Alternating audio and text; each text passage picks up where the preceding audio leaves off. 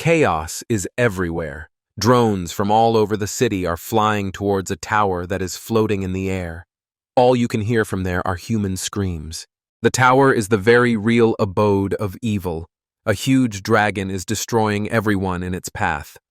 The drones report that the last human Luras has been destroyed, and that means the team is wiped out.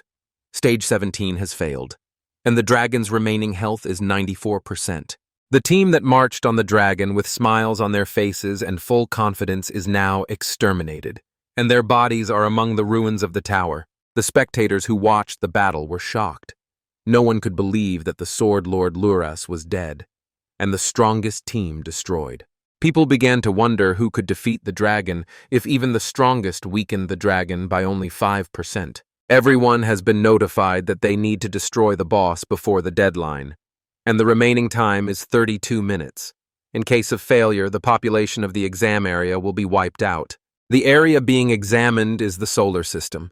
People stood in the streets and hoped that the world had not come to an end. Some suggested a mob attack on the dragon. Some were completely desperate and decided to order a farewell dinner with all the money they had. And some just cried from helplessness and unwillingness to die. Suddenly, the drones announced that a new participant had arrived. People had hope that some team had not given up yet, which meant there was a chance of survival. However, the drones only announced one contestant. It was number 128, Endo, the guy who entered through the portal to the abode of fire. After what they had seen, people's hopes were shattered. They were sure that they could not fight the dragon alone, so they had better go and say goodbye to their loved ones and prepare for the end of the world. Some people thought this guy just decided to kill himself beautifully as a farewell. Dragon laughed at the fact that Ray had come to him alone. He even told the guy that he shouldn't defend himself for nothing, and then the dragon would give him a full 3 minutes to live. Ray grinned at the dragon and thanked him for the advice, calling him a coward. The boy warned the dragon that the more he talked, the longer he would stay alive. The guy's smile grew wider. He was moved to tears that the dragon was so concerned about his life. And then the boss of the fire abode got angry.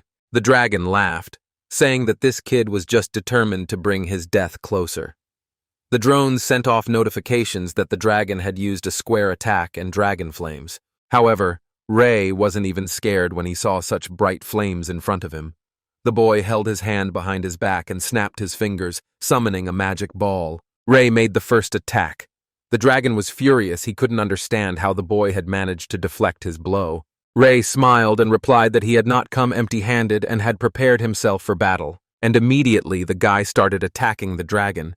He used the dragon's punch to hit it back. The green stream from the ball took the form of a dragon and sank its teeth into its belly. The system immediately reported that the dragon's health level was 84%.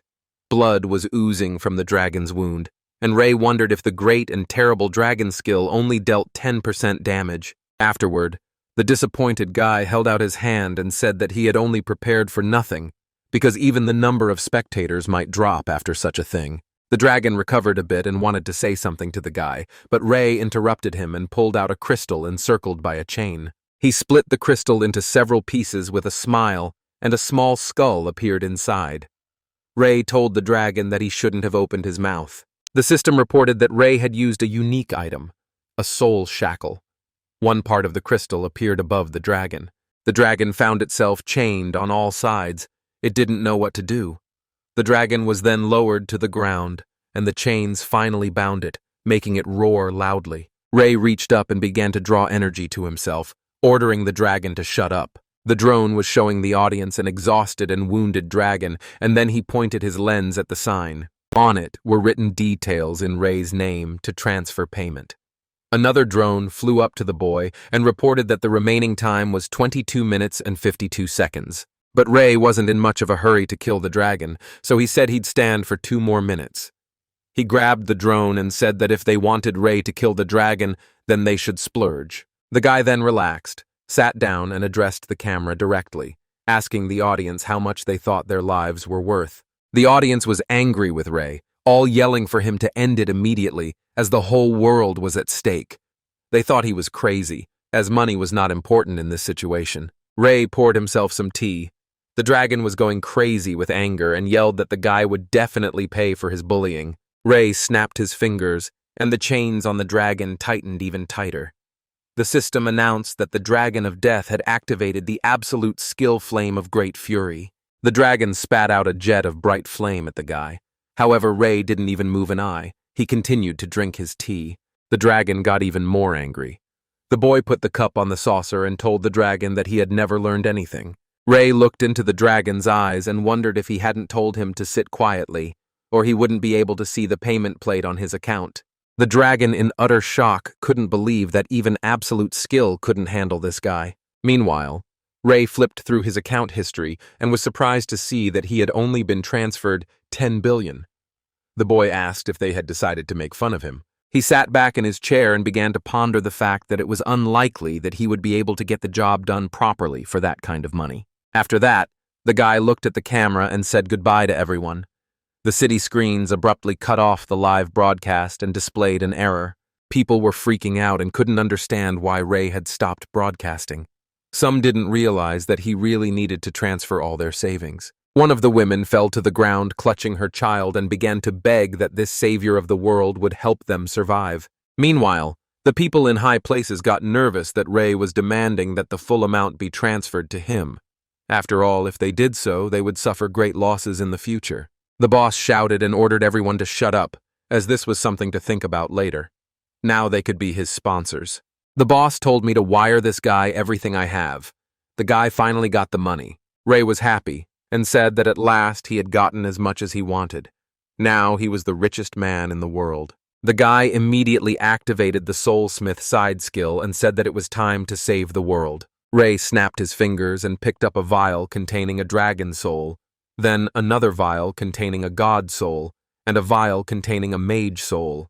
The system reported that a special gear was being formed, the holy sword of the great artisan. Suddenly, the dragon started laughing loudly and said that Ray was crazy since he was going to defeat him with that toothpick. Suddenly, the dragon managed to break free from the chains, shouting that he would destroy this guy now with his own hands. However, before the dragon could finish his speech, Ray cut off his paw and the dragon fell to the ground. The guy then approached the dragon and threw a few more blows, chopping off the dragon's head and cutting it into pieces. Ray finished, swung his sword, and said that the dragon's death had long been a foregone conclusion. Ray then wiped the blood from his face and sword, and said that the moment had finally arrived when a solid amount of money had arrived in his account. But how had Ray come to this point? It had been a normal sunny day a while ago, a nice breeze blowing through the small room. And Ray was playing a virtual reality game. He was sweating profusely from excitement. Suddenly, a notification came from the system. Ray had successfully passed the last test. The boy dropped to his knee from exhaustion and asked with a smile of disbelief if he had really pulled it off. It was a scam game. That was the common name for one fully immersive online prophecy game. The game has a great VR world development. A fully immersive action game with 16K resolution. Using VR device, the player could experience sounds, smells, objects. Those who make it to the end of the game will gain unlimited access to resources that will not expire even after centuries. However, no one believed the description of the game. Ray was also one of those who were just playing and having fun, and thought it would be better if the reward was transferred to his account. But one day everything changed. The guy remembered how one day he was working at a construction site and the foreman announced a break. Ray sat on a bench under the awning, hiding from the heat and listening to the conversation of the other workers.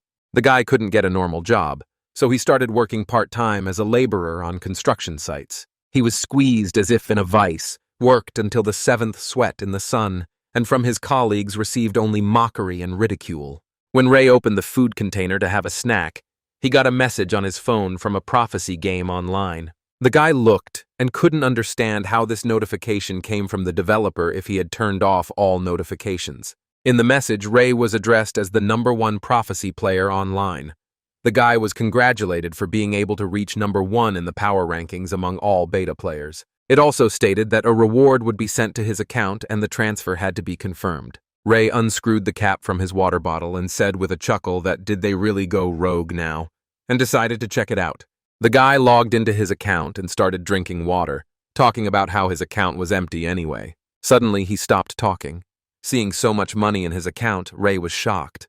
While the guy was staring shockedly at his phone screen, one of the workers called out to him and said he wanted to ask him something. But hearing no response, the worker walked up to the guy and slapped him on the shoulder, asking what was wrong with him and if he was overheating. Ray suddenly jumped up from his seat and pushed the worker away, running out of the construction site. The worker shouted after him, wondering where he was going. The happy guy ran home and couldn't believe that you can really make money in this game. And if those words about unlimited access to resources that won't expire after centuries are true, then he has devoted all his energies to this game. However, Ray realized too late that he had been too naive. This game is ruthless to the players. Players were like pawns on a chessboard. The level bosses destroyed not only the players but also their saves. The exits from the dungeons always showed up in different places. And most importantly, the pain from the blows was quite real. When players encountered an overly realistic fear of death, they stopped playing further. At his job, Ray earned just enough to cover only the bare necessities. And in order to keep playing, he got into debt and loans. Those from whom Ray borrowed money were chasing him and demanding that he pay back the money or they would kill him. But the guy had no choice but to go forward, in the hope of unlimited access to resources that would not expire even after centuries. When Ray had just finished the game, he received a message from the developer again, congratulating the guy on successfully completing the game, and argued that the experience Ray had gained would undoubtedly be a valuable resource in the future. The guy took a breath and removed the device. He placed it on the floor with trembling hands. And with a smile on his face, he said that he had really done it. After that, a notification sounded, and Ray immediately rushed to the phone. The guy had received an email from the developer again. This message was addressed to all the players of Prophecy online.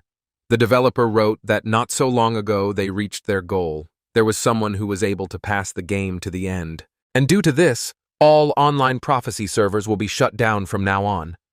Ray asked fearfully, wondering what about the reward. In the last line of the message, the developer thanked everyone wholeheartedly for their participation, without even a hint of a reward. Ray dropped the phone in shock, and the screen broke. He lowered his head down dejectedly and asked again what about his reward. After all, he made it through the game to the end, passing all these difficult tests. They have to reward him. The guy then calmed himself down and convinced himself that there was just so much money there that they couldn't transfer at one time. Ray lay back on the mattress and said hopefully that he would check his account tomorrow. But ever since Ray got his first million, the money hadn't come in. He kept thinking how much better his life would have been if he'd quit halfway through. But no matter how much he regretted it, there was no turning back the clock. A week passed. Ray woke up on a hot morning and heard the notification come in. The guy took the phone in his hand and made sure no one was calling him. Then he looked up to where the sound was coming from and saw the screen in front of him, on which it was written that the main quest failed. Moscow is destroyed. A new main quest of testing the land begins. The remaining time is 43 days, 7 hours. You need to destroy the boss before the deadline, and in case of failure, the exam area will be destroyed. Ray was completely confused and didn't understand what was happening. The news broke on television that Moscow had been wiped off the face of the earth. The entire city has been wiped out. The Russian government has declared that there is no chance of survival. Unidentified creatures have suddenly appeared in the territory of Japan. Cities are attacked by something that looks like dragons. Correspondents trumpeted that the horror that happened to Moscow was now awaiting Japan. And according to eyewitness information, this disaster is similar to a quest in a certain game called Prophecy Online. The similarity is almost 100%. A geologist who was invited on television claimed that he doesn't believe in this nonsense. It's not some kind of game. All the destruction was caused by a natural catastrophe due to the shift of tectonic plates. The TV host tried to convince the geologist that it was their reporter reporting from the field after all, but the geologist argued that it was camera interference, not some monsters. Meanwhile, the Japanese media tried to hide from the monster. A reporter asked if they were safe now, as one of the monsters was aiming at them. Suddenly, a co-worker began shouting through the device for them to get out of there immediately, as the monster opened its mouth and gathered a huge amount of energy into itself. However, there was no response from the reporter and the entire team. The monster destroyed their helicopter and communication was lost. Ray realized then that it wasn't the slabs at all. There was no doubt about it. It had happened. Even though the world was completely screwed when the game became a reality, Ray was completely calm, for he had only one thought in his mind at the time, about the experience he had gained, for it must surely become a valuable resource in the future. These resources in question implied strategies for getting through the game. And Ray was the only one who had made it to the end, and saving the world was in his hands. And with this unrivaled power, Ray can make a huge pile of money. As the online prophecy became a reality, Ray realized that a race for points would now begin among the former players, and one should quickly run to the nearest dungeon. With the apocalypse coming, the atmosphere on the streets became gloomy. Running past people, Ray heard that people didn't know what to do or where to run to. Some still didn't believe that Japan was over. No transportation in the city was running. Ray was getting tired of running and gritted his teeth, overcoming his fatigue. But suddenly, a familiar voice stopped the guy. It was Takuo from the debt collectors who were harassing the guy because of his debts. Takuo ordered the guy to stop and asked him how come Ray goes for a walk and doesn't return the money. Takuo was just on his way to visit the guy, so he told the guy to turn around and go with him. After saying that, he threw the cigarette butt in the guy's face. A year ago, when Ray was in the game, he received an email stating that an online prophecy company was offering interest-free $200,000 to those who would qualify. And the condition is that players who get unlimited resources commit to giving half to the company. Ray was tempted and thought that it was $200,000 without interest, and he could pay it back later when he had completed the game. The guy agreed and took the loan, but of course it didn't work out that way. They did give him $200,000, but then, when Ray had already spent it, they sent him a contract with exorbitant interest rates. According to them, Ray didn't qualify, so they demanded 50% in 10 days. So the guy had to get into several loans in order to pay on time. However, when Ray was ready to pay everything on time, they did not answer the phone. They waited for the interest to rise. In the meantime, Takuo told the boy that it was time to pay off his debts. Ray glared at him menacingly and said that they hadn't given him a chance to return the money on time, had they? Takuo called the guy pathetic and said that all debtors usually say stupid excuses like that. Suddenly, Takuo quieted his fervor and said that wasn't why he was here. He asked the guy if he had played the prophecy online. After all, the world was about to be overrun with something that looked like this game. Takuo grabbed the guy by the shirt and demanded that Ray tell him everything he knew. Suddenly, Ray ordered Takuo to put his hands away. This made the collector very angry, and he didn't understand why Ray was being such a bully. The guy looked him in the eyes and said he could give him one good advice. After that, Ray activated the beginner's fist skill. And when Takuo saw the guy's hand glowing blue, he let go in fear. The system reported that the impact force had been increased by 50%. That's when Ray struck the collector. He fell to the floor instantly. Ray walked over to him and deactivated the skill, telling him that he would be in charge in this world. Takuo remained silent, and then Ray said he didn't seem to hear him anymore. Then Ray left him sitting there unconscious and ran on. People who were passing by in a car were interested in the sight. A hooded guy named Light looked out the window and asked the girl sitting next to him, named Ree, if that was a participant in the game there. Light smirked and said he didn't think he'd meet the initiate so soon. The hooded guy knew that soon all laws would become nothing. The entire foundation of the world would be rewritten. The situation was becoming more and more curious to him. It wasn't long before Ray arrived at the goat sanctuary. He approached the huge doors. There was no doubt in his mind. This place was exactly the same as in the game. As he got closer, he stopped and noticed some strange car parked on the road nearby. So there was someone inside already? Ray entered the sanctuary, and a long way down appeared in front of him. He'd been going down for several minutes. As he approached the doors of the first hallway, Ray realized something was wrong. It smelled like blood. The boy covered his nose and entered. There he saw a pile of humanoid-looking lizard corpses. Someone had obviously killed them. In the very center of the hall stood the team and its leader, Light. He spotted Ray and told the others that another one had arrived.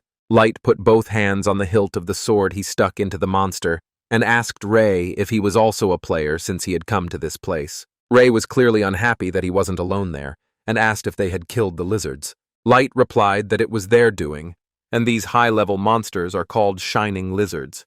And if it weren't for their team, Ray would be dead by now. At this time, Ray thought to himself, what kind of high-level lizards are these, after all? They're the lowest in rank. Suddenly, Light took off his hood and offered Ray to be his subordinate, as he noticed that Ray had come alone and had no friends. The condition was that Ray would give him half of the rewards, and Light would in turn protect him as weak. Ray smiled as he closed his eyes and apologized, saying that he preferred to play alone. He then pointed his finger at their entire team and said with a smile that other than that, they didn't stand a chance against the level boss. Light's face darkened with annoyance, and the others were surprised at such words. The entire team gathered behind the pillars for a discussion.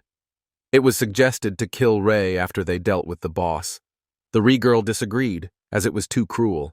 Light said that all the remaining players are just obstacles in their way, and the less people know about the game, the better for them. He confronted the boys and said that this was his decision, and all those who disagreed would die from an accident. Light then told the team that the level boss is a flaming goat, a rather challenging opponent. But once defeated, it recovers in a full 7 days. Light didn't want Ray to get the loot from the boss either, so he told his team not to let Ray go inside until he defeated the boss. There were 5 minutes left until the gate opened. It wouldn't be long before they could enter and fight the boss. Several of the team members approached Ray, who was standing away from everyone. Ray grinned at them and asked if they had decided to fight him. The guy clenched his hands into a fist and said he did, ordering Ray not to move from his spot. Ray realized he could have unwound them in a second, but he didn't even want to get his hands dirty. So he decided for himself that he would have time to kill the boss when their entire team lost. There were 3 seconds until the door opened. The doors opened and the team went inside. Ray stayed outside and leaned against the wall, sipping his tea. He wondered how far they could go. Light, meanwhile, asked worriedly if Ray had gone after them. When he was sure he'd stayed there, Light said it was better for them. And suddenly the girl asked what would happen if anyone guessed that they had presented Ray's death as an accident. Light replied that she was thinking too much. During this conversation, they had almost reached the end of the spacious corridor. The light hit the boy's shield and told him to be on guard. The guy gave him a thumbs up with a smile and told him that everything would be fine since he had this shield and no bosses would be afraid of them. Suddenly, a strong torrent of wind blew through the hallway and Light started screaming, "What the hell is going on, and where is this wind coming from?" At the end of the corridor, a huge pillar burst into flames with a strong wind coming from it. Light froze in one place and looked with horror at the flames. He thought it was the boss. However, the flames died down. Suddenly, the clatter of 4 hoofed monsters was heard. A huge centaur with a hammer in its hands appeared. It was an infernal goat. The hell goat opened its mouth, where flames were coming from, and roared violently. All the team members found themselves scattered in different directions. A loud roar and a mighty torrent of wind made them fly even farther. Some were thrown right back to the doors, and Light was among them.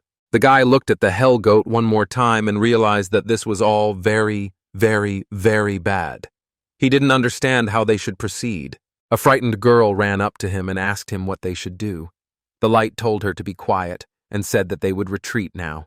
One of the team members rushed to the doors, but the doors would not budge in any way. They could not be opened. Suddenly, the shield guy appeared and asked what the hell they were doing. Light told the rest of the team to hold the shield guy back because he said his shield could withstand anything. And so there was nothing left for the guy to do but try to protect everyone. He stood up to the infernal goat with dignity. The team ran to the door to try to open it and escape. And meanwhile, the goat raised his hammer and destroyed the guy with one blow. Shrapnel went flying in all directions. Hearing the rumble, the team turned around. Their faces froze with horror when they saw the crushed body of their comrade. After that, the hell goat took the guy's shield with 2 fingers, raised it above his head, and swallowed it. The team members were horrified by what they saw. None of them had realized how terrible the monster was. Light knew that this shouldn't have happened. Since they were preparing to face the fire goat, this monster could be defeated even by beginners knowing the strategy. But after the new version, there was a boss that no one had ever defeated. It was the Hell Goat. 4,762 players failed at killing this boss. Light didn't understand why this Hellcat was here, why he hadn't been removed, because he shouldn't be here. And then Light remembered that Ray was standing outside. And even though the door couldn't be opened from the inside, it was possible to enter from the outside. Light leaned against the door and started knocking and yelling for Ray to open the door. He promised to give him all the team's awards if Ray defeated this monster. Light didn't hear anything in response. He kept knocking and yelling, hoping that Ray would open the door. However, while Light was trying to shout, the monster was already at the door. The goat scattered everyone in different directions with the hammer. The team members fell to the floor and wheezed in pain. Light tried to get to his feet after the blow. He realized that the goat was too strong, and at this rate they would all die. At that moment, Ray opened the doors and stepped inside, saying that it was so unbecoming of a leader to ask others for help. Light, squirming in pain, looked up at Ray's narcissistic smile and gritted his teeth. However, Light reassured himself that he was only using Ray as bait to save his ass. So he stood up and ordered all the team members to head for the exit while Ray distracted the monster. And when the girl ran past Ray, he tripped her. She fell to the floor. And Ray told her that he didn't advise her to do that. Meanwhile, Light was running as fast as he could toward the door, but it had already begun to close. He reached forward, thinking he was about to be on the other side of the door. However, the door closed right in his face and clamped his arm. Light grimaced in pain and screamed, trying to pull his arm out. Hearing the scream, the Hellcat came up to him and told him he was very noisy. The Light immediately went silent. The monster raised his hammer and irritatedly began shouting that these cries were making his ears ache, so let him finally shut up. Light looked at the monster with horror and cold sweat appeared on his face. After that, there was a loud sound. A thump was heard. Light's body was crushed, and blood splattered around. The team members were now at a loss as to what to do next. At this time, Ray picked up Light's sword and said that it was very simple. And even though Light was a jerk, his sword wasn't bad. Suddenly the Hellcat raised his hammer over the guy and laughingly asked if he wanted to die too, promising that he would help with that. After that, the monster struck the place where Ray was with the hammer. However, the guy was already above his head at that time. Ray smirked and told the goat that he was talking some nonsense. And after saying that, the guy cut off the monster's horns. And then, moving down the goat's body, Ray began to deliver slashing blows. The monster shrieked loudly, and its horns clattered to the ground. At that time, Ray found himself standing next to the surviving crew members. He told them that he could save their lives for only 10 million. The girl was in complete shock and couldn't believe her ears.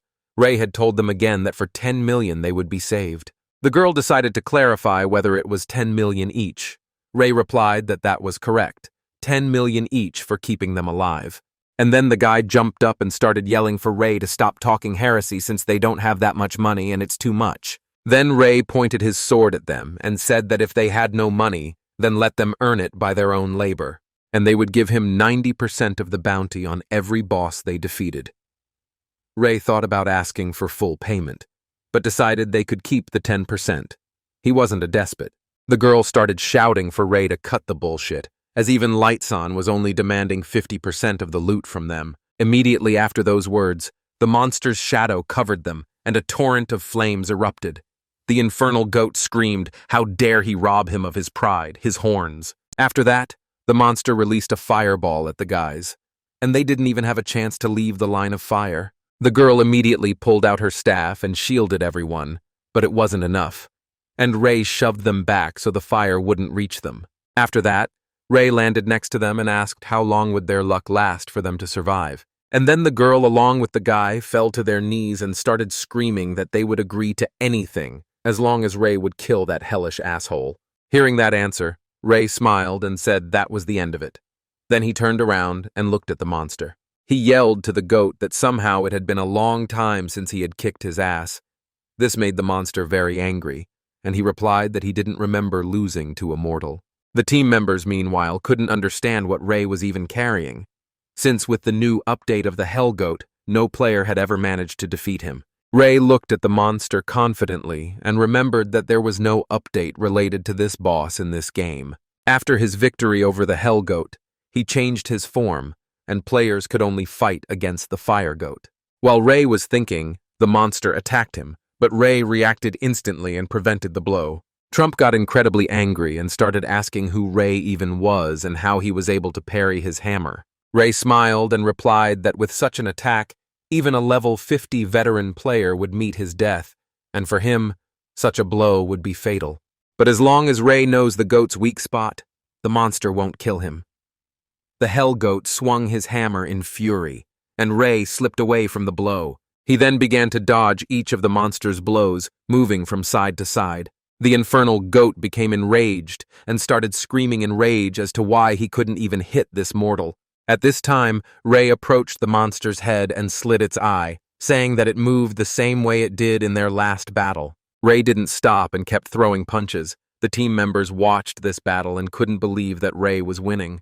The guy and girl clenched their fists and started shouting words of encouragement for Ray to take this asshole down. Ray started yelling for them to shut up and not distract him. The crew members called him a rude person in response. Meanwhile, Ray landed on the ground and the goat's hammer hit almost right next to him. After that, the goat struck again. Ray managed to slip away from the blows, however. He found himself trapped in the corner of the wall with nowhere to run. Trump smiled and put the hammer on the floor, saying Ray might say something before he died. But Ray sent the goat far away and said it wouldn't hit him even at such a small distance. Fury engulfed the goat. His eyes glowed with flames. He raised his head and opened his mouth wide, gathering the hot flames within. The fire began to spread throughout the room. The team members couldn't understand what was happening. It was a flame that destroyed everything in its path. Even level 99 players couldn't survive such an attack. There's no escaping this attack, no matter how hard you try to hide. And that's Hellcat's greatest asset. At this time, Ray's eyes lit up in anticipation, and he said that it was wonderful, because he had been waiting for this moment. And then the system told him that the beginner's skill was activated. Ray pushed off the ground and rushed upward with such force that the ground broke beneath his feet. The system reported that the strength of the kicking attack had increased by 50%. A blue flame erupted. At this time, Ray remembered that the flame that destroys everything in its path is a powerful spell, but at the moment of casting it, the boss is completely defenseless. And the monster is so focused on casting the spell that it can't even move. In short, even a level 1 player will be able to swat him with one precise blow to the head. Ray flew above the goat and pushed off the ceiling with his feet, pointing the tip of his sword downward. Ray plunged the sword into the monster's head. The monster didn't move anymore, and only a small flame escaped from its mouth. Ray told the goat that if he had already started to cast the spell, he couldn't interrupt it. And in that state, his flames would just eat away at his insides. And he can't survive his own flames. After that, Ray flew above the monster. Flames began to burst from every crevice of the goat, destroying it. After the flames died out and the body was burned, the guys approached the corpse and the system reported that the unique boss Hellbender had been defeated. The girl almost cried with happiness. She couldn't believe they had survived. The boy also breathed a sigh of relief. However, the team members were only confused by the fact that Ray had defeated the boss without being injured in the process. And suddenly the system alerted. Ray was the first in the entire world to manage to kill a unique boss. And for that, he is awarded a unique title, Conqueror Novice. Ray was surprised, as there were no such titles in the game, but the games were different in some ways. And the system also reported that the unique title increases his attack power by 50% when attacking bosses. Ray said that sounded really good. The system replied that he was the first in the entire world to be granted a unique title, and as a bonus for such an achievement, he could choose his own subclass. The guy was surprised at such generosity, so early in the game, and already such a tough choice. A window appeared in front of the guy, asking the system if Ray wanted to choose a subclass right now. Ray said that was a stupid question and the answer was obvious. After that, he pressed the button. Yes. The system immediately warned the guy that once a subclass was selected, it would be impossible to change it. Ray was then in another space. He touched a panel and everything around him glowed. He leaned his palm against the wall and mentally said that he needed a soulsmith subclass. And after those words, energy waves began to pass through his hand to his entire body, creating an energy field around the guy. The system was immediately notified that the soulsmith subclass was now available to him, and they congratulated him wholeheartedly.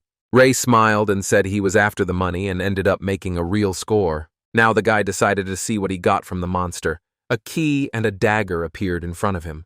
The girl saw it and said, "That's the key to the underground waters." These are special hunting grounds where you can not only get pumped, but also earn good money. The guy was supportive and said that according to Light, it was a very rare drop, which is what he was getting the group together for. Ray twirled the key on his finger and said that it wasn't that rare, and the drop of this key was 100%. The guy became embittered and started yelling and asking how Ray even knew that, and the girl couldn't understand why he was talking so smugly. Ray just looked at them, took the dagger in his hand and said, "Infernal dagger. It was indeed a rare item." The boy walked over to one of the rubble and lightly touched it with his dagger. The stone immediately shattered into 2 pieces. The girl couldn't believe her eyes that Ray had just cut the stone like butter with his dagger. However, Ray said that it was a very weak result, and decided to test the new class on it, hoping that he had enough materials to improve. A subclass, as the name implies, is an additional class to an existing class, and most of those subclasses are useless, except for a couple of subclasses, and Soulsmith is one of them. People with this subclass are able to extract a soul fragment from all things: people, animals, plants, and ore. Different fragments gave different enhancements. Ray knew that with this subclass you could get through the damn game. He activated the Soul Eye, and the system alerted that the item could be awakened using the Soulsmith subclass. And the items required for such an awakening are a F-rank mage soul fragment. Ray looked at the girl, and the system immediately reported that the girl was at level 5, and it was possible to extract a fragment of the mage's soul. The prerequisite for extraction was signing a contract. Ray realized that this girl had a magic class. However, his plans didn't include a contract. He wanted to ask them for 90% of every boss they defeated. After a bit of thought, however, Ray realized it sounded more appealing. He stabbed his sword into the floor tiles and walked over to the boys. Ray asked them if they wanted to become stronger, and he said he could give them this key to do it. The guy immediately started jumping for joy and yelling that they really wanted it. Then Ray pulled out the contract and said that in that case they would bring him all the items on the list, and the key was a down payment. The boys almost cried with joy. They wanted to get rich with the key.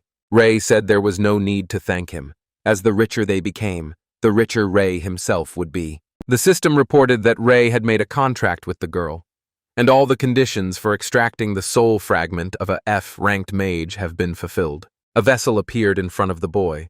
The material was obtained, and Ray decided to start forging. The Soulsmith skill was activated. Then a huge vortex of energy appeared, and the dagger began to merge with the vessel. Ray held his hands up and began to speak the incantation for the infernal dagger to awaken. After that, a bright flash appeared, and the system reported that the Hell Dagger's awakening was successful. Ray took the dagger in his hand, and a notification came that the weapon's attack power had been increased, and a new skill, Chopping Soul Strike, was available. The guy immediately wanted to test his new skill and took a swing. The guys were very scared and did not know what to expect. Ray struck with his dagger, releasing a powerful shockwave that reached the end of the corridor and beyond the shrine. The loud sound scared away all the birds in the neighborhood, and the sunlight penetrated the sanctuary and brightened the surprised faces of the boys. Ray looked up at the sky through the huge hole he'd made, a few shards still raining down on him. The frightened and shocked boys, meanwhile, lay on the ground and did not understand if it was possible for a human being to have such power. Having thus tested the strength of the blow, Ray said that it was not bad. Now he had weapons and skills, and only one thing left to do. After these words, he turned to the girl, and she was very frightened. She closed her eyes and covered her head with her hands. But Ray just walked past and walked over to the wreckage. The girl was very surprised by this. She turned around and saw Ray sitting down next to the corpse and folded her hands to pray. Her eyes sparkled with admiration, and she wondered if he really wanted to honor the dead players, but that's not what happened. After the prayer, Ray picked the pockets of the corpses, and when he found the wallet, he started counting the money. The guy said it's his money now, and he thinks he'll definitely have enough for a cab. The guys were watching from the sidelines, and the girl said that Ray was more horrible than the most infernal goat, like a monster in human form. Some time passed. Ray headed off to his next destination. He came to the entrance of an abandoned temple. Once inside, Ray looked around and walked forward along the path until he came across a well. Inside the well, he noticed a ladder and decided to go down. Ray knew there was a well in the old temple that had been abandoned by everyone, and that at the bottom of the well there is a secret dungeon where you can easily gain experience. The monsters there are pretty strong, and you'll need a group of at least 3 people to get through this dungeon. But now that Ray had awakened the infernal dagger, he was sure that all the experience and money would be his. After a few minutes, the boy went down to the very bottom of the well, and as soon as he put his foot on the ground, a huge gold coin flew at him. Ray noticed it in time and immediately swung his dagger, cutting the coin into 2 pieces, after which he took a fighting stance and both halves of the coin fell behind his back. Seeing those who tossed the coin, Ray was a little wary. It was a team of 3. The ringleader of the group, named Cookie, approached Ray and said with an evil smirk that he had entered their territory. Ray was surprised and held out his dagger, asking why on earth this was their territory. Cookie looked at him arrogantly and asked if Ray knew the golden rule, first up, first down. Ray told the ringleader that if they had a group of 3, he could show some great grounds for experience, for a fee, of course.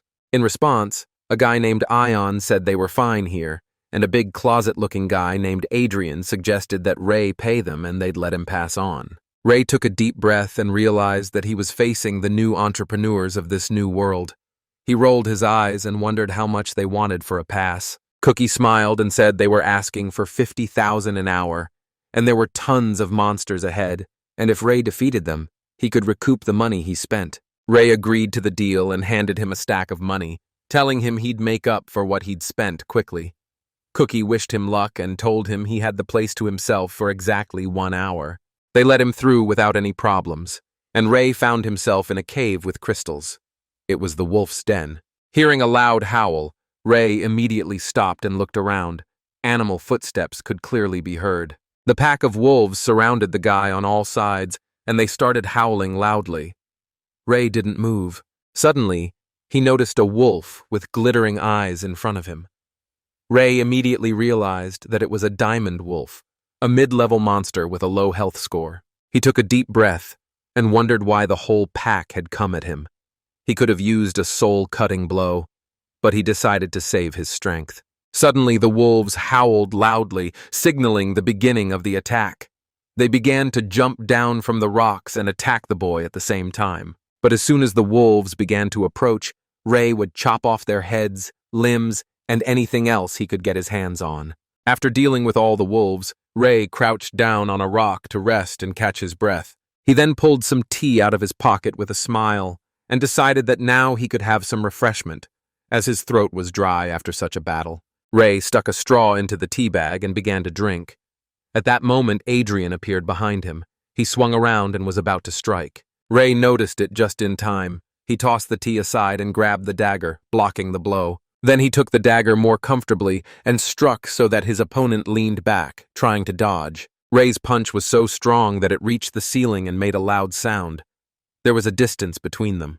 Rocks sprinkled from the ceiling. A wound on Adrian's forehead was bleeding, and he said with a wide grin that Ray had almost stabbed him. Ray was silent, thinking that Adrian had managed to dodge his blow, which meant he was no stranger to fighting against humans. So he asked Adrian if it was too low to attack from the back when he was distracted by the monsters. Adrian smiled wickedly, his eyes sparkling with rage, and he replied that that was the best part. Ray got angry and asked if Adrian was holed up in these grounds waiting for strong players with decent loot, who can be eliminated while they try to deal with the monsters. Adrian just smiled silently. Suddenly, Cookie showed up with Ion and told Ray that he was very guessing. Ray looked at them scornfully and said that this was a real wolf den, a gathering of hyenas. He wondered why he was the only one who'd thought to go there. Ray looked into Cookie's eyes and said threateningly that he should have recruited a stronger group because they couldn't stand up to him. That made Cookie angry. Ray eyed each of them carefully and thought that when he met them, he didn't immediately notice that this Adrian cabinet was the owner of a heavy arm. And this little Ion, with a sword in his hands that's bigger than him, puts magic on the weapon, increasing its sharpness. One blow and you're in the grave. Ray also noticed that the ring on the hand of the ringleader of this gang was clearly some kind of problem. Meanwhile, Cookie adjusted his jacket and asked Ray to forgive them and allow them to make up for his comrade's gaffe. After saying that, Cookie waved his hand and a huge amount of gold coins sprinkled onto Ray. All of these moments landed with a clatter at the guy's feet. He tried to stay calm and control his facial expression.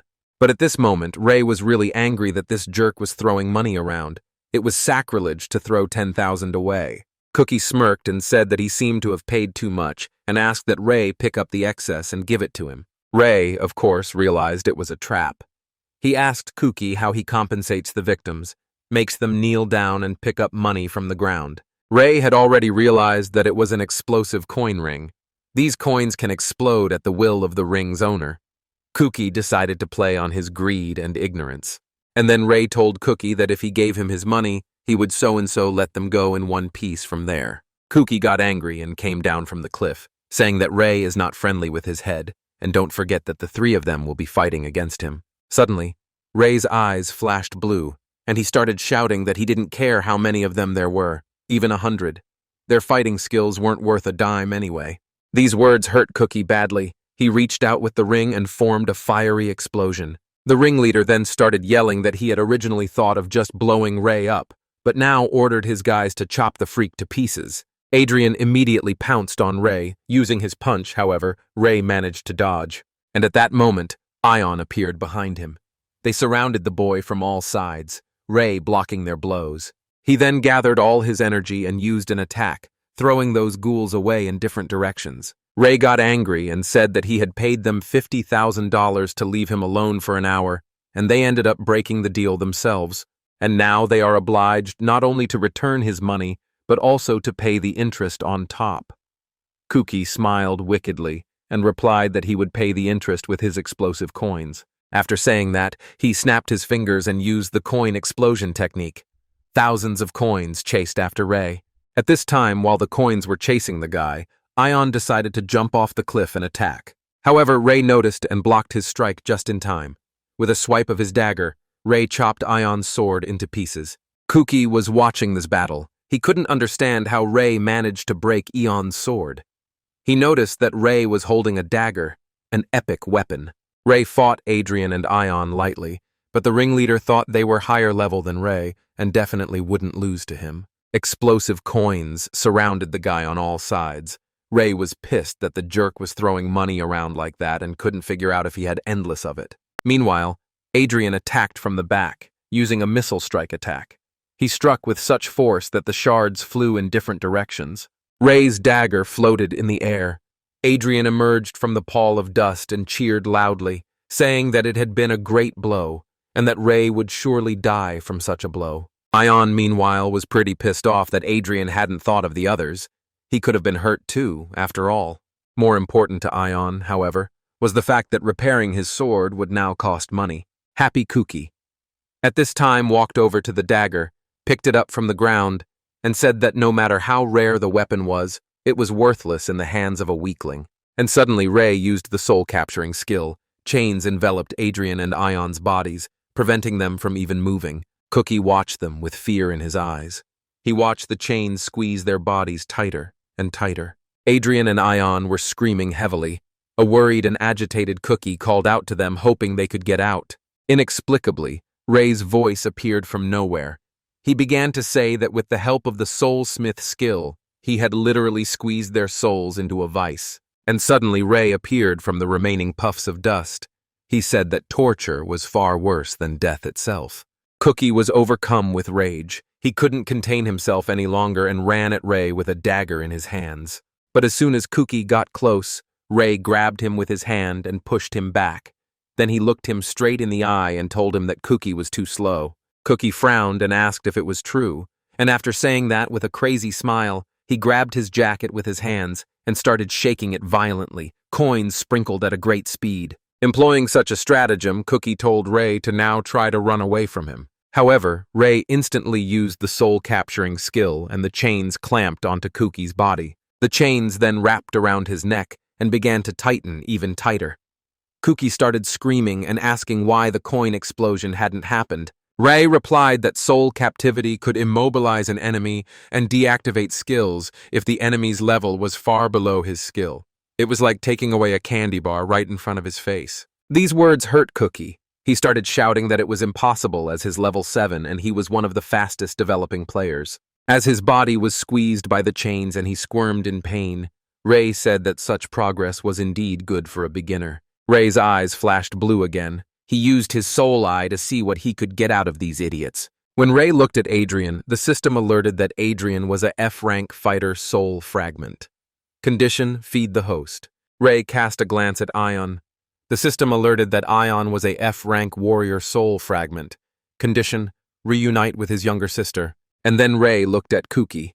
F-rank mage soul fragment. Condition: to cause fear to pierce through the host's entire body. Ray took a deep breath and realized that Cookie was the only one he could get something with. Cookie was screaming in pain at this time. He begged to let them go, but not to kill them. Ray ran his finger over his dagger and replied that Cookie was talking nonsense, and what good would it do him to have them alive? Cookie was confused and asked what he was talking about.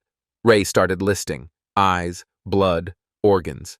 He said he could just cut them up and sell them for parts. Then he looked at Cookie with a smile and said that this way he would get his 50,000 back and the interest would be covered in no time. Suddenly, Ion started yelling at his boss that Ray was bluffing and shouldn't believe him since he wouldn't do such a thing to them. Ray thought at this point that of course he was bluffing. He needed the money, and he wasn't sure he could get to the organ sellers. However, he wasn't going to backpedal, so he told this gang that they weren't going to give him the money, so he would take it himself. Fear overcame Cookie. He asked for Ray to calm down, and he'd do anything to keep them from being killed. Cold sweat rolled down Cookie's forehead. Drops of sweat mixed with drops of tears. The system alerted that Cookie was experiencing a fear that penetrated him to the bone. All the conditions for extracting a fragment of a F-rank mage's soul were met. A green vessel with a cap appeared, and the system notified that the mage soul fragment had been retrieved. In that same second, the chains released the entire gang and they tumbled to the ground with a tremendous clatter. While they were trying to recover from the pain, Ray came over and provided them with papers to sign. After reading the papers, they were all incredibly angry. Cookie shouted that it was a real extortion, since 90% of the loot went to Ray. Ray looked at them with sparkling eyes and asked if they had anything against it. Out of fear, they all answered that they had nothing against it. Ray collected the documents with signatures and told them that they were now his obedient employees. And he warned them that if they dared evade the terms of the contract, he would personally come and take his share. And lastly, he said he knew someone was ratting them out, so he asked that they give him contacts. After saying that, Cookie got really angry and started asking why Ray needed this. Ray replied that newbies like them couldn't possibly have weapons like that, which meant they were working for someone who had fitted them with such equipment. Suddenly, Cookie fell to his knees, grabbing Ray's hands and begging him not to go to the boss because if he found out they lost, he'd flatten them to the ground. Then Ray pinned him to the ground with his boot and said, which means they're more afraid of the boss than they are of an operation to remove their organs without anesthesia. Ion couldn't stand it any longer. He gathered all his strength into a fist and ran, shouting that he wanted to live. Adrian shouted after him, trying to stop him. Ray looked at him and extended a finger forward, telling him that choosing to run away was a bad option. And at that very second, Ion's body was enveloped in chains. Ray lifted John above his comrades, and they began shouting that they would do anything. Then Ray said that he would seize the money and weapons as well. At this time, he was thinking about the fact that even quietly farming a level now can't be done without a stab in the back. But he doesn't even mind. After all, there was no one who could match his strength yet. The system notified that Ray Endo was at level 36, rookie class, soulsmith subclass. Title: Conqueror Novice. Unique feature: increases attack power by 50% when attacking a boss. Soon night fell and something very interesting was going on in one of the circus tents. There were gymnastics rings that were blazing with fire, and in the very center of the stage, a guy named Roku was beating up a man. Roku delivered so many slaps and punches that blood spurted from the man's wounds and he fell to the floor. The people who were sitting in the cage next to him asked, "One more?" They felt sorry for the man. They thought he was unlucky. Meanwhile, Roku shook the dirt off his palms and said that they couldn't even be trusted with the simplest of jobs. An evil smile appeared on his face, and he asked the man he had beaten if he was ashamed in front of his boss. Suddenly, one of the prisoners in the cage couldn't stand it and started yelling for Roku to stop, as this man could die. Roku turned around and replied with a wide smile that he didn't care as they didn't want anyone who wasn't useful to the boss. At this point, Their boss named Andre came out from backstage and asked what they were talking about. Hearing his voice, Roku turned around and greeted his boss nervously. Andre brushed his hair back with a smile on his face and asked how the discipline class was going. Suddenly, he crouched down next to the injured man and told Rock that he'd gotten too carried away asking what would happen to the guy if he did break a bone or two. The wounded guy hugged the boss, and Andre said that their guild valued everyone, and even if they let him down once, they didn't deserve to be treated like that. Realizing he had been told off, Roku's hands began to shake and he apologized to his boss. Wounded looked at his boss with a smile and tears in his eyes and thanked him, saying he promises next time. But Andre didn't let him finish. He pulled a whip from his belt and swung it, hitting the guy right in the face. Blood gushed from the fresh wounds. Andre continued to beat him on the back, saying that such cattle should be treated like cattle, and if the bones break, he'll be useless, but a good whipping won't hurt any animal. After these words, the boss continued to beat him. Suddenly he was interrupted. 3 guys came into the tent and called out to the boss, saying they were back. Andre turned around and glared menacingly at them, replying that somehow they were fast. Cookie nervously said that they had come to report that a group of 3 people had failed to complete the task. Andre's gaze fell on Cookie's hand. He didn't notice the ring on it and stared at them intently. And after a short pause, Andre asked where the ring he had lent him had gone. Cookie didn't say anything back. Andre started yelling that this ring was far more valuable than his pathetic life. Cookie's face covered in drops of sweat. He bowed to his boss and began to apologize, saying his ring had been taken from him. Then Andre asked what kind of monster it was. Cookie replied that it was a man like a monster. After saying this, the angry Andre hit him in the face with a whip. From such a blow, Cookie was thrown back a few meters. Andre was coming at him and shouting, asking what was even going on in his guild, and why only incompetent jackasses work for him. At that moment, Ion answered that question in his head, thinking that because all the normal guys had gotten away from him. Andre continued to beat up Cookie, saying that a jerk like him was only good for one job. After saying that, he called Roku over. Roku excitedly walked over to his boss, and Andre gave him an angry look, ordering him to let Johnny out. A few seconds later, the loud sounds of footsteps were heard. Johnny was loose and coming closer and closer. A huge white tiger appeared in front of Cookie. It opened its maw and roared with such force that the wind shook Cookie. He got very scared and started asking his boss that he wasn't serious about the whole thing. Cookie shouted that it wasn't his fault and that he had always faithfully obeyed all orders. However, Mad Andre smiled broadly and told Johnny it was time to eat. Johnny opened his mouth wide and was about to eat Cookie. The boy tried to get away, but the tiger grabbed his leg. At that moment, Ray jumped off the suspended metal bar and descended towards them. Ray pushed the tiger away from Cookie, and he managed to escape from the tiger's bloodthirsty paws. Ray struck again, and Johnny fell to the floor and whimpered. A worried Andre called out to the tiger, but it didn't respond. Ray looked at Andre and said that this hamster Cookie hadn't paid him the interest yet, and therefore didn't deserve to die yet. Andre at this time ran up to his kitty, who was crying in pain, and started asking where his little guy was hurting. Cookie pounced on Ray and started yelling that he was too late as the tiger had almost turned him into fodder. Ray smiled and replied that it was not easy to get here unnoticed. While the team was chatting with Ray, an exasperated Andre turned around, pulled out his whip, and struck from the back right at Ray. However, Ray instantly reacted, took out his dagger, and cut the boss's whip into several pieces. An exasperated and surprised Andre asked who the hell Ray was and what he was forgetting in his domain. Ray's dagger glinted in his hand, and he replied that he was now their new master. Roku was furious at what he heard. He asked the trio that had they completely forgotten their place and how much the boss had done for them. Cookie started yelling back that Rocky doesn't understand anything.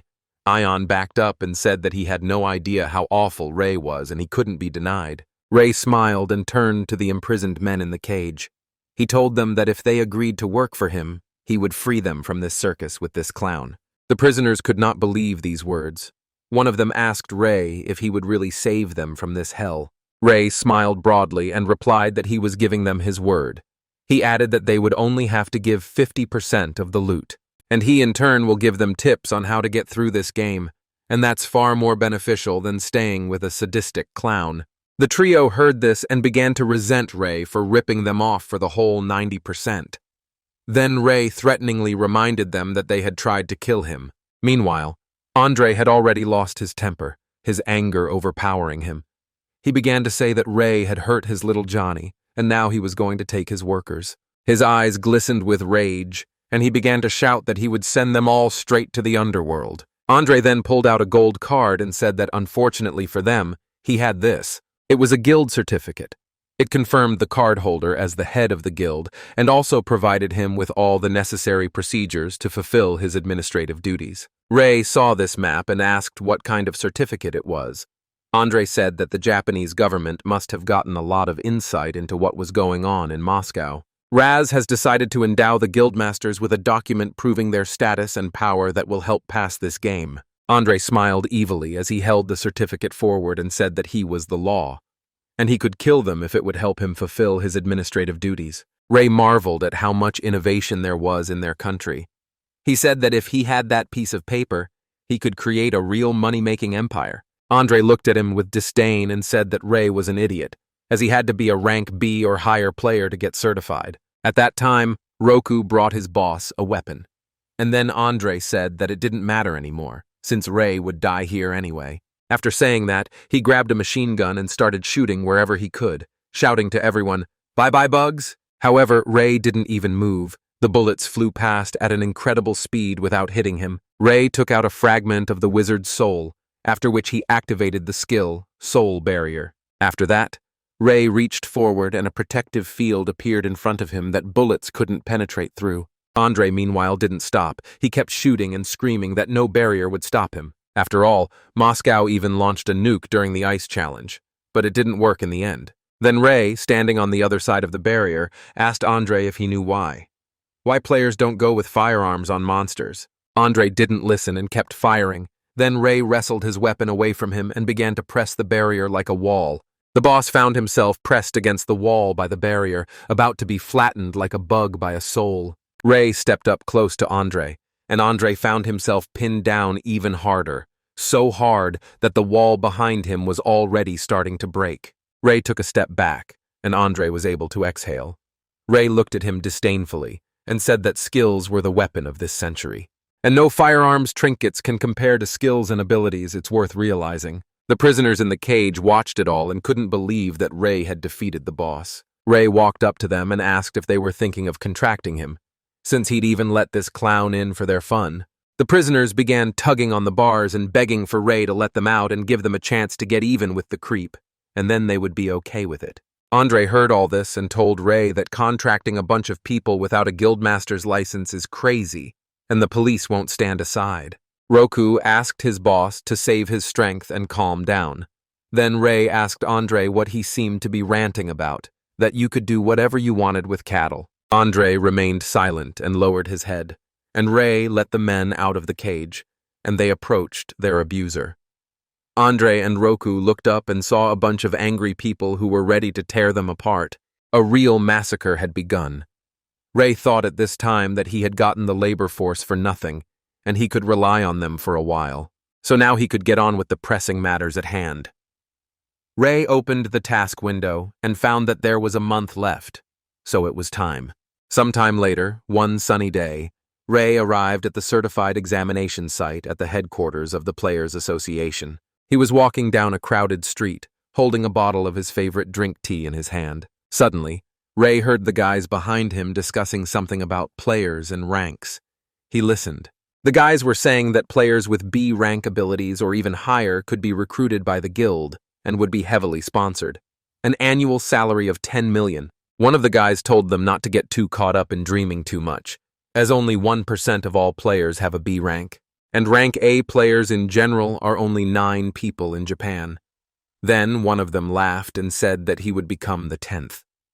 His friends told him that there was no harm in dreaming, and they laughed too. Overhearing their conversation, Ray thought it had been like 2 weeks since the merging of their world and the world of the game, and initially, many players decided to accept the challenge from the Japanese government to get 100 million. However, the result of such a prank was deplorable. All players are now required to register with the association. Without membership, no one will be allowed into challenges or dungeons. It will be impossible to get rewards either. Replaying those thoughts in his head a few times, Ray decided that those guys had great ambition, and he would have to have zeal like them. As Ray walked around, he noticed someone from the roof watching him. The stalker noticed Ray looking at him, and that's when he threw a road sign at the guy, which hit the sidewalk. The stalker missed a little. Ray wasn't afraid of him, but the people around him were very scared. One passerby exclaimed, "What the hell is going on? Did a road sign fall out of the sky?" Takuo's loud voice could be heard on the roof, calling for Ray, saying that he had finally appeared. Ray looked up and saw Takuo. He told the boy that he couldn't get away from him this time and jumped off the roof. Ray was surprised and curiously asked Takuo if he too had come here to take the exam. Takuo smiled back. And then Ray asked him if he realized that even with a beginner's punching skill, Ray would be able to blow his head off. Takuo raised his head proudly and replied that Ray didn't think he was the same weakling he was. Now Takuo bragged that he had a new class, the spearman. Ray laughed out loud and asked him, "Isn't the spearman a class for idiots?" Takuo was very angry, and he could barely contain himself. Takuo was very angry and could barely contain himself. He asked Ray what his class was then. Ray looked him straight in the eye and replied with a smile that his class was beginner. Takuo started laughing and asked if such a class even existed, or if Ray was noodling around with him. Ray replied that he wasn't lying, and his main profession was novice. Takuo then grabbed a road sign and said he would believe him, but only to first demonstrate what the class of the spearman could do. After those words, Takuo struck with his spear. Ray easily dodged his blow and began to approach him. Takuo couldn't understand what was going on. Ray came up close to him and said that he didn't want to get into trouble before the exam, but Takuo had provoked him himself. Ray then waved his hand and sent Takuo flying. The people passing by couldn't understand what was happening. A few meters later, Takuo landed loudly and fell with his whole body onto the sidewalk, breaking the tiles beneath him. Passers-by crowded around him to render aid, and some looked at Ray in shock. However, Ray answered them that it was self-defense and nothing more. After that, Ray went to the association. The girl at the front desk informed him that the fee for providing the exam would cost 8,000. Ray was surprised at the amount and thought it was a real rip-off, but he still had to pay. Then he sat down and waited with his head down. The association worker approached him and apologized with a smile for the wait. Ray looked up and saw the girl in front of him. She sweetly corrected her glasses and told Ray that they were starting the ranking exam. After a while, they came to a huge purple crystal that was floating in the air. Ray looked at the crystal and wondered if that was the whole point of the test. He asked the girl that he just needed to put his hand on the stone. Ray hesitantly began to reach for the huge crystal, and energy from his fingertips was channeled into that crystal. Suddenly, the crystal began to emit a very strong energy, which surprised the girl very much. She couldn't understand what was happening. Because of the energy Ray released, the crystal changed its color to bright blue. The girl was confused. She didn't understand what it all meant and how she should proceed. After a while, the girl banged her palm on the table very loudly and yelled Ray's name. On very strong emotions, the girl informed him that based on the results of the exam, they would classify his abilities into the A-rank category. She also said that Ray may have already heard about it, but players can also change their classes. A master of the sword, a great magician, an archbishop. If Ray only wishes, they, as an association, will fully assist him in doing so. After listening to the girl, Ray replied that he was declining since there wasn't one he wanted among their list of classes. The girl was greatly surprised and asked what kind of class he wanted. Ray advised her not to fill her head with unnecessary information. Then the girl said that if Ray wanted a certain class, it wouldn't be possible to change classes without a special subject, and the association would be able to provide such an item. However, Ray replied that if he needed it, he could get it himself. The girl didn't know what to say to him anymore. Then Ray asked if there were any more questions for him. The girl lowered her head down and asked if he wasn't making things even more difficult for himself. Ray didn't understand what she meant. Then she explained that his power was currently superior to all A-rank holders, and if he refused to sign the contract and change class, then, according to the new law, Ray would get rank E.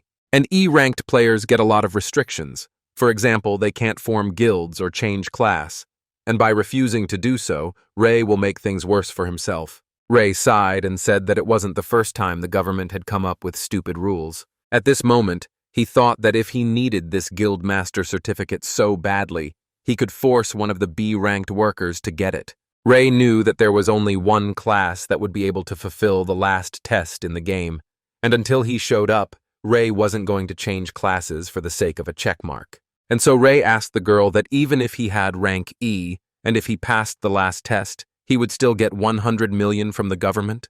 The girl replied that she did, and Ray asked her to stop this talk and register it as rank E.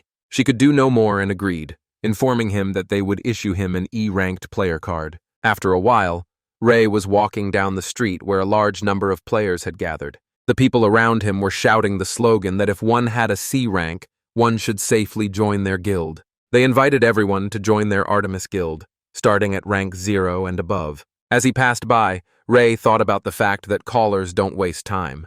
They'll do anything to attract talent. Suddenly, two pretty girls appeared in front of him, complimenting Ray and telling him that he was strong, suggesting that he join their guild. Then Ray glanced at them glumly and said that he had an E rank. The girls were immediately embarrassed and apologized for disturbing him. Ray realized that if he mentioned the E rank, everyone would immediately look away like a leper. But he didn't intend to work for anyone, so he didn't care. Suddenly, Ray noticed a person in the crowd whose aura was very different from the others. The man noticed Ray in the crowd as well and smiled back at him, approaching him. A man approached Ray, said hello, and asked if he was a man named Ray Endo. Then he held out a card and said it was his business card. Ray took the card to look at it. The name of the guild, Wings of Creation, was written on it. The name was Shinji Saito. Ray noticed that the people around him started pointing their fingers at this man and saying that he was the strongest player named Herd from the Wings of Creation Guild. Then Ray addressed him by the name Herd. The man scratched the back of his head and said it was an old nickname that had been around since the game itself. Ray immediately thought that if he was a local celebrity, he was worth blowing off. So he asked Herd what he owed him. Suddenly, Takuo began to make his way out of the crowd. He shouted that these were the Wings of Creation, and they were probably looking for him. Takuo approached Herd from the back and started saying that if they wanted to get the incomparable player, he was willing to join their guild just for a decent fee. Ray, at this time, thought that once again, this knucklehead was following him. And suddenly he realized that this dumbass had gotten a B rank, and the feeling that he was just threatening the examiner. Meanwhile, Herd raised his hands in surprise and apologetically asked Takuo who he was. Takuo was angry that they hadn't heard from him. He took Herd by the tie and said he was going to show what he could do. However, no sooner had Takuo raised his arm than Herd had already twisted him and was pressing him harder and harder, about to break his arm. Takuo began to scream in pain, and Herd said that he didn't want to waste his time on petty things while the end of existence was near. He ordered Takuo to get out of his sight immediately. An offended Takuo went away, and said lastly that even if they came crawling to him with pleas for help, he would not help. Afterward, Ray and Herd moved to a quieter area of the cafe. Herd apologized for Ray having to witness such an unpleasant scene. Ray replied that there was no need to apologize, as it's always nice when assholes are put in their place. After saying that, Ray asked what Herd needed since rank E wouldn't be of any use anyway. Herd asked him to take it easy, and said that Ray had only gotten that rank because he refused to change class. Then Ray said that the association was more talkative than he thought. Herd said that their guild is directly connected to the association, and before the end of existence, each of them must rally for a common goal, even if that information ends up costing a tidy sum. And after saying that, Herd made an offer. If Ray agreed to join the Wings of Creation, they would pay him as much as they paid the association about providing his personal information. Herd discreetly handed the check to the boy. Ray took the paper and was simply shocked at the amount he saw. 10 million. Ray realized that if it were him now, the past him who had worked on the construction site, he would have agreed without hesitation. However, this time, he refused Herd and said that he wasn't really interested in joining the guild. Herd laughed and said that of course it was rude to offer such a talent at such a low price. And then Herd asked, what about giving Ray information? He explained that their guild cooperates with many countries, and they are believed to have the most extensive database. They agreed to make all the arrangements for Ray and help him find anything he wants. Ray thought about such a tempting offer and asked Herd if any of their sources were those who had managed to get through the game. Herd laughed, spreading his hands, and said it was nonsense, as there was no one in the whole world who had passed the game. Ray got a little angry and replied that since there was no one, then he would definitely refrain from any kind of suggestions. Hurd was greatly surprised and said that he would pay for the coffee, and if Ray changed his mind, he could contact them any time. Leaving, Hurd couldn't understand why he had given up so quickly. He concluded that he just didn't want to push the guy around without ruining the guild's image. However, he immediately admitted to himself that it was something else. He was afraid of Ray. His instincts were screaming at him to run and not make the beast angry. Suddenly, Ray spooked Hurd. He handed him a piece of paper and told him that if they needed help, they could call. And depending on the fee, Ray would agree to a mission from their guild. Hurd frantically took the paper and thanked the guy, thinking in his head, "Who the hell is he?" A short while later, Hurd arrived at the headquarters of the Wings of Creation Guild. He entered the guildmaster's spacious office and announced that he had arrived with a report. The girl turned to him with a smile and told him that he had done a great job, asking if he had met the strongest rookie. Hurd was visibly nervous, drops of sweat running down his forehead. He replied that he had met this man, and he was a monster. Nervously clenching his palms behind his back, he told me that this was the first time he had met a player who literally instills fear. Suddenly, the guild leader began to emit a frightening aura and asked who was scarier, that newcomer or her. Hurd became even more nervous. The chapter embarrassed him, and he stiffened with fear. The head ordered him to relax, and took out the document proving Ray's A rank, and said that it was obvious enough here. Hurd exhaled a sigh of relief, and apologized to the chapter. The chapter asked him not to apologize, since he had told what he had seen with his own eyes. And besides, she's the most inexperienced of the 10 excellent ones. No wonder there are people much stronger than her. She is the head of the Wings of Creation Guild, and her name is Yamagata Tsukino. The 10 great ones are the strongest players in the game. 10 players who can compete for the $100 million prize. In a world where the game has merged with reality, they are the ones who have gained power.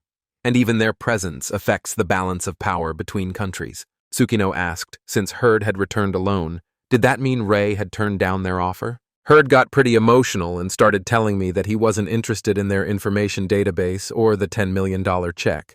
Tsukino replied thoughtfully that if Ray was actually the 10th, he might not make that kind of money. Then Hurd said that if Ray is really the 10th, he doesn't understand why he clings to the rookie class so much. It's a useless class. After all, if Ray had agreed to a rank upgrade, he would have unlocked items that boosted his stats. Such items are simply not available to regular players. Tsukino smiled and replied to Hurd that she appreciated his assumptions, however, if what he said was true. Ray isn't just one of them. He could be the last unknown of the 10 great ones. Hurd was surprised at such musings and asked if Tsukino meant that Ray was number 1. Tsukino explained that thanks to American intelligence, it was possible to find the 9 strongest players and rank them according to their strength. But they never found the number 1 man, thinking he didn't exist at all. Tsukino also revealed that there were rumors that the US was deliberately hiding the number 1, so that his power would only be in their hands. Hurd fully supported the chapter and said he was of the same opinion. However, when he met Ray, he became convinced that this guy could very well be number 1. Tsukino got up from her chair and confidently placed her hands on the table and said that since that was the case, they had a good chance of winning. The girl went to the window and ordered that Hurd give the guild members a message. Any aggressive and malicious actions towards Ray would be severely punished. Getting close to the window, Tsukino said it was best not to cross the dragon's path unnecessarily. Hurd listened to all the instructions and promised to carry them out and to warn everyone. After a few weeks, Ray was able to rent an office in an apartment complex. It became the headquarters for him and his employees. Ray was admiring the view from the window, and suddenly one of the workers called out to him. The guy asked how best to hang the TV, a little to the left or right. Ray replied that they could hang it however they wanted. At this time, Cookie brought a suitcase filled with money and said it was the proceeds for today. Ray took the wad of money, his eyes shining with happiness. He asked how the group pumping was going. Cookie replied that everything was going according to his recommendations. He said that right now, groups are still pumping in the underground waters, making 1 million in a day, and even the newbies are making 10,000 a day or more. Cookie started jumping with happiness and saying that he had never dreamed of such money, and it was all thanks to Ray. Ray frowned as he adjusted the money-counting machine and said he'd told them, hadn't he? If they get rich, Ray gets even richer. And Ray also said that Cookie and the others might as well earn a bonus for doing so well. At this time, Cookie thought that even though he was giving Ray 90% of his earnings, the bonus was still high. If he worked in a normal guild, he wouldn't even earn that much in a year. Ray was admiring the money, but Cookie did remind him that there were 10 days left until the end of the land challenge, and the prize money had gone from 100 million to 400 million. Ray replied that that was true, but he didn't want to be in any particular hurry. Suddenly, their dialogue was interrupted by the breaking news on the television. The reporter was telling us that the land trials were in full swing, and if nothing is done, Japan will be destroyed in 10 days. The anchors reported that the situation had not improved in 47 days. Suddenly, a letter was brought to the anchor woman right on air. The girl read the letter and said that the Japanese government sent this. Appeal to all players. At the moment, the reward for passing the land test is 1 billion. The presenters began to discuss that it seems the government is completely desperate, hoping that there will be someone who can prevail before the end begins. Ray pondered and said that if we keep dragging this out, foreign guilds will flock to this reward. So it's time to save Japan. Ray picked up his clothes and announced that he was leaving. Cookie was surprised and asked if Ray was going alone. Ray smiled and replied that he couldn't possibly endanger his money hamsters. The employees immediately blurted out their feelings and almost cried. However, Ray created an evil aura and said, "You want what you want. He's the only one who will get the billion." Then it became clear to Cookie and everyone else what the real reason was, and it wasn't a concern for them at all, just a desire to make money. After a while, a crowd of people gathered at the huge gate, all of them eager to save the world and make money. Ray was also heading toward that gate. Herd was among that crowd, and he was just calling Ray. And turning around, Herd spotted him and greeted him, saying that Ray had come after all, and that was a very good thing. However, Ray passed and said that he had no intention of cooperating with them. Herd was confused and replied that it was a great pity, as he wanted to discuss the money issue with him. The words about money, of course, interested the guy. Herd offered him to carry the luggage and they would pay 100 million for it. Ray wanted to see the luggage. Herd led him to a warehouse where there were a bunch of military large backpacks. He said he wanted Ray to deliver the load to his comrades. Ray was confused by such an offer, just for shipping 100 million, so he decided to see what was in those backpacks. Herd replied that there was food in there. When he opened one of the backpacks, Ray made sure there was food in there. However, he was interested in something unusual. Ray pulled out a baggie and Herd explained that they were chocolates, their head's favorite food. Also, Herd explained that their camp is located on level 5, the deepest part of the Earth test dungeon. But conquest is a long process, so their squad is running out of food. Ray said bluntly that it smacks of ulterior motives, since just for shipping they are willing to pay 100 million. They could have found someone else instead of waiting for him. Herd smiled and replied that he wished he could object and say that the guild was just being very generous, but Ray was right. And so Herd revealed that they had already sent 39 groups to the 5th level, but in the end, the groups never made it to the end of the route. Ray asked, "What do you mean they didn't make it?" At this time, he thought, is the test of the land different now than it was in the game? Herd, meanwhile, had been watching the fellow closely and had come to the conclusion that he definitely knew something. He told Ray that regarding the differences, their recon team had determined that this dungeon remained the same in structure as in the game. But none of the remaining players can reach the depths of the dungeon, and those who were able to do so are already there, waiting for supplies. Ray turned around and was about to leave, but Herd started yelling that he was the only one who could get to the guildmaster at the moment. The guy came up to the luggage and said that they were short of workers, but since he was getting paid, it was a sin to complain. Ray slung his backpack on his back and checked with Herd that if he delivered the load quickly, he could hope for a speed bonus. Herd smiled embarrassedly and promised to clarify the matter right away. Ray thought about how much he could get from this guild. Herd ended the phone call and said that he had been told that if Ray delivered the shipment within a day, he would be paid an additional 50 million. That was fine with the guy. Ray went on his way and told Herd in parting that he could do it in an hour, not a day. A little later, on the 3rd level of the Earth test, 2 people were standing in front of a huge monster, and behind their backs lay the slain. Suddenly, a huge grasshopper struck, but the guy managed to stop this attack. He held back the monster's paw, and held on with his last strength. The guy's body was shaking with tension. He shouted to the girl to leave immediately, but the girl could not leave him in trouble. The guy smiled and thanked her for all she had done, but told her to leave as she had to save herself. The girl started crying and screaming loudly at the guy, calling him by his name, Michael. She couldn't stand the fact that he was sacrificing himself. At that time, Ray ran past them and chopped the monster into several pieces in one move. Michael scrambled off his feet and fell to the ground. He couldn't believe that he was saved. The girl began to thank Ray for saving their lives. However, before they could blink, Ray had rushed very far away. This surprised the guys as they didn't even get to talk to their savior. Ray continued to be carried at a great speed through this dungeon. He wondered if the monsters were over. After a while on the 5th level of the Earth test, Ray was running through a long cave and suddenly stopped. He looked at his watch and said he'd done it even faster. It's the easiest money he's ever made. Suddenly, a man appeared and marveled that someone had managed to get to level 5. He immediately assumed it was Ray. Ray confirmed his identity and asked if the man was a member of the Wings of Creation Guild. The man confirmed it, and Ray handed him the backpack.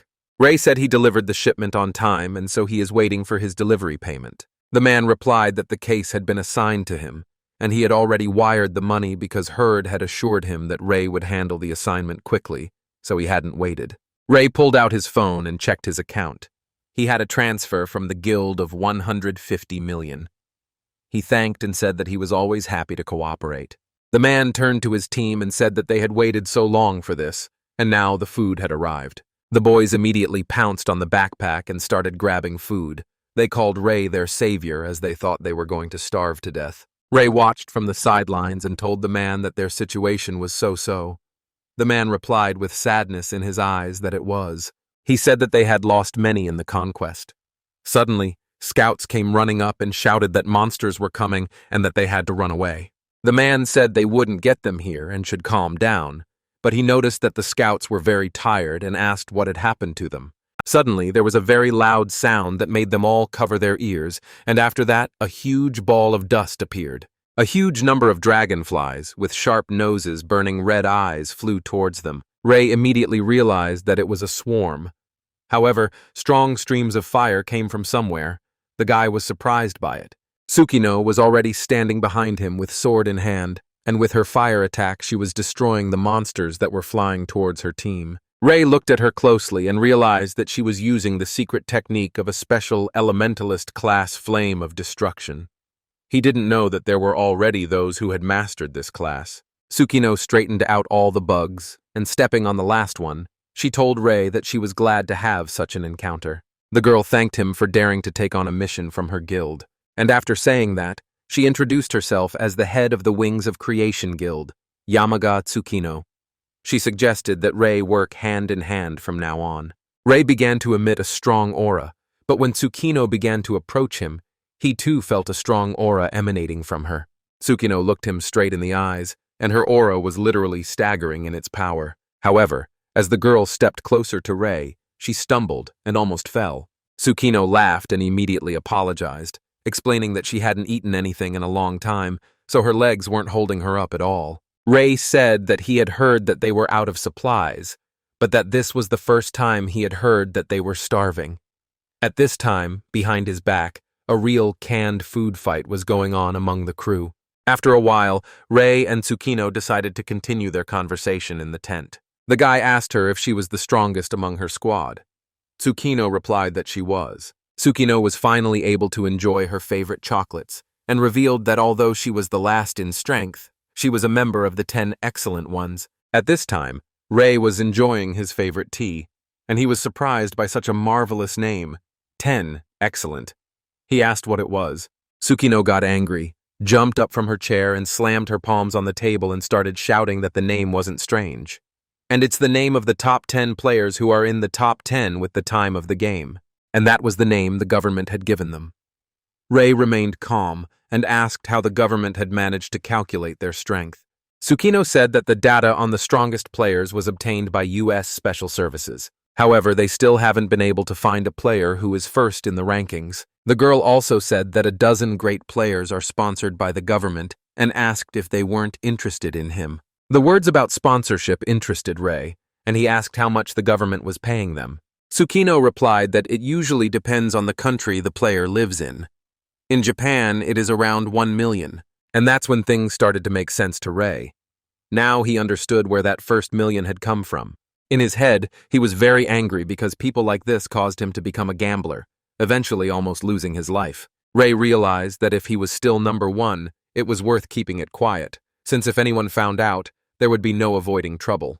That's why he told Tsukino that 1 million is some kind of pittance, since even the reward for passing the test of the land is much higher. The girl replied that the amount may not be significant, but the biggest money is being made by those who know anything about playing this game. And that's because no one's ever been able to defeat the local boss. Rei then asked that even if she was one of the top 10 players, Tsukino couldn't beat him.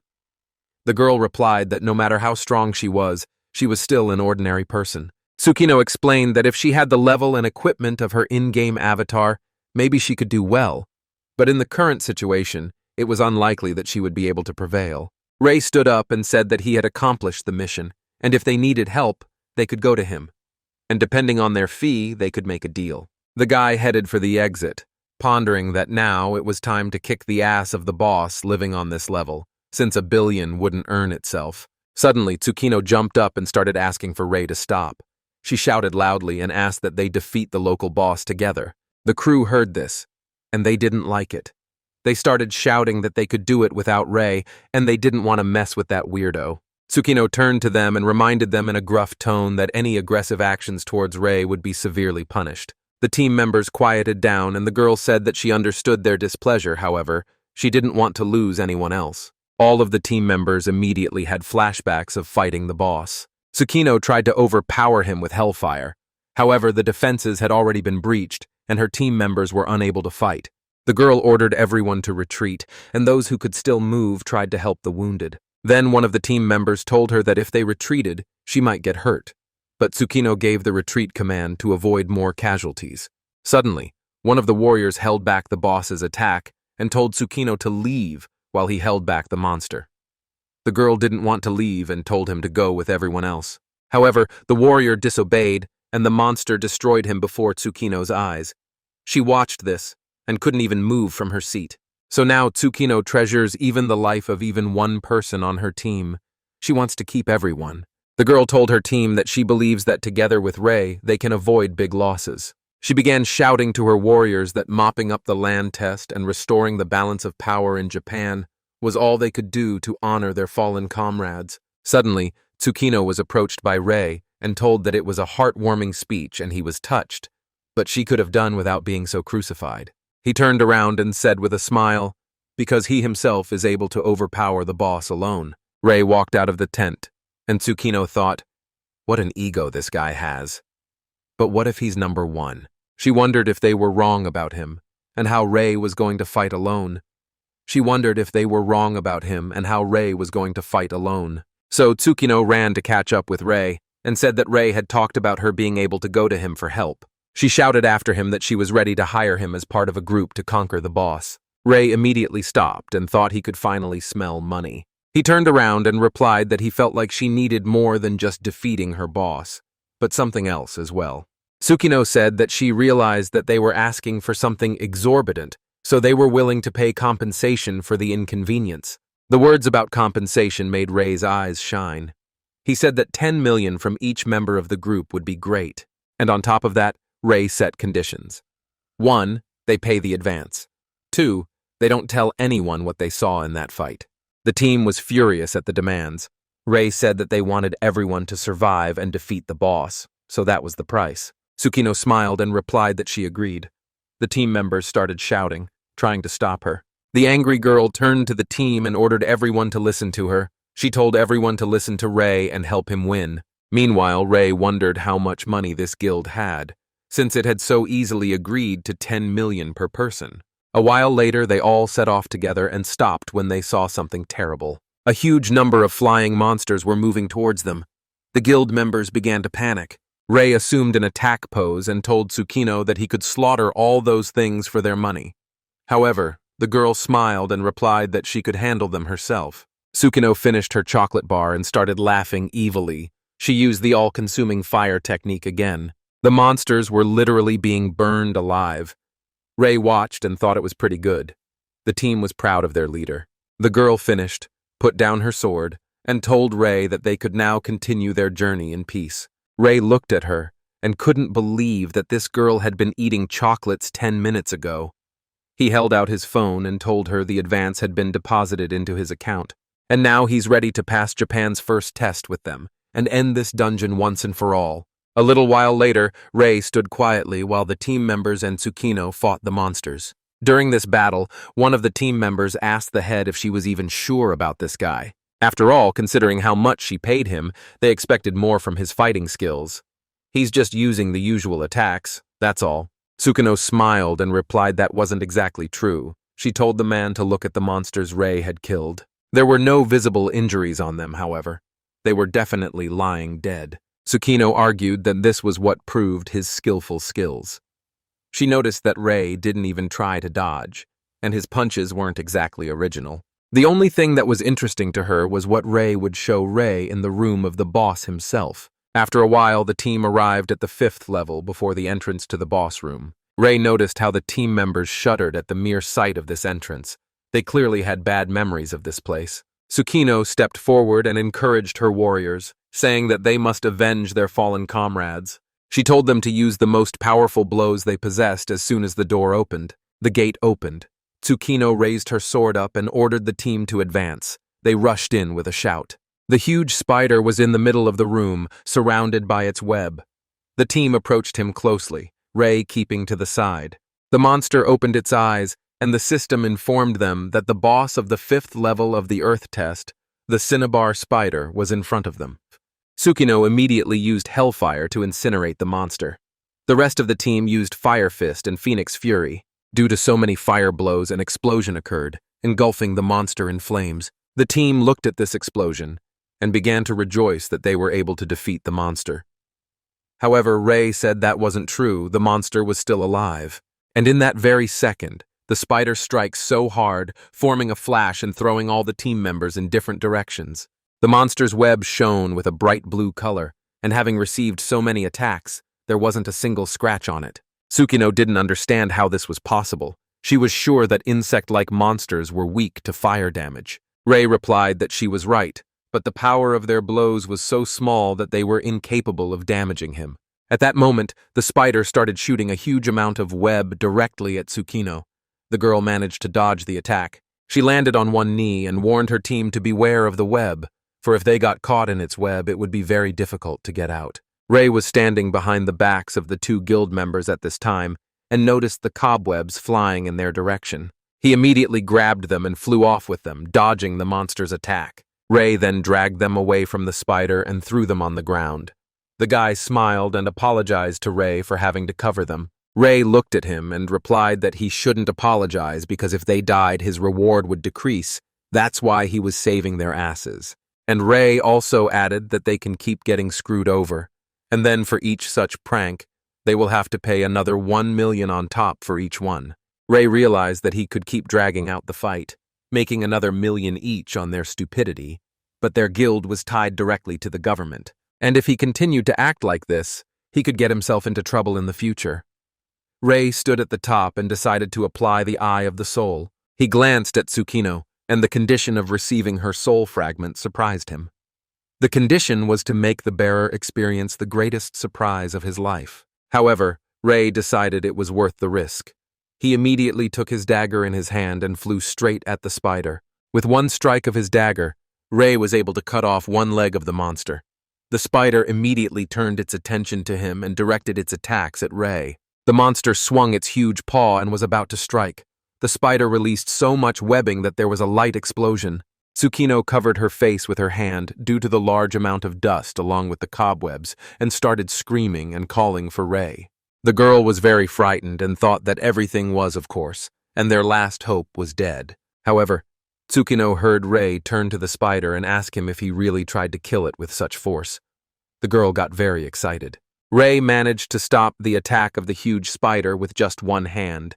The system notified that he was using the spirit power skill. The required item to activate the skill was any rank E soul fragment.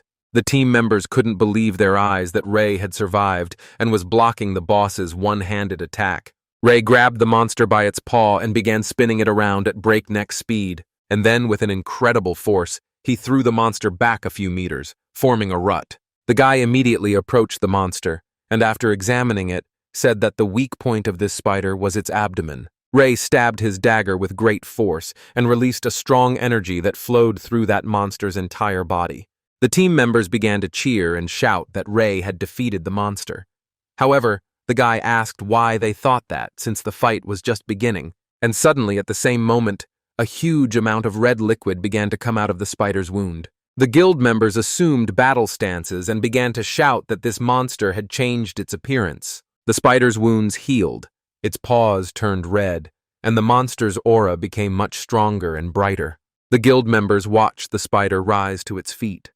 They couldn't understand why it didn't die. After all, the ray had hit it on its weak spot. The spider rose from the ground, its eyes glowing a bright red color, and it was now several times larger. Ray explained to the entire team that the cinnabar spider has 2 stages, and in the second one it becomes much stronger and more ferocious. One of the team members got angry and started asking why Ray hadn't warned them about it sooner. Ray stretched his arm forward and began to use the soul thread skill, saying that they wouldn't be able to do anything with this information anyway. After that, the guy started to fly towards the monster, and long golden threads stretched behind him. Ray began to wrap thread around the spider from all sides, and prepared his dagger in one hand. He rose above the spider and pulled the threads tighter. The system alerted that the soul sizzling skill could be activated. The required level is 40. Tsukino saw what was happening and immediately ordered her team to run for cover, as it was dangerous to stay there. Ray raised his hand up and swung his dagger, telling everything around him to blaze with sizzling fire. Flames engulfed the spider boss and he began to squeak in pain, the fire burning him alive from the inside out. Tsukino turned around and couldn't believe he had succeeded. She realized that Ray's fire was much stronger than hers. At this time, Ray calmly stood still and looked at the monster with a serious expression. The happy guild members couldn't be happy that the battle was over and they were all still alive. Suddenly, they noticed a huge block of diamonds.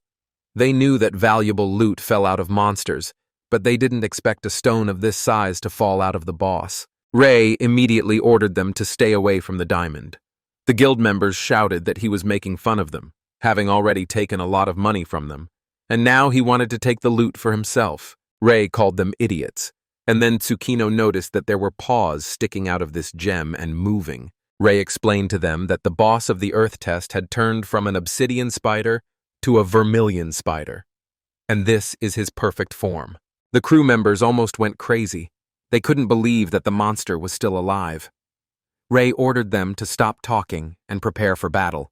The monster used a magic attack and lifted all the people into the air, throwing them in different directions. Tsukino tried to keep her balance and warned her team that this monster's attacks on the area had become much faster and more powerful. Ray ran up to her and told her not to get distracted, but to take the squad and get them out of there if they wanted to survive. Tsukino asked him what he was going to do. Ray replied that it was obvious. He had decided to deal with the monster himself. The monster attacked relentlessly, but Ray dodged each one with incredible speed. He told the girl that in this phase, the boss attacks indiscriminately and won't rest until all the players are killed, and while they have the chance, they should run, since it's one thing to dodge his attacks, but quite another to overpower him. Ray approached the monster's paw and stabbed with his dagger, trying to cut off the paw. However, there wasn't a scratch on his paw. Ray had assumed that even the infernal dagger was incapable of injuring him, so he decided to hit it at its weakest point.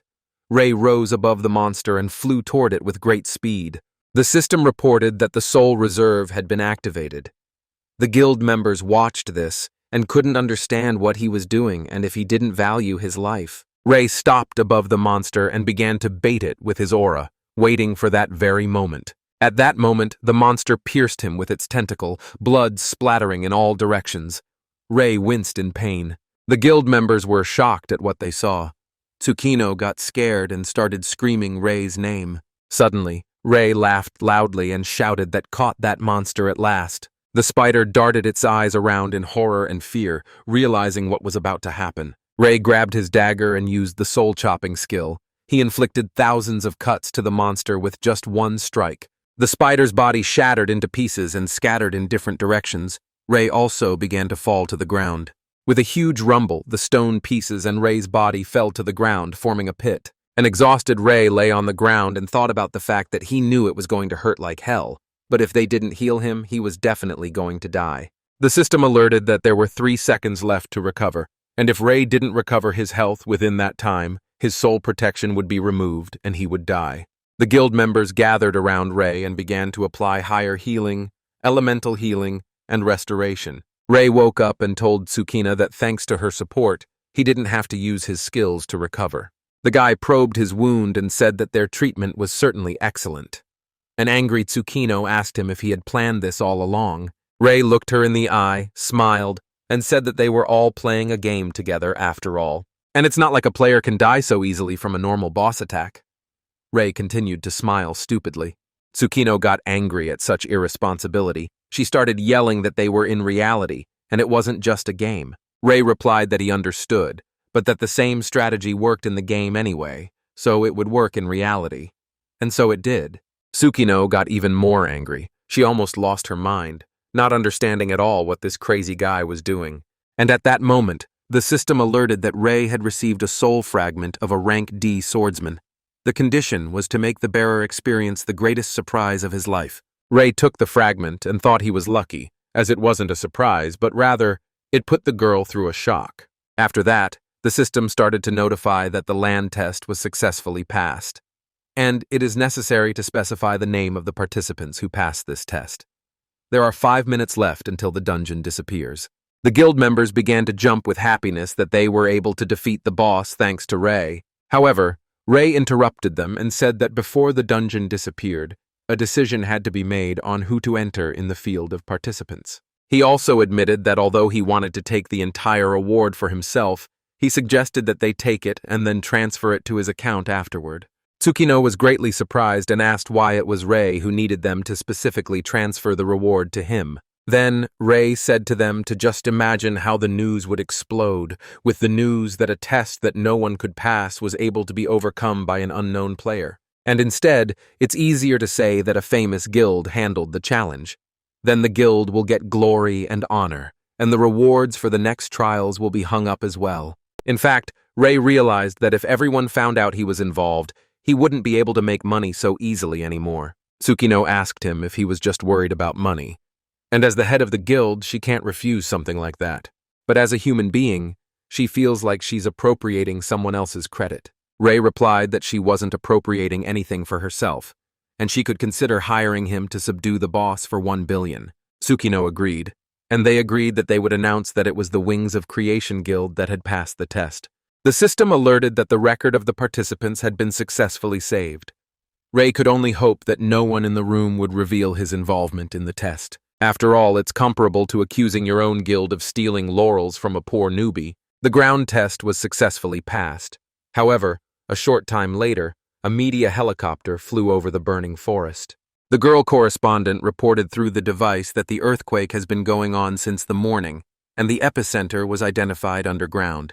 The atmosphere was heated. The girl reported that the dungeon was being destroyed, and very soon the players would be teleported to the surface.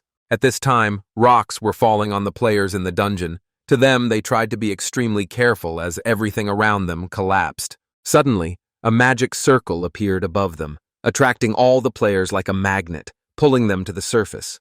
The system notified that the test had passed, and everyone was being teleported. All the guys were extremely relieved and happy to be heading towards the circle to get out of the dungeon sooner. Finally, the players got outside. They started jumping with happiness and rejoicing in the sunlight. They were able to breathe in the fresh air. Ray also breathed a sigh of relief, and at that moment, a huge monument appeared from the dungeon. Tsukino took one look at that and said happily that they really were able to pull off such a difficult task. On this huge monument was an engraving that the test of the land had been passed by a group of heroes from the Wings of Creation Guild. The reporters and correspondents started running towards the guild like mad. It was a big sensation that the test had been passed. They couldn't wait to talk to these heroes. The reporters surrounded the guild members on all sides and shouted that here was this very group that had participated in the conquest. Tsukino looked at what was going on and said that journalists don't even sleep. After that, she turned around. She turned to Ray, asking if he was sure about their arrangement. However, Ray was no longer there, and no one had seen where he had disappeared to. Suddenly, one of the team members handed the girl a note and said that Ray had passed this on for her. Tsukino read the note, which said that if they had any problems and money on hand, they could contact Ray and he would solve any issue. At this time, journalists kept me busy with their questions. They wondered if Japan was safe now. Who struck the final blow? Who managed to defeat the boss? One of the guys started to get aggressive and yelled for the reporters to get off their backs. However, Tsukino asked him to calm down and told him that she would handle it. Tsukino stepped forward and made an announcement to the citizens of Japan. She proudly announced the happy news that they, the members of the Wings of Creation Guild, were able to pass the test of the land. However, Tsukino continued her speech and said that this merit did not belong to their guild alone. Namely, that conquering the dungeon was only possible through the combined effort of all the players. At that time, Cookie pulled up and told Ray that his car was served. Ray smiled and replied that they were right on time. Tsukino continued her speech, saying that she takes this opportunity to thank all those players who weren't afraid of the dungeon and risked their lives. The reporters were very moved by such a speech. They admired Tsukino's modesty and said that this was how the head of the Wings of Creation Guild was. Ray, meanwhile, was riding in the car and thinking about the fact that Tsukino got what she wanted, and he didn't care about popularity. Ray's main concern was that the money would end up in his hands. Too much attention would cause more trouble than good. Ray's insidious thoughts were that Tsukino was the perfect candidate for his face that he could use to cover himself when necessary. After his musings, Ray said he was hungry and asked that Cookie stop somewhere. Meanwhile, breaking news was being broadcast on all channels. It was reported that Japan was no longer in danger of annihilation, since the Earth test has been successfully passed by the members of the Wings of Creation Guild. And Japan is the second country, after the US, that managed to pass the test and keep the country together. A short while later, Ray, sitting in his office, received a notification of a 1 billion yen transfer. Ray's team members heard about the transfer of such a huge amount of money. However, they realized that they should definitely not count on this money. They were going through and masking coins, and one of the guys asked what they were even doing and why they were doing all this. Another of the team shut him up and told him not to ask stupid questions, because if Ray said it, it had to be so. At this moment, Ray called out to the girl Rumi and asked her how his guild's gold farm registration was going. Rumi approached and reported that the registration was successfully completed. However, she hesitantly asked why Ray had made the decision to have her as the head of the guild. Ray smiled and replied that the thing was that only players with rank B or higher could create their own guild, and he's rank E, so that function is not available to him. Rumi became agitated and said that there are still people better suited for the role. Ray looked her in the eye and told her that he had made that choice in her favor because she was the right person for the position. Thanks to Ray, all the members of the Gold Farm Guild were able to raise their ranks to B and even higher. Each member of the guild has their own pros and cons. Although Rumi's earnings are not good, her pluses are that she is very diligent and friendly, and so Ray decided that she was the perfect guild leader. At this time, Kuki came over and said that they were already being discussed all over the internet. A bunch of articles have been written about the fact that there is a new guild gold farm, where all members with rank B and above, as well as interviews with the head of the guild. Ray chuckled and said that it was a good thing he had assigned himself the position of head of the office. Cookie wondered why Ray needed a guild, since he could make a lot of money on his own. Ray replied that the main goal is to get as many orders for information as possible, because the world is not only shaken by catastrophes like trials that affect the whole country, and some trials are more localized, affecting only a certain town or village, and accordingly, only the guild can receive orders to complete such trials. At this time, Rumi came over and announced that they had made a list of all the easier trials with worthy rewards. However, Ray handed her the letter and told her that they would deal with the ordeal first. Rumi looked at it and her eyes became like balloons. It said a trial in a European-style mansion and a reward of 5 million. She said that given the complexity, they could find orders where they would be paid a lot more. Cookie was surprised, since Rumi had previously been willing to take any job, but now she was starting to care about money. However, Rumi said that if Ray had noticed the ordeal, it meant that the mansion could hold something else besides money. Ray replied that it was. Ray looked the girl straight in the eyes and his aura became visible. He told her that this was an opportunity they shouldn't miss. After a while, Ray was driving in his car and suddenly he received a call from Rumi. Rumi reported that the said assignment was intercepted by their guild, and they managed to negotiate a reward of 5 million yen. Ray replied that this was great news, and that he would be on site in 30 minutes. Suddenly, the other phone on the car seat started ringing, and that got Ray's attention. Ray answered the call. It was Yuji. He reported that he had arrived at the indicated position and strange people had entered the house. Ray asked how many people were there, and if they had discovered Yuji. The guy answered that there were 5 of them, and they hadn't noticed him. Ray then said he'd handle the rest himself, and told the guy to get out of there. Yuji was listed in Ray's phone as Golden Hamster number 2. Ending the conversation, Ray wondered what the other players had forgotten there, since the request had been intercepted by his guild. Therefore, he decided to use an illusionary mask to avoid shining his face unnecessarily. The system alerted that to create the item illusionary mask, materials were needed. Ray remembered that he had gotten the soul fragment of a rank D swordsman from Tsukino after all. The system immediately reported that the probability of success of creating an illusionary mask using a rank D swordsman's soul fragment was 0.23%. Ray then asked, what if the item was created manually? The system replied that the probability of success in such a case was unknown, and if Ray failed while creating the item, he would suffer physical or mental consequences. The system asked if Ray was ready to create the item manually, and of course he said yes.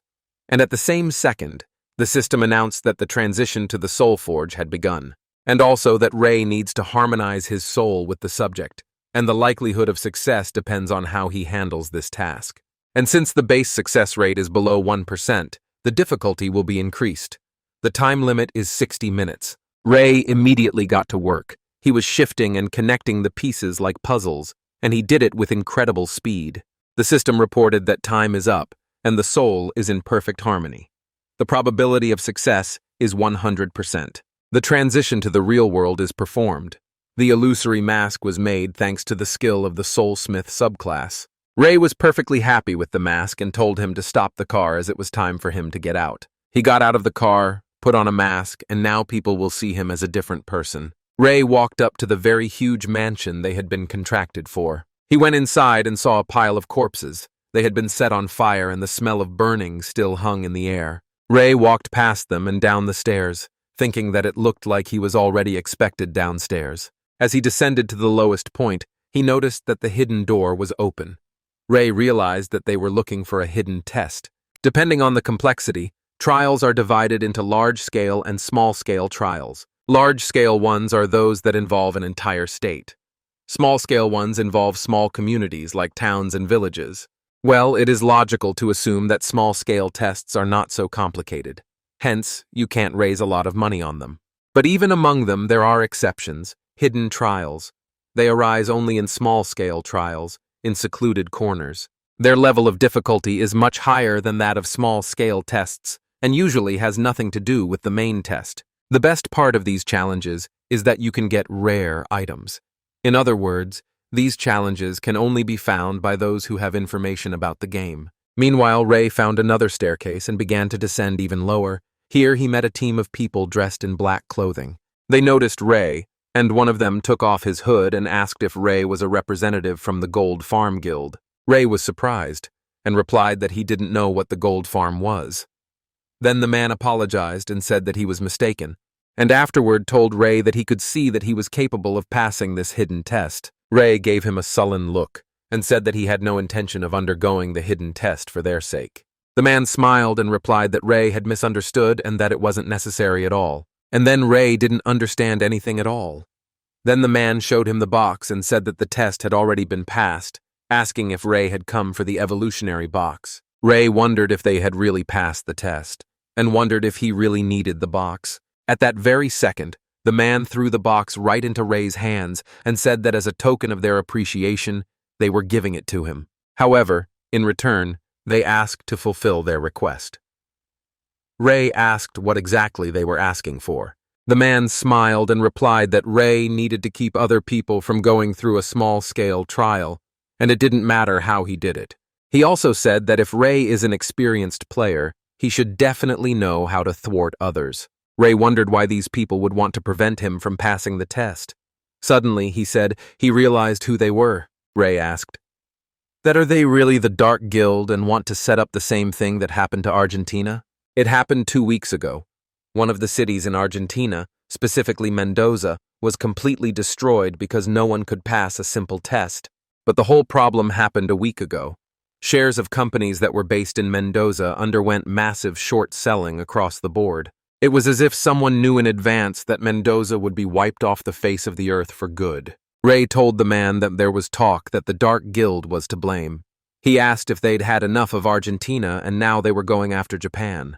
And then the man told Ray that he could continue to fantasize about the reasons for their proposal, but asked him to answer whether Ray agreed or not. Ray looked him in the eye and replied that he was declining, no matter how tempting their offer sounded.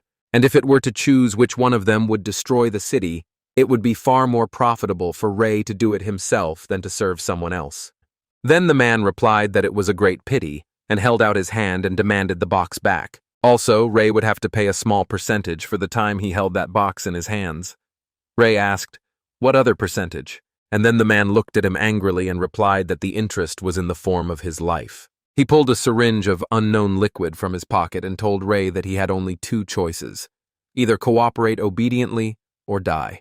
Ray immediately drew his sword and asked if they really thought they could overpower him. The man replied that in a normal situation they would hardly have succeeded, but they had somehow managed to pass this secret test. After saying that, he stuck a syringe in his neck and the rest of his team did the same. He said that Ray would feel their power on him, and that the player's skills are useless in front of the incredible, powerful force of the Darkest Guild. As soon as the players injected syringes into their necks, their aura turned dark purple, their eyes shining with a bright light. Ray watched their transformation from the sidelines and assumed they were doping. Ray knew that doping affected physical performance, but outwardly they remained the same. However, he didn't understand why they were standing still. Then Ray looked at this box and realized what was wrong.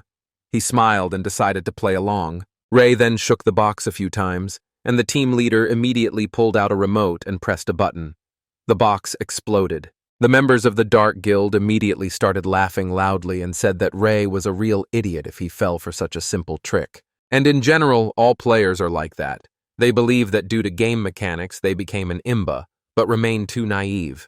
The ringleader moved closer to the explosion and kept talking. All he had to do was divert attention to a possible threat and blow up the box. He even felt sorry for Ray, however. He immediately dismissed those thoughts and said that they didn't need such useless ones anyway. At this time, the smoke from the explosion had already cleared, and he noticed that Ray's body was gone and the box was lying on the floor. No one could understand what had happened or where Ray had gone. At the same moment, Ray began to massacre the team members. He used destructive fire and began to burn them alive.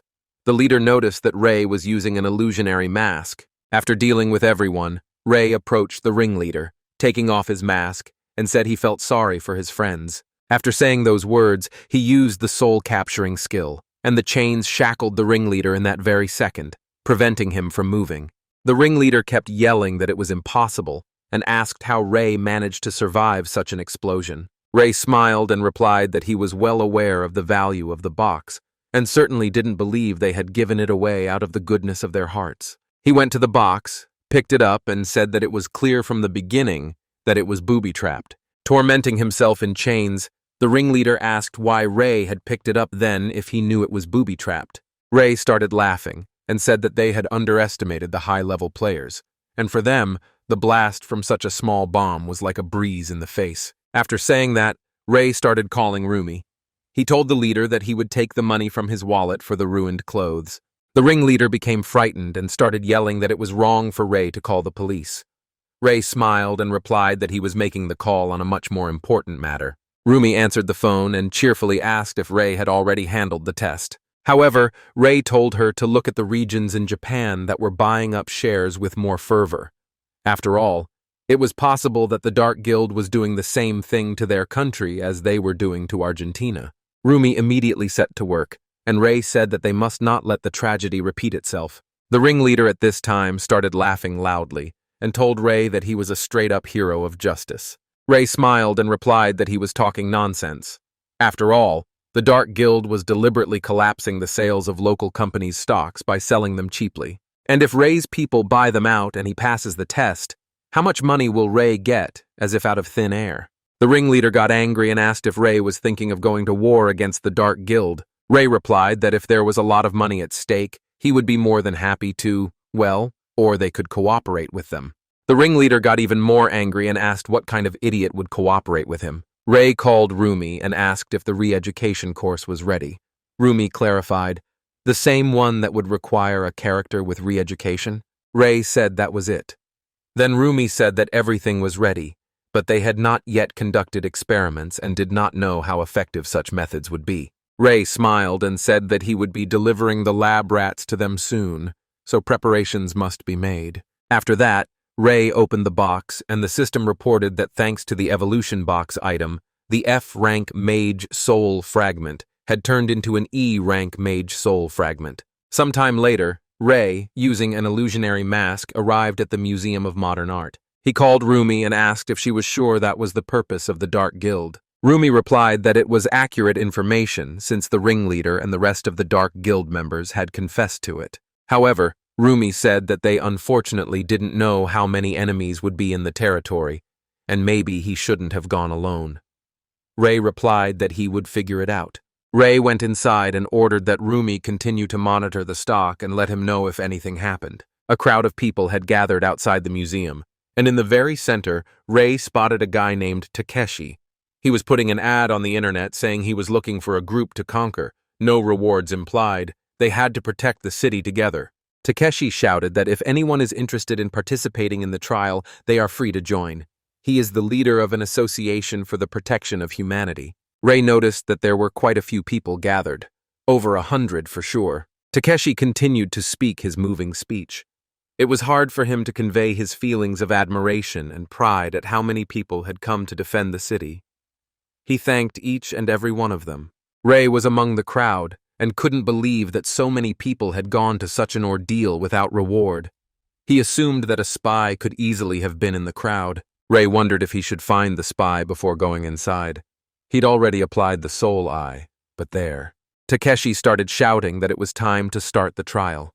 He told everyone not to be afraid and to call for help if they encountered a strong enemy, as the association staff would help everyone. Ray was surprised that they had absolutely no strategy, and this Takeshi was talking such nonsense. However, Ray thought it was only to his advantage. In fact, Ray had already guessed exactly who the spy would turn out to be, but he hadn't yet figured out how to deal with them in the end.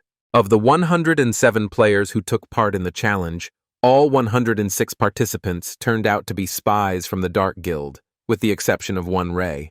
Takeshi was actively escorting everyone inside the museum, reminding them of caution and safety. All the players went inside. Ray looked around and thought he looked very expensive. At that same moment, Ray noticed that all the players began to surround him from different directions, holding spray cans in their hands. And suddenly, all the players simultaneously started releasing gas and canisters directly at Ray, forming a huge explosion. However, Ray knew about this trap from the beginning, so he managed to fly upwards above the focus of the explosion. And right after that, Ray descended to the ground, killing everyone who had organized that explosion. There was no chance for them to escape. Having disposed of all of them, Ray said that they were very docile and fearless dogs, blindly raring to fight, not caring about the superiority of their opponent. At the same second, Takeshi burst into the hall. He ran frantically and screamed, not realizing what had happened. Ray replied that all these people suddenly attacked him and he had to calm them down. Takeshi said it was some kind of horror and misunderstanding. He asked how Ray was feeling and if he was hurt. And immediately after he said that, he drew his dagger and prepared to strike. However, Ray instantly grabbed that knife with 2 fingers. Takeshi couldn't move and didn't understand what kind of strength Ray had. Meanwhile, Ray threw him back a couple meters and told him that his weapon wasn't even a game item, and Takeshi wouldn't hurt any player with it. At that moment, the rest of the surviving comrades ran up to Takeshi. Ray looked at them and said that this farce was unnecessary since he knew they were all affiliated with the Dark Guild. Takeshi smiled evilly and replied that since Rei knew everything, it was even easier. The other players heard this and asked Takeshi, "What other dark guild is there? And didn't the order for this trial come from an environmental protection group?" Takeshi started laughing and replied that that was correct. And the environmental protection group is a business partner of the Dark Guild. After that, Takeshi spread his hands and suggested that everyone just discuss things quietly. He then looked into Rei's eyes and said that their priority was not to kill him, but to protect this place, and he would hate to become enemies. And also, if Rei agrees to cooperate, Takeshi will arrange for him to be paid an allowance of 50,000, maybe 100,000. When the players heard this, they started shouting with discontent that he was offered 100,000 and they were only offered 30,000. And some of them heard about any fee for the first time at all. It made sense to Rei now, and in the past he would have likely fallen for such a scam too, but this time he has to decline. Takeshi was surprised that Rei turned him down and said it was a shame, since now he would have to finish him off. After saying that, Takeshi turned to the players and said that he had a special offer. Only now, whoever kills Rei will get 100,000 on top. The players started running towards Rei at that very second, saying that they would destroy him. However, once they got as close to Rei as possible, he effortlessly used a technique and disarmed them. Upon seeing this, Takeshi lashed out at Rei, saying that he was the former head of the judo club and Rei couldn't beat him. Rei turned around and disarmed the daredevil with one knee strike. Takeshi slumped to the floor. Rei immediately applied the soul-capturing skill, binding him with chains.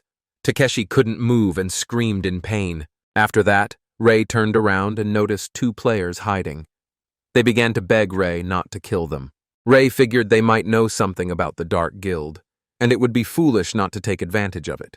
So he told them that he would not kill them if they cooperated. At that moment, Rei called Rumi and told her that he had great news. They would now have 100 new co-guildmates. Rumi was surprised and asked that they now had to undergo re-education too. She warned that few of the 100 would be able to endure it. Rei replied that they were just ordinary rookies, and there was no need to re-educate them. But one head of the Association for the Protection of Humanity definitely needed their courses. And suddenly at that moment, a sword shining with a dark purple aura flew at Rei. However, Rei noticed the attack in time and managed to fly up and dodge such a powerful blow. After that, Rei landed, smiled, and looked at the balcony, saying that he was finally out. A stranger with a mask on his face stood on the balcony and asked how long ago Rei had noticed him. Rei replied that he had noticed from the moment he arrived. After all the players who had come were just extras. And Rei also said that the stranger really stood out among these weaklings, and no matter how hard he tried to hide his powers, everyone else just paled in comparison. The stranger wondered how Rei was able to spot him so easily. He drew his two shining swords and pounced on Rei with incredible speed, asking if he could survive a fight against him. They faced off in an uneasy battle, Rei anticipating every attack and blocking it. The stranger was surprised and said that Rei was much stronger than he was in the game, as he parried his blows with a single dagger. Rei was confused as to how the stranger would know what he was like in the game, so he slashed his mask with a single swipe of his dagger. The mask fell off the stranger's face and Rei recognized the man. He never thought he'd meet someone he'd spent time with in the game before the crash. Rei called him by his first name, Yuto, and said he was glad to meet him. Yuto replied that he was sorry it had happened under these circumstances, since he would have to cut off Rei's life anyway. After saying that, Yuto took a pose to attack. Rei, meanwhile, took the mask off his face and asked if Yuto had the strength to cut his life short. Yuto used the activation of the two-blade skill at the same second, and started yelling that Rei was leaving him no choice. With incredible speed, he attacked Rei and managed to wound him in the shoulder. Rei recognized that Yuto's skill was really good, but not better than his own. After saying that, Rei activated the Soul Eye skill, and after analyzing it, he found out that his main class was swordsman with 2 blades and there was no subclass. Therefore, Rei realized that the duration of Yuto's super speed, given his level, would soon shorten and Yuto would run out of steam. The battle continued. Rei caught his opponent's momentum and delivered one powerful blow that sent Yuto crashing to the ground, forming a hole underneath him. Afterward, Rei came down to him and told him that Yuto was strong, but his weapons weren't, and he wouldn't cut his life short with those swords. Rei then used the soul-capturing skill again and stilled Yuto in chains. Yuto tried to break free and couldn't understand what was going on. After all, for the soul-capturing skill to work, they must have a difference in levels. Ray smiled and replied that he was absolutely right, and they had a colossal difference in levels. However, afterward, Ray said that Yuto was one of the best players he knew, and so he offered him to join him, as he would make millions with him, and the Dark Guild was not capable of that. Through the pain, Yuto replied that he couldn't. Ray was surprised and asked why that was so. Yuto replied that he couldn't tell. Then Ray said he should tighten his chains. Yuto screamed in pain from hell that he couldn't tell, and if he did, he'd have to tell. Ray told him to keep quiet and keep talking, but Yuto didn't give up. Then Ray asked him where Hisashi was right now. Yuto almost cried at that moment. At one time, the game discouraged potential players with its complexity. It was not easy for casuals to survive, especially when it came to dungeons. So in this game, it was important to have strong comrades who shared the same outlook on the game. Yuto and his younger brother, Hisashi, were such companions. The bosses that Ray could easily kill alone, the three of them chopped them down. But when their level difference became too different, they stopped playing together. But Ray kept his contacts in the game. Meanwhile, the guys cooled down and sat down to talk quietly. Yuto said that he hadn't expected to meet Ray under these circumstances. Ray asked where Hisashi was being held after all. Yuto lowered his head and said that he didn't know, and that he wasn't even allowed to see him. Suddenly, Yuto fell to his knees and began to beg for Ray to find out where they were keeping him. Since Ray has the Soulsmith subclass and he's capable of doing it, Ray sighed and replied that he had that skill, but no longer in the game, but in the real world. He then stood up, walked over to a large, expensive painting, and continued his speech that now only money motivated him to work. Ray then turned to Yuto, held out his hand, and said that he would have to empty the entire contents out of his wallet. Yuto was as shocked as possible. He put his head down and cried, begging for Ray to save his brother. Ray then asked if he had his brother's personal items with him. Yuto pulled out Hisashi's cap and gave it to Ray. Ray applied the Soul Search skill and designated Hisashi as the target. The system immediately reported that the target was not detected because the target was already dead. Hearing this, Yuto almost went crazy. He fell to the floor and started screaming that it was impossible. The system also reported that the target killer was Raven. Yuto clenched his hand into a fist and said that he would kill the creep. Ray asked if he knew the man. Yuto replied that he was the one who had taken his brother hostage and forced Yuto to work for the Dark Guild. Yuto's aura glowed with a dark color. He became extremely angry and started shouting that he would kill this animal with his own hands. Afterward, he fell to his knees in front of Ray and promised that he would make as much money as Ray wanted, just so he could help avenge his brother. Ray said that he too was hurt by the news of Hisashi's passing, as he too was like a little brother to him. Yuto looked at him with eyes full of tears and said that then they could go for revenge together. However, Ray passed him by and replied that he didn't have time for that, as money wouldn't make itself. Yuto asked for him to stop, and at that moment, Ray got messages on his phone from Tsukino. She asked if Ray had really fought the Dark Guild at the museum, and how he had even agreed to such a thing, and who had paid him. Ray was greatly surprised by such messages and couldn't understand where Tsukino was getting his information about him from. He texted her that it was his personal initiative and asked if there was an order for him. Tsukino replied that the government was looking for people to destroy the Dark Guild's base. The reward is 1 billion yen. Ray was surprised that they were offering 1 billion for a routine elimination, so he asked how she knew about it. Tsukino replied that the government had personally requested the help of the Wings of Creation Guild, so Ray needed to keep the information regarding this mission secret. Ray then asked why she was sharing this information with him if it was a secret. Tsukino got angry and wrote that he wasn't a stranger to her.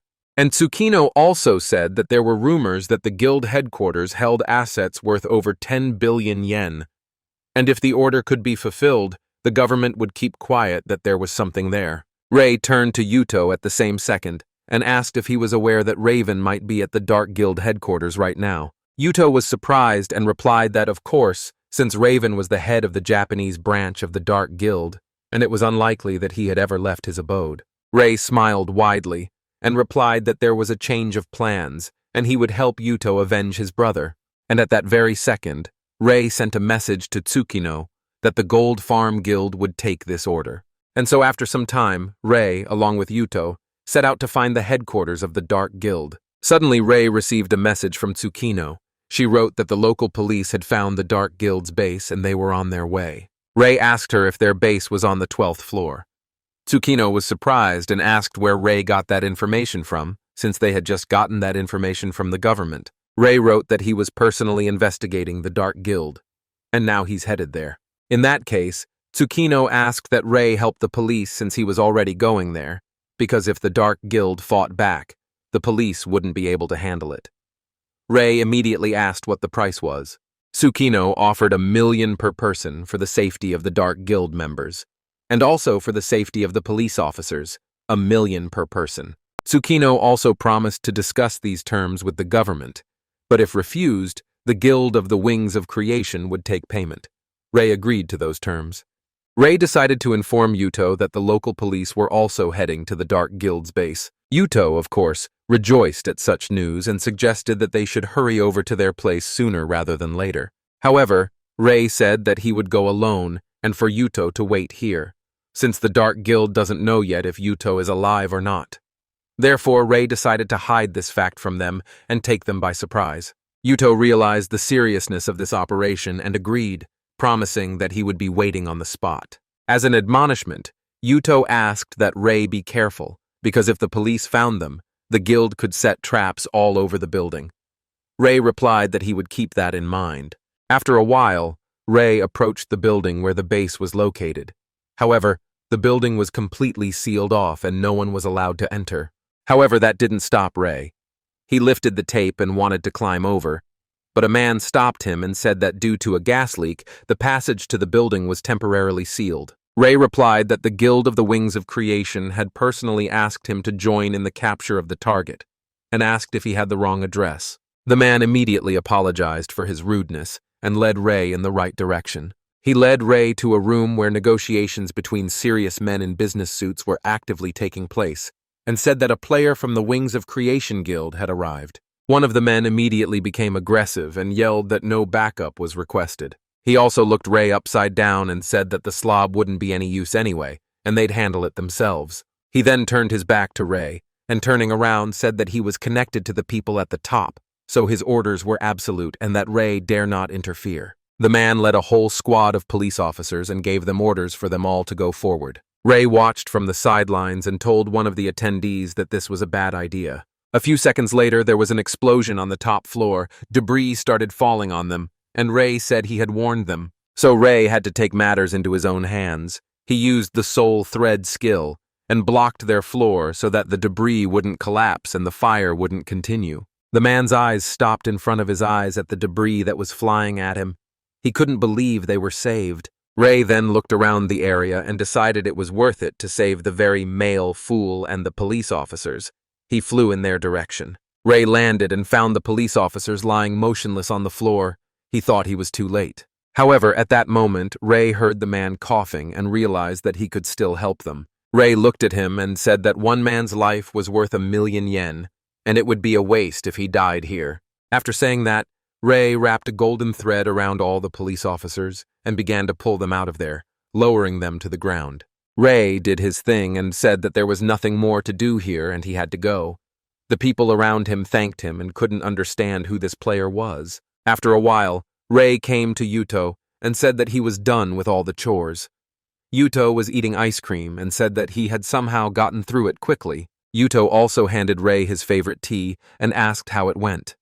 Rei replied that the Dark Guild had already escaped, and he had only wasted his time. He then stuck a pipe into the tea bag and asked that maybe the Dark Guild had some other base. Yuto replied that he was only aware of one base and had no further information. And also Yuto said that the items the guild lent him, as well as the smartphone, he threw away the same day he met Rei. And they can certainly go back to the museum trial and pick up at least a phone to get some information. Rei said it wasn't worth it, though, because then their location would be known.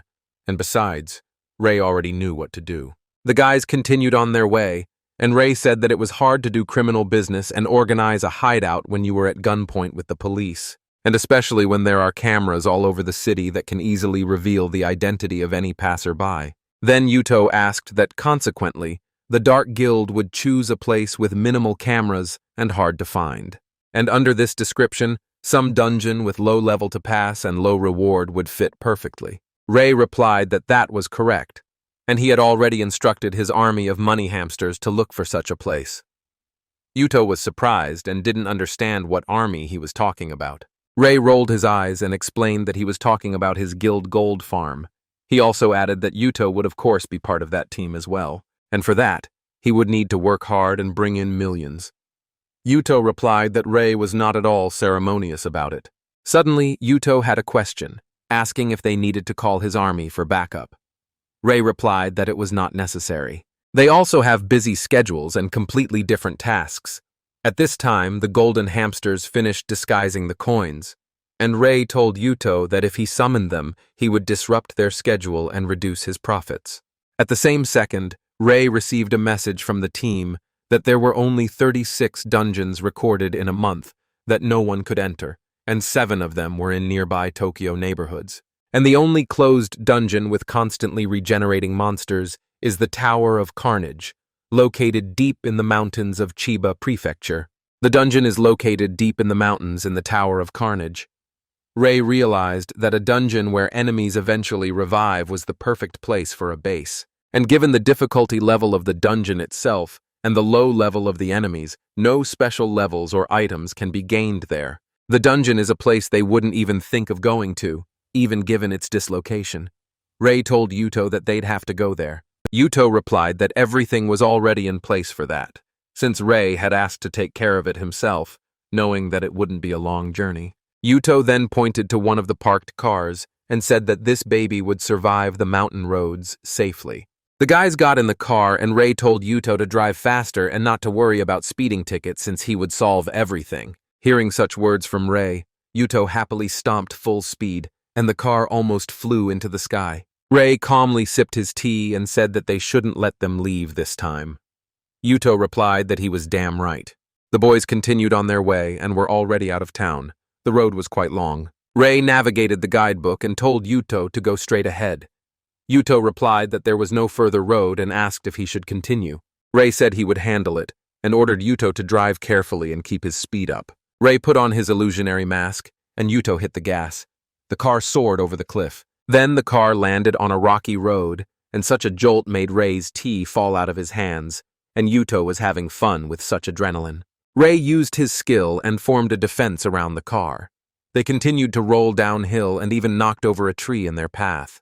Finally, they stopped, and Yuto said they seemed to have a flat tire. Ray got angry and said that he had told him to be careful. Yuto winked and replied that the enemy wouldn't notice them at the foot of the mountain. And besides, he had such a ride at his disposal, Yuto just couldn't help but make the most of it. The boys got out of the car and noticed a huge, beautiful building on top of the mountain. Ray wasted no time and slung his backpack on his back to continue on his way. Yuto walked forward, but Ray stopped him and asked him if he had forgotten anything. Yuto took a deep breath and said that it was cruel to carry heavy luggage after driving like that. However, Yuto had no choice. Ray said that the backpacks contained weapons, since the two of them were going up against an entire organization, and they needed to have an arsenal with them. The boys climbed up the rocky mountain, and after a while the system reported that they had arrived at the Tower of Carnage. Ray, along with Yuto, hid behind the trees to assess the situation at the tower gate. They noticed that there were 5 armed guards at the gate, but they did not exclude the possibility that there were others nearby. The guards were smoking cigars and discussing that it would be a good idea if a woman were brought to them now. But no girl would come to a place like this. One of the guards started laughing and said that even if some idiot showed up there, he would do anything to him since he no longer had the strength to endure it. The guards all started laughing loudly, and Ray asked what kind of scum they'd recruited for security. Yuto said that he had seen those idiots at the last base. Ray replied that that meant their assumption was correct. Ray also said that they could attack them right now, and checked with Yuto about their security situation. Yuto said that the past base was disguised as an office that was rented in a multi-story building, but this one is different. Ray looked around the area and noticed that the bridges to this dungeon were all destroyed, and the dungeon itself was shrouded in a barrier. The only way in was through a gate. That's why they put strong soldiers at the gate, because by guarding the gates, you can completely protect yourself from intruders from outside. However, Yuto said not to relax, as in addition to the guards at the gate, there might be others nearby. And at the last base it was an entire hidden unit of 30 people. Ray then clarified how strong this unit could be. Yuto replied that it was no stronger than them. But as far as he knows, there are 3 players in the Dark Guild who are equal to or even stronger than Yuto. Their names are Jack, Kuroki, and Raven. Yuto visibly became nervous and said with a cold sweat on his forehead that these 3 would be the hardest to deal with. Ray smiled and replied that it would be even more fun with 3 players of equal strength. Yuto looked at Ray with relief and said that since Ray was so optimistic, he was relying on him. Ray said it would be a shame if that trio ran away while they were fighting these little brats. Since there's a 1,000,000 yen reward for one Dark Guild member, so it's advisable to block the exit to avoid losing profits. Yuto asked in surprise that did Ray really come here for money? Ray replied that it couldn't be otherwise. However, Ray added that it wasn't just about the money, as if they didn't block that exit, the criminals might get away, including Raven. After saying those words, rage swept over Yuto.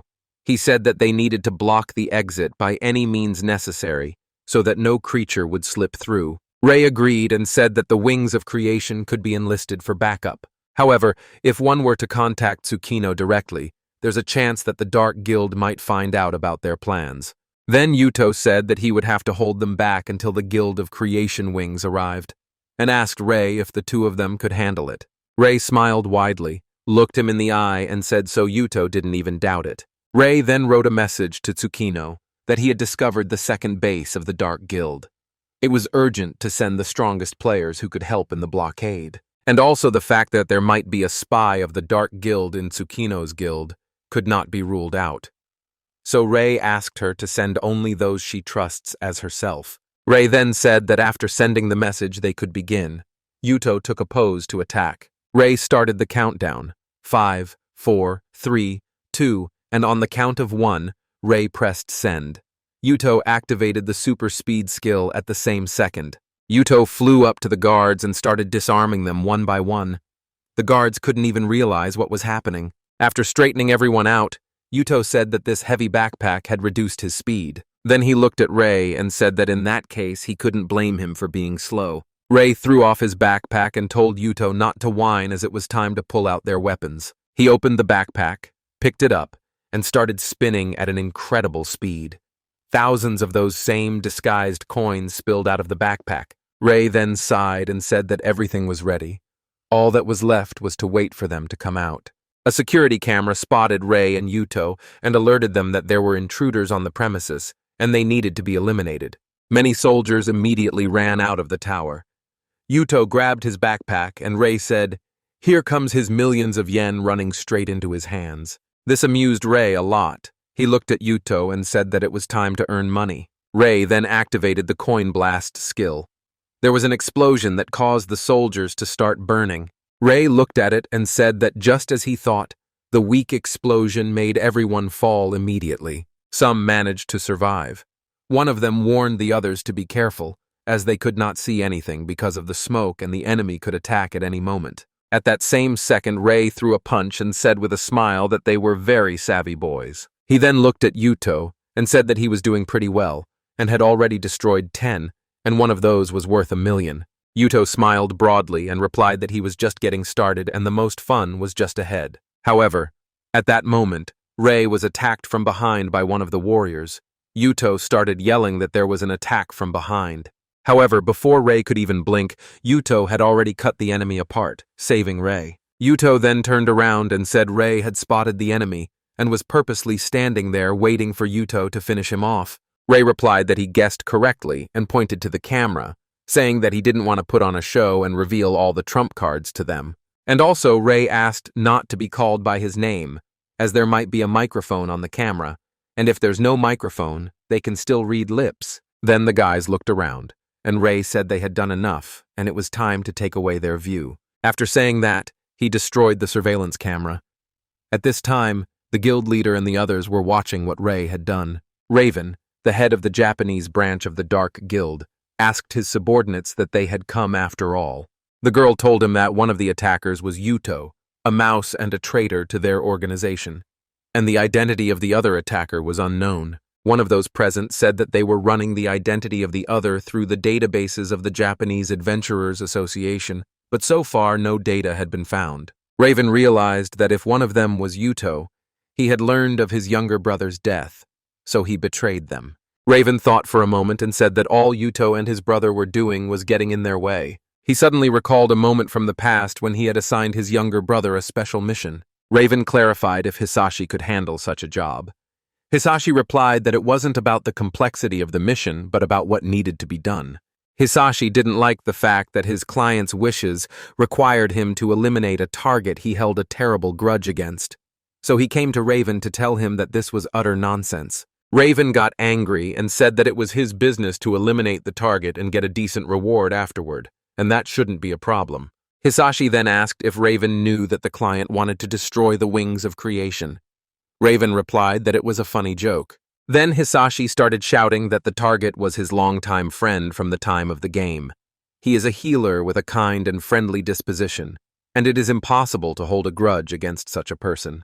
Hisashi explained that the only motive for this murder was to hurt the guild of the Wings of Creation. Raven continued to stare out the window and remained silent.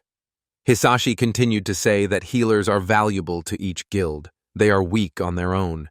And if a strong healer dies, it will hurt the organization. Raven laughed and replied that it was nonsense, since why would they want the Dark Guild to kill healers from other guilds? And they had better things to do. Then Hisashi told Raven right to his face that it looks like their occupation is to prevent passing the tests, since currently only the Wings of Creation Guild is able to pass further tests. And once rid of them, no one else will be able to resist further chaos. Hisashi told Raven that he realized that it was far more profitable for their guild if countries were unable to pass the tests. Raven continued to stare out the window and replied that Hisashi was right, of course, and turned around and said that it would be much easier not to prevent the test from passing, but to simply wipe out an entire country. And this will only be possible if the Wings of Creation disappear, and they must be eliminated before a new trial arises.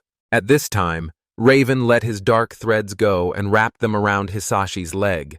The boy started screaming that this was crazy. Raven replied that it didn't concern him either way, as his life would end here and now. Hisashi didn't understand what Raven was getting at, and in that very second, Raven activated the Shadow Path skill. He bound Hisashi with dark threads and began to squeeze him.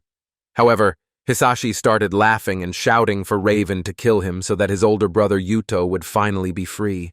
Hisashi yelled that if he killed him, Yuto would no longer obey them, since Yuto had been working for them for so long because of them taking Hisashi hostage. Raven smiled and replied that he would definitely find other leverage on Yuto.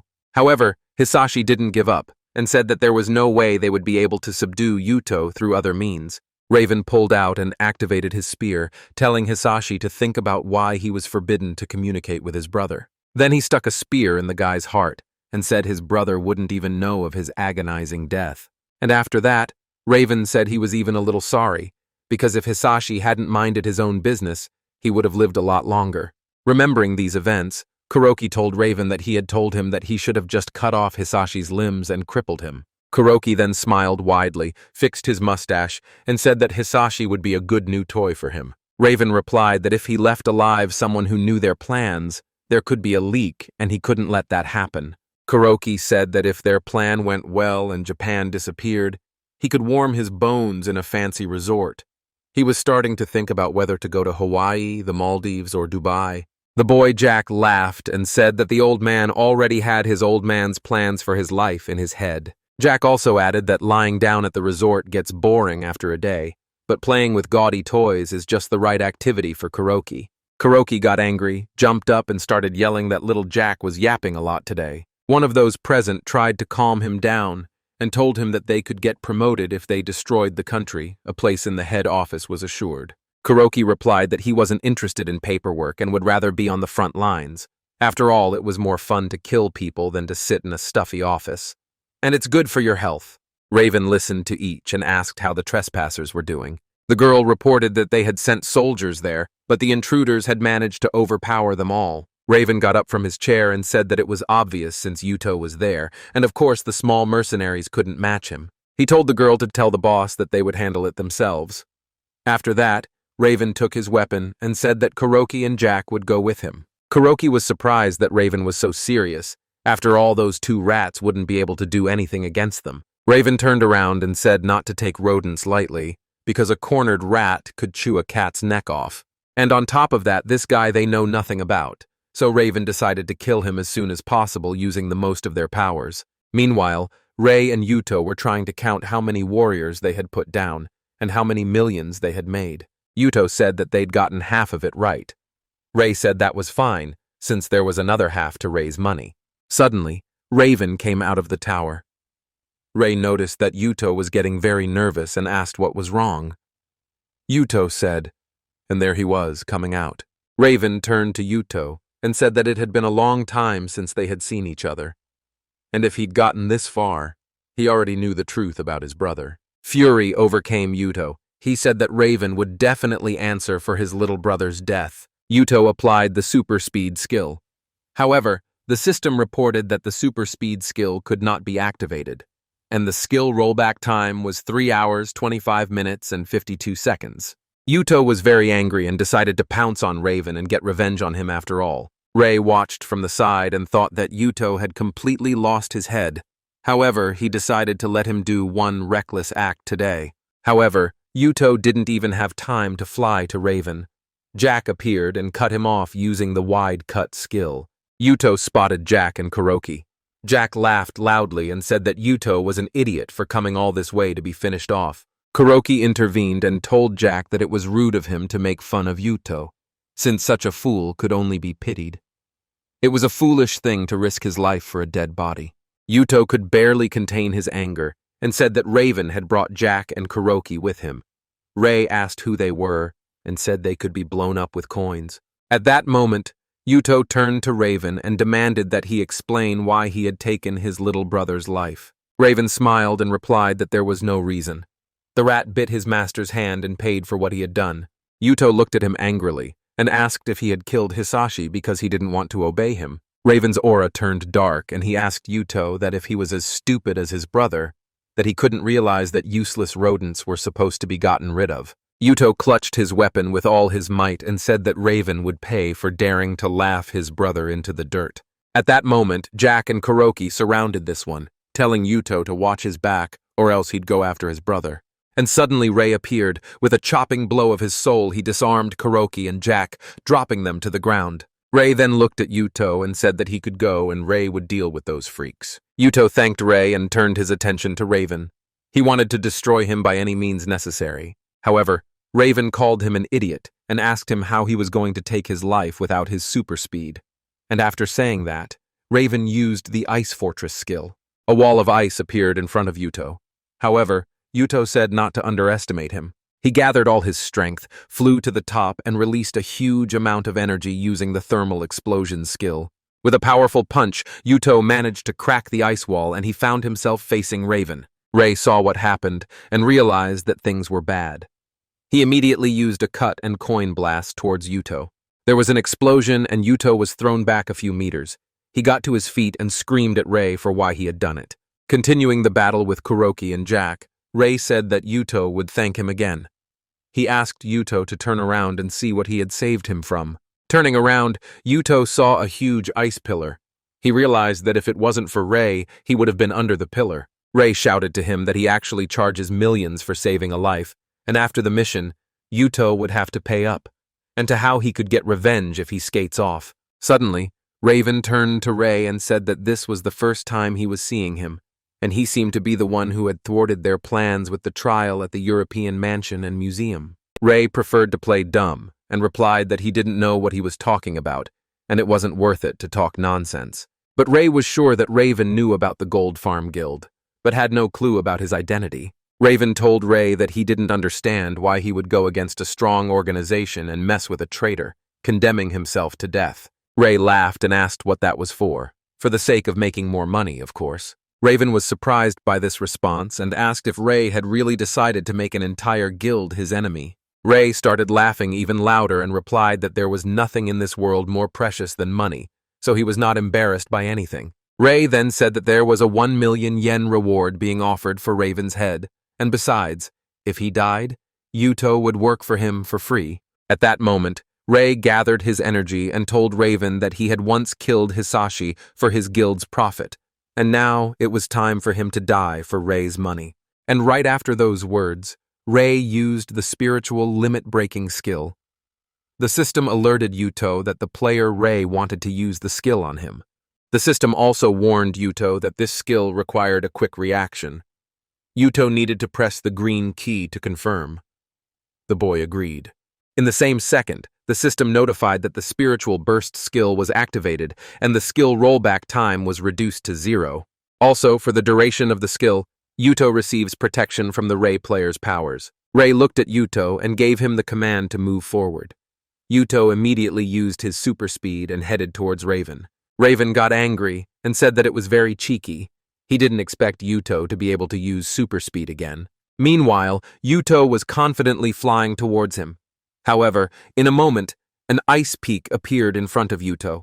Raven applied ice arrows and asked that did Yuto forget that he knew his moves better than anyone else. After saying that, Raven laughed loudly and said that Yuto's speed and sword skills were indeed worthwhile. However, Raven was aware of his 3 weaknesses. And the first weakness is that Yuto only fights at short range. Raven took advantage of this and almost succeeded in destroying him. Yuto was very angry that Raven knew him so well. After all, he thought he was invincible with that attack speed. Meanwhile, Raven said that Yuto's second weakness was his low attack power, and after saying that, he pinned the guy down with his huge spear. Yuto lashed out, but Raven kept saying that Yuto's skill is time-limited, and Raven just needs to survive the time the skill is used, and then he wins. Yuto realized that there was truth in Raven's words, and he was no match for him, but Yuto believed that he too had a chance to win. Raven noticed that Yuto had become pensive and said that he was reading him like an open book, so he shouldn't overthink things. Yuto realized that he too knew Raven's basic advantages, and only knew one skill to be wary of. And this skill is a kickback skill. The skill increases the recoil of a blocked attack, and the person can attack with double the force. And due to Ray's power transfer, Yuto's attack power is also increased, hence Raven's recoil is also increased. Therefore, Yuto made the decision that he should attack until the moment he activated the skill. So he did. Raven was shocked at how this rat had such powerful strength. Yuto was even amused by this. He realized that thanks to Ray's help, he could fight Raven as an equal. Yuto's amusement made Raven angry. He told him not to get cocky. After that, Raven raised his spear and used the kickback skill. The spear stabbed into Yuto's chest with tremendous force. He flew back a few meters and formed a hole in the wall from the impact. Raven smiled widely and said he would let Yuto meet the same death as his brother. And suddenly at that moment from the back, the knife that Ray had launched at him flew at Raven. Raven noticed in time and managed to dodge. The knife only scratched his cheek and stuck into the wall beside Yuto. Raven got angry and started yelling for Ray to stay out of it since he was next in line anyway. However, Ray only smiled in response and said that this knife would come in handy for Yuto. Immediately after saying that, Yuto took out a knife from the wall and ran up to Raven, stabbing the knife into his stomach. Raven couldn't understand how it happened, and Yuto said he knew his moves better than anyone, so he had to learn new tricks from Ray. After saying that, Yuto pulled out his knife, and Raven collapsed to the ground. Yuto was victorious in this fight. Yuto looked at all this and cried. He said that he was able to avenge his little brother Hisashi. At that moment, Yuto remembered all the happiest moments of his life when he and his brother were together. After a few seconds, the system notified that the effect of the spiritual limit-breaking skill was over, and Yuto's physical strength returned to normal. An exhausted Yuto collapsed on Ray's shoulder and said that he still wanted to defeat Raven on his own. Ray backed him up and replied that he wasn't much help to him, and Yuto had taken Raven's life on his own. Yuto was very weak. However, he asked Ray what was up with Jack and Kuroki. Ray smiled and replied that the two who came with Raven were lying on the sidelines over there. A couple minutes ago, Ray stood watching Yuto and Raven fight, but Jack and Kuroki wouldn't let him just watch. They approached Ray and began to apply their skills, Jack immediately applying the Death Aura skill. Ray was even surprised. He knew it was a skill to create a space where the attack power would be increased. Jack then applied a wide cut, and Kuroki applied a piercing charge attack at that moment behind Ray's back. Kuroki laughed evilly and asked Ray how he would be able to dodge without a fulcrum now. Ray had had enough of playing these games. He destroyed Jack with one swipe of his hand and then went to Kuroki. Ray flew up to him and put a knife to his neck, saying that only an idiot would part with his weapon during a fight. After saying that, he slit his throat. Meanwhile, Yuto told Ray that he instantly took out those mutts. Ray smiled and replied that it wasn't anyone's fault that they had such a huge difference in strength. Yuto was sitting against the wall and couldn't move, so he apologized to Ray and said he couldn't help him anymore. Ray smiled and said that so-and-so would make the money himself. Suddenly, an unknown man appeared in front of them and said that they would have no vacation. He stood with a huge hammer in his hands and turned to Yuto, saying that he never would have thought Yuto could defeat Raven. Behind this man's back were a dozen more soldiers. Ray realized that the reinforcements from the Dark Guild seemed to have arrived faster than the creation wings. After saying that, Ray walked over to the man and said with a smile that one person was worth 1,000,000 yen, and there were even more than 20 of them here. Ray's aura shone brightly. At this moment he was thinking about money, and he liked that this wasn't a dungeon of some kind, but a gold mine. It didn't take a minute before Ray was done with them all. He went up to the man and said that he looked formidable, but in reality he was a weakling. Ray didn't care, though, because he was going to get his money. And just after those words, a convoy of black cars drove into the tower. Ray said that the wings of creation had arrived. He immediately removed the illusionary mask from his face so that there would be no unnecessary questions or suspicions. Tsukino came out of the car and told Ray in surprise that he had done a great job here. She then looked around and asked if the two of them had managed to block the Dark Guild's retreat exit. Ray replied that it wasn't particularly difficult. Tsukino then asked where his partner was. Ray pointed his finger at Yuto and said that he was lying there. Yuto said that they had somehow miraculously managed to hold out.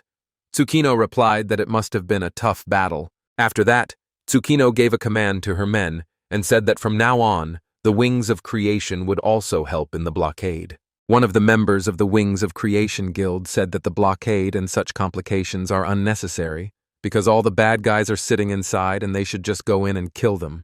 Another of the guild members also supported the guy and said that the strongest fighters of the guild had come here, and together they would definitely do well. However, Tsukino calmed everyone down and said that this operation was commanded by Ray, and disobeying his orders would be punishable. However, the conversations between the guild members did not stop.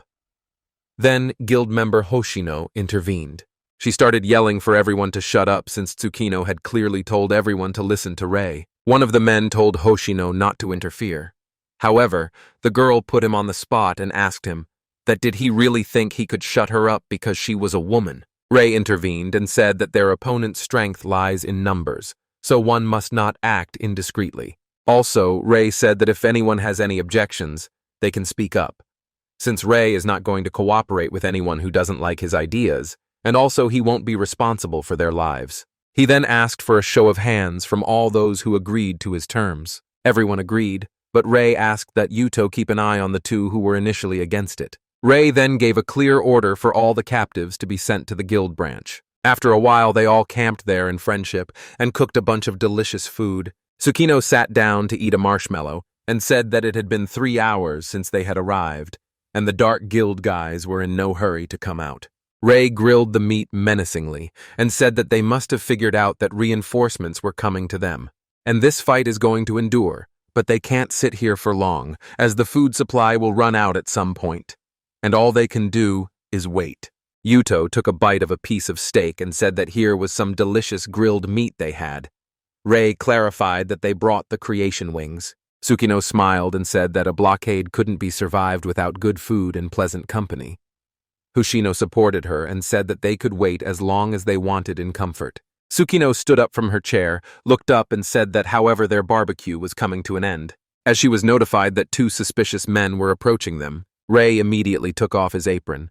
However, the guild member said again that there was no need to panic, since there were 2 of them and that meant they were going for reconnaissance, not battle.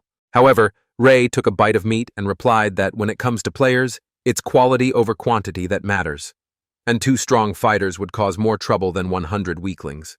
Ray then turned to Yuto and asked if he had any idea who the 2 people might be. Yuto replied that there were people in the guild far stronger than Raven, codenamed Beta, Gamma, and Alpha. About these people, Yuto only knew their code names, and no more information. Tsukino then showed Yuto the video that the reconnaissance team had sent her. Two guys were seen in the video, and Tsukino asked if Yuto knew them. However, Yuto replied that he was seeing them for the first time. But given the position of the Dark Guild, Yuto assumed it could very well be Beta and Gamma. Rei realized at this moment that there was one strong player left in the castle, and the other two right now wanted to conduct a takeover of their group. Tsukino, meanwhile, suggested that Rei split up. She would take one player and Rei would take the other. And the others can handle the third. Tsukino assumed that way they could handle 3 times. Yuto warned everyone to be careful. Since the only one he'd met of the 3 was Alpha, he was the only player he thought was creepy, even though he'd seen a lot of them before. Rei then turned to Tsukino and said that since the enemy was so strong, the payment would have to be doubled. Tsukino laughed and replied that he was already dreaming. Rei said that if that was the case, he could keep hitting weaklings instead of this. Rei then turned to Yuto and said that he was leaving him in charge here while they were busy with those two. Tsukino ordered everyone to get ready. They approached the gate, and suddenly a flock of crows flew from the forest. No one realized what was suddenly happening. Tsukino immediately ordered everyone to retreat. A huge red ball appeared at the gate, which swept through the gate and left a huge trail of flames. The guild members began to echo and ask if everyone was alive. It turned out that some were badly injured. No one could understand what kind of destructive force it was. Tsukino ordered that the healers immediately treat all the injured. The same 2 guys were standing at the gate. One said to the other that they were still alive and maybe we should hit them again. Tsukino shouted to them that they definitely wouldn't fall for it a second time. Yuto said they would fight the 2 of them. However, Tsukino replied that it wouldn't work that way. She flew upwards and applied the Hell Vortex skill.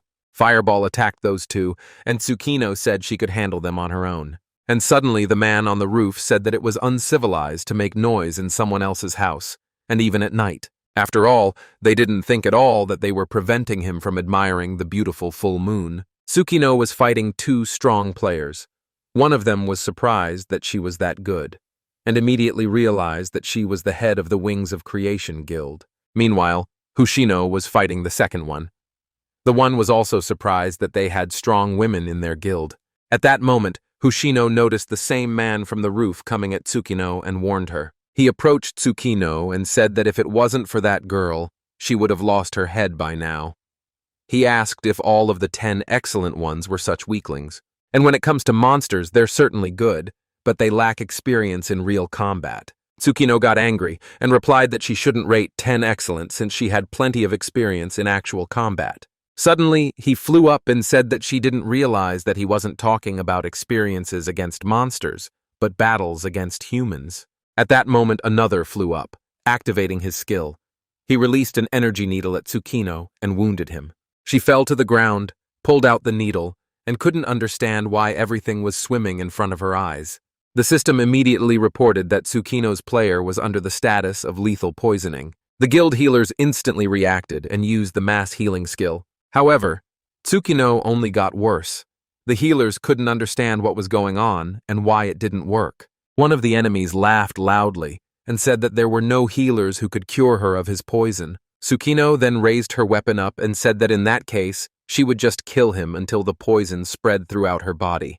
However, he managed to dodge the fire and began to laugh that her kick was so strong. After all, such fierce attacks would only work against monsters, and there was no point in them if she couldn't hit. Tsukino didn't stop and applied the infernal vortex. The enemy started laughing again and saying that he had already spoken. He ironically asked Tsukino what was the point of her attacks if he was able to dodge them. And at that moment, a guild member attacked him from behind. He applied the Hammer of Destruction skill. The enemy was angry that the jerk had charged at his arm. At this moment, the other guild members appeared and applied the Precision Arrow and Circular Slash skill. Tsukino smiled and said that skills aimed at area attack were only effective against weak and inexperienced targets. And a magic attack with the fire element can disorient the enemy, but he can also easily dodge it. And in such a case, you should use numerical advantage to corner the enemy. Completely exhausted, Tsukino asked, that did he really think she was a complete idiot and hadn't prepared for this? Suddenly, Tsukino fell to the ground. The guild members instantly ran over to her. And at this moment, the system reported that due to the death of player Cho Fei Long, the status of fatal poisoning would be removed. Tsukino woke up and a team member told her that blinding the enemy with a fire flash was a brilliant idea and her strategy worked. Tsukino replied that they had practiced for a reason, and the power of the wings of creation lay not in one person, but in unity. Meanwhile, Yuto was fighting the second one. He used the thermal lunge technique. The enemy told him that he had certainly heard that the rat had betrayed them. However, he did not think he would prove weaker than him. He then assessed the situation and realized that Hoshino was the main threat. Her weapon is a dagger, possible class elite thief. Lives in Musano City, 28 years old, single, former member of a theater troupe. Her physical abilities are on the level of a normal human. She is one of Tsukino's closest aides, but she has no combat experience. This was all the information the enemy had about her, yet he couldn't understand why he couldn't even hit her. And as soon as he attacks her, Yuto starts breathing down his back, and they attack him at the same time. The agents didn't tell him she was good at fighting. The enemy decided to gather himself and used his assault blade, and now he had only to shorten the distance. However, at that moment, he was tied up by threads. He couldn't understand how this was possible, since the agent had reported that this skill belonged to Rei Endo. Hoshino tied it with golden thread and began to pull it down. Then she used the skill of soul thread small flame. The enemy was burned alive. Those around him could not understand how such a thing was even possible. Hoshino then turned to Rei, standing behind her, and said that he did a great job, all thanks to him. Rei put his hand over his heart and said that he shouldn't be grateful. After all, she did a great job. The guild members were shocked and couldn't understand what was even going on. A blue aura shone around Rei, and the system alerted that the visual exchange skill was deactivated. Hoshino, meanwhile, exhaled a sigh of relief and said that she was so nervous. After all, pretending to be Rei was too much for her. One of the guild members asked what the hell was going on, and how did Hoshino turn into Rei? Hoshino replied that with the visual exchange skill, she swapped places with Rei, and their guild specializes in dungeon strategies. So they decided to have PvP fights run by professionals like Mr. Rei. Rei smiled and said it was Tsukino and Hoshino's idea, and surprisingly, it worked out. He's not exactly an expert on PvP, though. And now there's only one opponent left, the guy on the roof. Everyone's in a fighting stance. Rei started yelling for the Alpha to come down, and asked how long he was going to look down on them. Alpha showed himself and, scratching the back of his head, asked if it was really Rei. He asked him not to get too cocky. Alpha then smiled evilly and said that no matter how many weaklings gathered, their fate would not change, and this place would now become their mass grave. Hearing that, Rei could barely maintain his self-control. At the same moment, Alpha jumped down from the roof and used a technique, creating an energy wave. Rei blocked the attack and ordered Tsukino and Yuto to take everyone and evacuate. Meanwhile, Alpha landed and told Rei that he couldn't escape. Rei smiled and started running towards him. Rei's aura shone with a bright light. Alpha began to attack. However, Rei managed to block all of his attacks with his sword. Alpha was surprised that Rei was able to block his skill without much effort, and said that he had indeed passed the test of the land almost single-handedly. Suddenly, Tsukino started yelling that the Alpha was using some kind of arm, and such a technique was unknown to her. Rei at this moment realized that these were the invisible spirit hands of a berserk spirit. And this skill is about attacking the opponent with the spirit hands. Rei then shouted to Tsukino that this skill was rapidly draining his stamina, and he needed support so their healers couldn't interfere. Tsukino ordered everyone capable of ranged attacks to aim for the castle. The guild members replied that they understood the order. Alpha asked with a smirk, "What was this really, a battle of attrition? Useless resistance." At that moment, Rei realized that Alpha was purposefully keeping him from keeping his distance. He realized that the berserk spirit was considered one of the strongest classes at low levels, and the amount of their attacks was staggering. Meanwhile, Alpha started laughing out loud and asked if running was all he was capable of. Tsukino and Hoshino stood surprised and couldn't understand what was going on. Rei is being pushed back? What kind of madness, speed, and power? Suddenly, Yuto intervened and told them to take a closer look, as things weren't quite what they seemed. And Rei being thrown back may not be the right way to describe what's going on. And if you look closely, You can see that Ray is correctly blocking any attacks that could prove deadly. Meanwhile, Ray fought and realized that the berserk spirit was using up stamina and one must just keep fighting. He was waiting for the alpha to weaken and not be able to block his attacks. What would the alpha do then? At this point, Alpha decided it was about time to deal with this Ray. So he activated the spirit reset.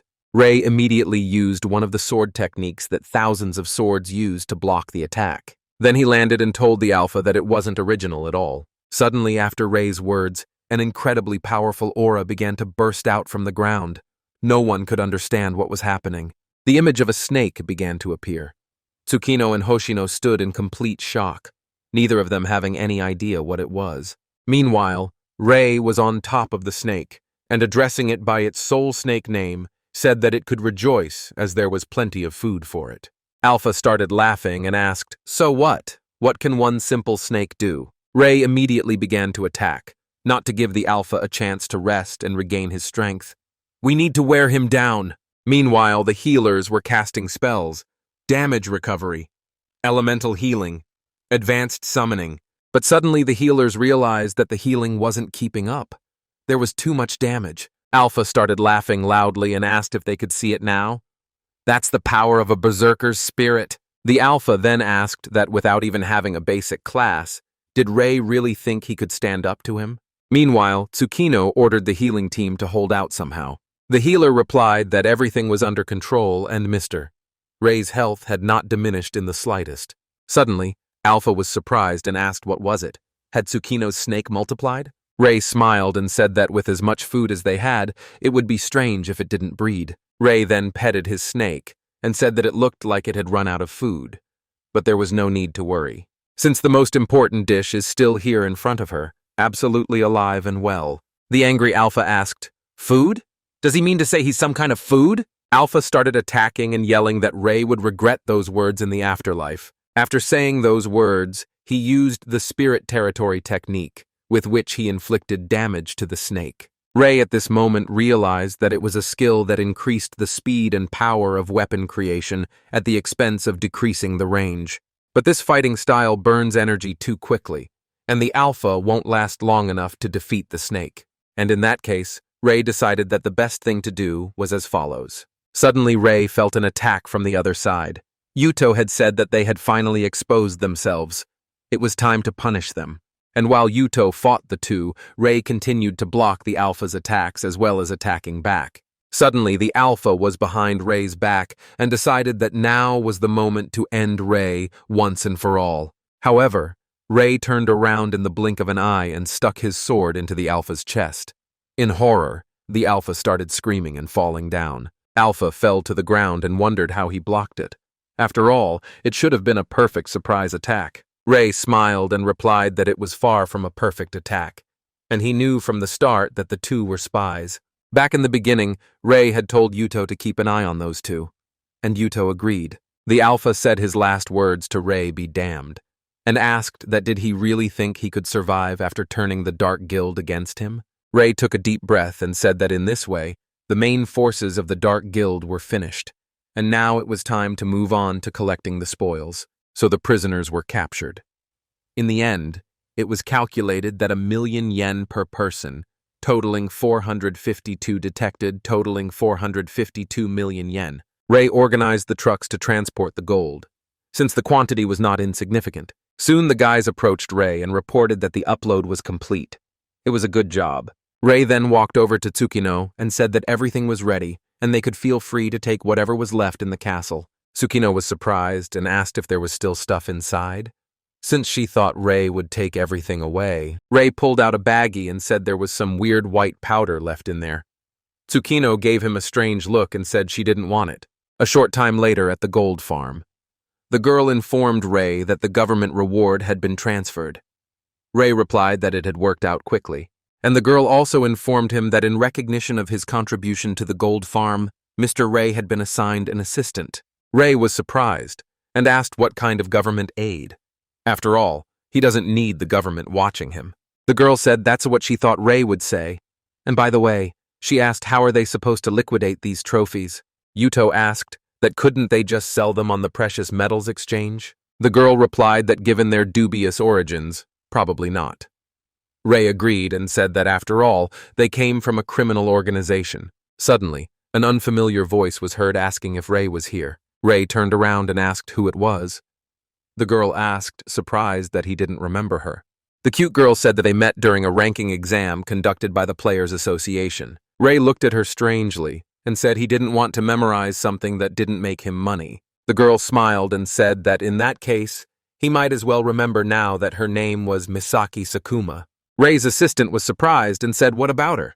The one in the admissions exam board." Ray was surprised too and thought, didn't she look completely different? Ray then walked up to her and asked, and that she was going to make him money now?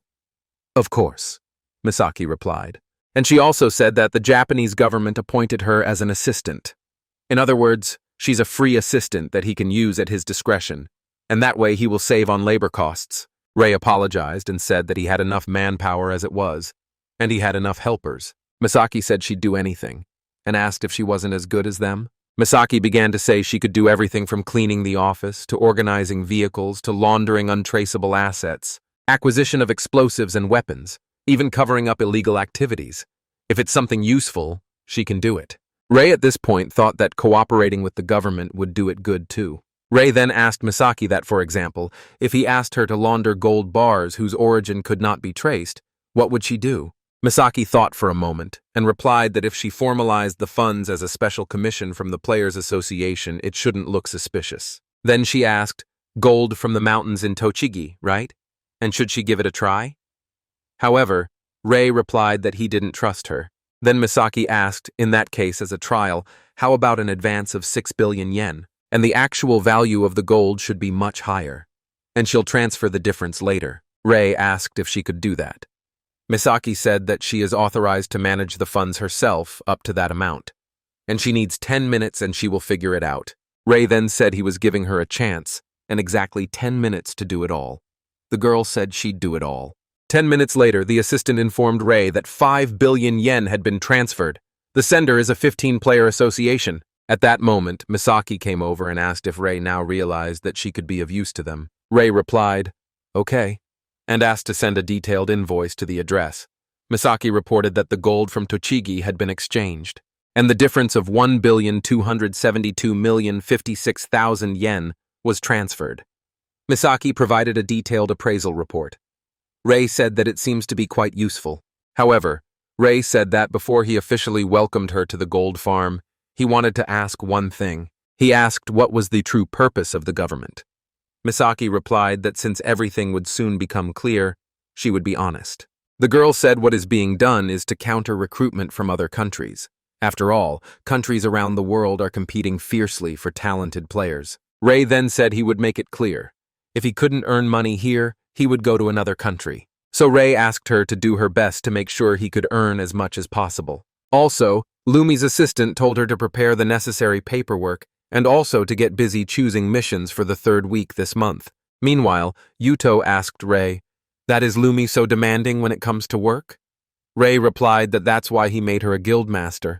Suddenly, Misaki surprisingly started to say that she was checking the missions database. But Ray asked what was wrong. Misaki said that no new missions have been added in the last 4 days. And usually the number of missions fluctuates. But isn't it weird when there aren't any at all? Ray asked in surprise. No mission? He told him to report it quickly to the government and put everything else on hold for later. Misaki replied that she understood and immediately used the activated skill, remote telepathy. Misaki soon reported that the Players Association, the Geospatial Information Authority, and the Cabinet Office had responded. And for the past 4 days, there hasn't been a new mission in Japan. And even the Earth observation satellite hasn't confirmed any new missions or dungeons. Misaki said that according to the Ministry of Foreign Affairs, the same phenomenon is happening in other countries. Ray replied thoughtfully that this was most likely a prelude to a large-scale mission. Ray said that priority is given to doing all the highly profitable missions available at the moment, and they probably won't see regular missions for a while. Soon, the system reported that a new mission had begun. A massive mission, the waterfall test. Main event waterfall trial. Time limit, 90 days, 0 hours, 0 minutes. It is necessary to defeat the boss in the allotted time. Failure will result in the destruction of the target mission area. Meanwhile, Lumi asked Ray what their plans were, as they continue to do small missions. Ray replied that for now they would continue to work on the smaller missions that have already been accepted, since the waterfall challenge covers the whole of Asia, and given the large number of countries, organizing rewards and sponsors will take time, so until the rewards are raised, they will leave things as they are. And besides, these kinds of large-scale missions usually happen simultaneously around the world, and depending on the amount of remuneration, they may abandon Asia and focus elsewhere. Lumi said that if they give up on Asia, Japan will die. And would Ray really let that happen? Ray smiled and replied that it depended on the reward. He then ordered Misaka to begin preparing to accept contracts for this massive mission, since they will be competing with guilds around the world.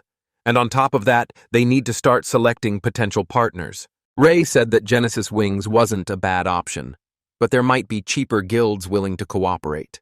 It's been a week. Misaki announced that the details of the mission contract have been released. The reward is $500 million per mission. That's about 70 billion yen. And also missions take place in 5 locations: the Americas, Africa, Europe, Asia, and Australia. Of these, only Asia and Australia are open to private contracts. Ray said that, as expected, large-scale missions are in a league of their own. Since the reward is fixed, getting a contract will depend on reputation. Misaki replied that cooperating with Genesis Wings was the right decision, since having Tsukino of the Transcendent 10 on their side is a big advantage. Besides, they were the cheapest option, since they get 70% and Genesis Wings get percent. Not a bad deal. Ray asked Misaki if she thought they would be able to get at least one contract. Misaki replied that it was hard to say, since Wings of Genesis and Golden Farm rank about 100th in the world in terms of missions completed, even combined. And in terms of numbers, they are considered mid-level compared to Chinese or American guilds. Most large guilds focus on numbers by massing low-level quests, and guilds like Golden Farm and Wings of Genesis, which are focused on elite members, are less common. Misaki also said that the identity of the highest-ranking member of the Transcendent 10 is still unknown, and there are even rumors that an unknown player from Thailand has completed a national-level assignment. And the international meeting to finalize the teams will be in 2 weeks. In the meantime, they are gathering information and preparing. 2 weeks later in the international conference room. In the end, only 4 teams participated in the competition. Ray asked that didn't the big international guilds want the 70 billion reward? Misaki replied that over 10 guilds had expressed interest, but they couldn't gather enough members. After all, for such large-scale missions, the number of capable players is limited. Misaki told Ray that people with that level of skill could earn high income without taking that kind of risk. Tsukino replied that this was unacceptable, since they were also struggling to gather volunteers. She asked Ray how many people the Golden Farm would bring. All of them, Ray replied. Ray asked Misaki if they stood a chance against the assembled teams, Black Vogel and Black Dragon. Misaki replied that Black Vogel is a world-famous large guild. They stated that they would take the Australian mission. It's practically guaranteed. As for the Asian mission, it seems like they will have to compete one-on-one with the Black Dragon. Lumi intervened and said that the Black Dragon didn't even have experience with national-level missions, and if they teamed up with the Genesis Wings, victory should be easy. Misaki looked at her and said that it was basically right, and she hoped it would be like that. Meanwhile, the contractor for the mission on the Australian continent was identified as Black Vogel, and then it was on to the selection of a contractor for the mission on the Asian continent. The woman announced that they would hear a strategy presentation from the Japanese team first. Tsukino said it was her turn. Ray said he was counting on her. Tsukino gave a speech and concluded by saying that based on the above reasons, she believes that the joint party of Golden Farm and Genesis Wings are quite capable of overcoming the waterfall test. Everyone present began to applaud, and Misaki said that the reaction seemed positive.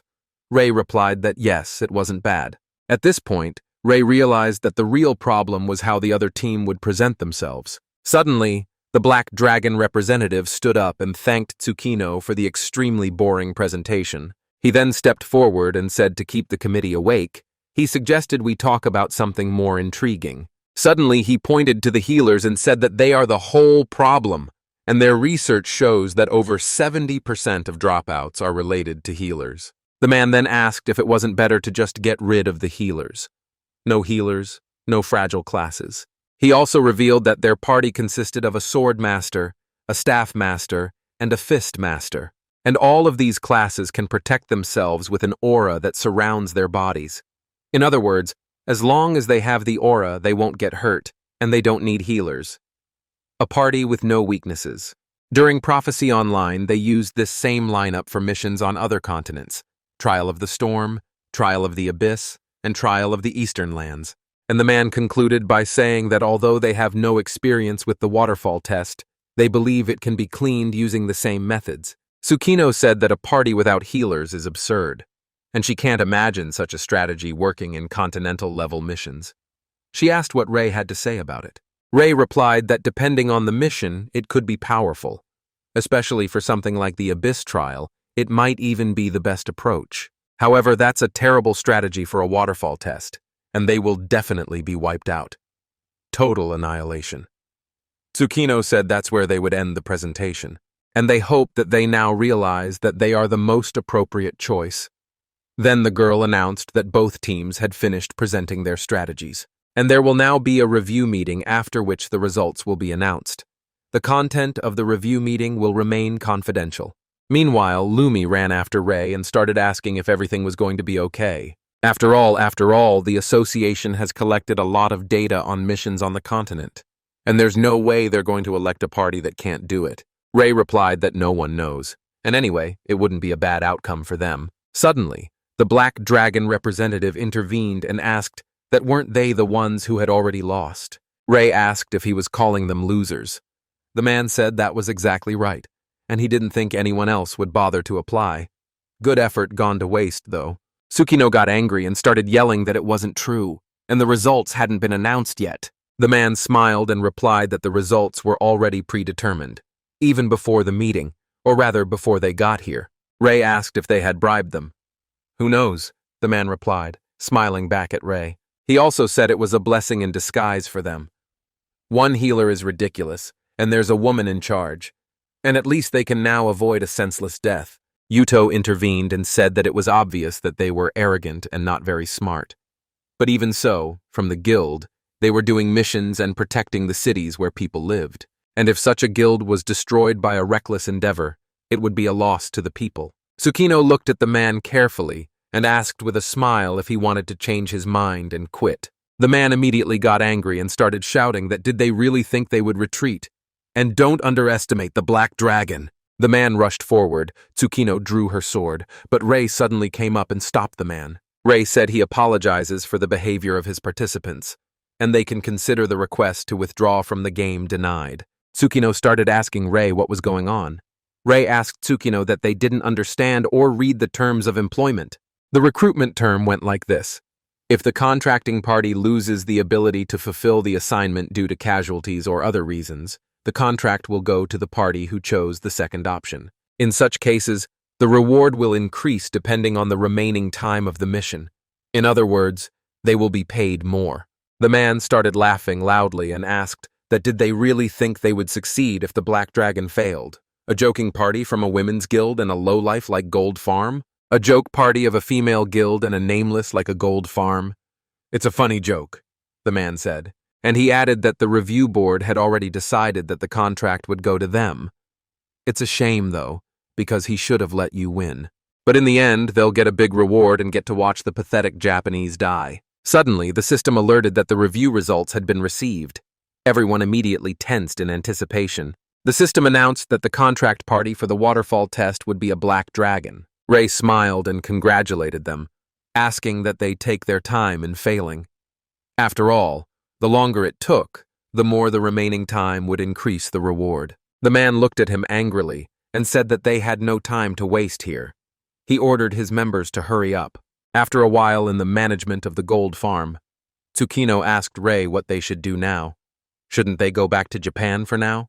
Ray replied no, and said they were headed to China, since they had finished all the contract missions here. He also said that they would stop near the waterfall test site and wait for the Black Dragon to fail. Ray then asked that Misaki book cheap tickets to China for them. Misaki replied that she would book safe ones instead. Suddenly, a girl burst in and began to ask that they wait a moment as she had a request for them. Ray asked who she was, and the girl replied that she was Marie from the Black Vogel Guild. The girl was sobbing, and Tsukino went over to her and told her that they had a common language skill, so she didn't need to force herself to speak Japanese. And if she spoke in her native language, they would understand her. Mari thanked Tsukino and said that she would be speaking German from now on, and said that actually, they would like the gold farm to take over their mission. At that moment, Misaki said that Black Vogel's lineup included 3 people from the Transcendent 10. With their strength, it wouldn't be difficult to pass the continent-level test. Ray asked Marie if something had happened after the contract was signed. Marie replied that it did, and they are in a quandary. Ray replied that he could see that they were in trouble, and since she was learning Japanese, he could teach her a saying that would help in times like this. Mari asked in surprise what that was all about, and Ray said that even the courts of hell depend on money. And that's the most famous Japanese proverb Marie has to memorize. Marie then said she understood and asked that as long as he got paid, he'd take the job, right? After a while, Marie brought the team and shouted to her brother that she had brought people from the Japanese team. The guy greeted them and said that his name was Daniel Keller, and he was the guildmaster of the Black Vogel Guild. Tsukino introduced herself in response and said that she was the guildmaster of the Wings of Genesis Guild. Ray also introduced himself and said he was from the Gold Farm. Daniel was surprised to see Tsukino from Transcendent 10 and said it was nice to meet him. Then he said that, as Marie had probably already said, they would like Genesis Wings and Golden Farm to take over the continental mission in Australia. And of course, they would formally notify the UN of their departure. Ray asked why it was so easy to blame it on them. And what happened? Daniel then said that eventually everything would come to light, so he would be honest. He said that of the 3 members of the Transcendent 10, 2 were poached by the US. Daniel then scratched the back of his head and said that he had heard that the US was poaching players for money, but that was about the time. Ray replied that he understood, and asked what it meant that they had decided that 1 person wasn't enough. Daniel responded that he thinks they need at least 2 members of the Transcendent 10 for this mission. And he's not saying it's impossible, but they don't want to put such valuable resources at unnecessary risk. Ray replies that it's pretty weird, but he won't complain as long as they get billions in rewards. Ray then turned to Tsukino and asked if it seemed doable and what she thought about it. Tsukino looked at Daniel and said apologetically that they couldn't participate. She said that the members in the Genesis Wings were afraid of continent-level trials, and for the land test, they begged them to protect Japan, and they reluctantly agreed. So they apologized to the people of Australia, but they don't think they can get their members to understand them for missions outside of Asia. Ray replied that in that case, the Gold Farm would take up the request, but they didn't have enough people for a continent-level test. And especially for Desert Court, numbers are crucial. And they need at least 200 rank B players, but they can't even gather half of that number with their own efforts. Ray then asked that Black Vogel is a mercenary group, right? And could they lend them about 150 B-rank players for 10% of the bounty? Daniel apologized and said they don't just borrow players. They always include commanders for risk management and retreat control, as well as support staff for logistics. But for a continent-level test, it's just preparation for retreat. Ray asked, "What do you mean it's impossible?" Daniel replied that it was 400 million yen, or at least half that amount, and then they could mobilize a decent force. Ray said it was too expensive. It looked like extortion. Tsukino, meanwhile, asked Misaki that didn't he only get 30% when he teamed up with Genesis Wings? Misaki replied that was exactly right. At that point, Daniel said that missions cost money, and asked if Ray understood that. Ray understood that the equipment was self-financed. The salary was 10 or 30% of the remuneration. Even travel expenses are covered independently. Ray replied to Daniel that he didn't understand. And don't they really need such a large army? Marie stepped in and told her brother that if they were strong enough, they wouldn't even need expensive equipment, right? And in this case, taking only 20% of the fee would be beneficial, wouldn't it? Daniel replied that that was true, but are they really that strong? Daniel said in a raised tone that of course Genesis Wings was one thing, but a gold farm? After all, it's a guild that doesn't have a single member from the Transcendent 10. Mar apologized to her brother and replied that she thought they were strong. Especially Ray, he's definitely strong. Daniel asked if she thought Ray was stronger than he was. Marie apologized and said that she did. Daniel then asked Ray if he knew what kind of player Marie was and what she was. Ray said they mentioned that 2 of their transcendent 10 were poached. Then the remaining one is clearly her. And that's about the level of power they're talking about. Marie Keller, ranked 7th in the transcendent 10. Marie asked Ray if he knew who she was. After saying those words, the girl suddenly used a technique and professionally attacked Ray. Ray was able to quickly block the attack and dodge, using the technique in response. A delighted Mari began to yell out if her brother could see that it was a completely unexpected attack, and Ray managed to dodge it and even managed to counterattack. And he had enough strength to bring her to the ground without much effort. An outraged Daniel began to ask what she was going to do if she had wounded him. Marie replied that she certainly wouldn't have hit him. She also said that someone who couldn't dodge it wouldn't stand a chance against an over-million spider, boss, court of earth. Mari then apologized and said that she didn't think Miss Tsukino could pass the earth test. And the one who really passed the test of the land was Ray. Mari told her brother that he would be fine here, and she guaranteed it. A short time later, the entire team in military uniforms went to the base, including Marie and Daniel. The military began discussing among themselves that this time the commander was supposedly from a gold farm. One of the men asked why someone from a small guild in Japan became a leader. Another replied that strong players tend to have big egos. This is to compensate for defectors who have sold out for money. Meanwhile, Daniel ordered everyone to listen. He said that they would now conduct a joint operation between Golden Farm and Black Vogel. Also, Daniel introduced Ray and said that he was a representative of Golden Farm, and this time he would be the commander. Ray introduced himself and said that he wanted to make one thing clear right away. He will not let anyone die in this battle, and if they doubt their decision, they should prioritize saving as many lives as possible. And while the rest of the decisions will be left up to each unit, if there are guidelines, they should follow them.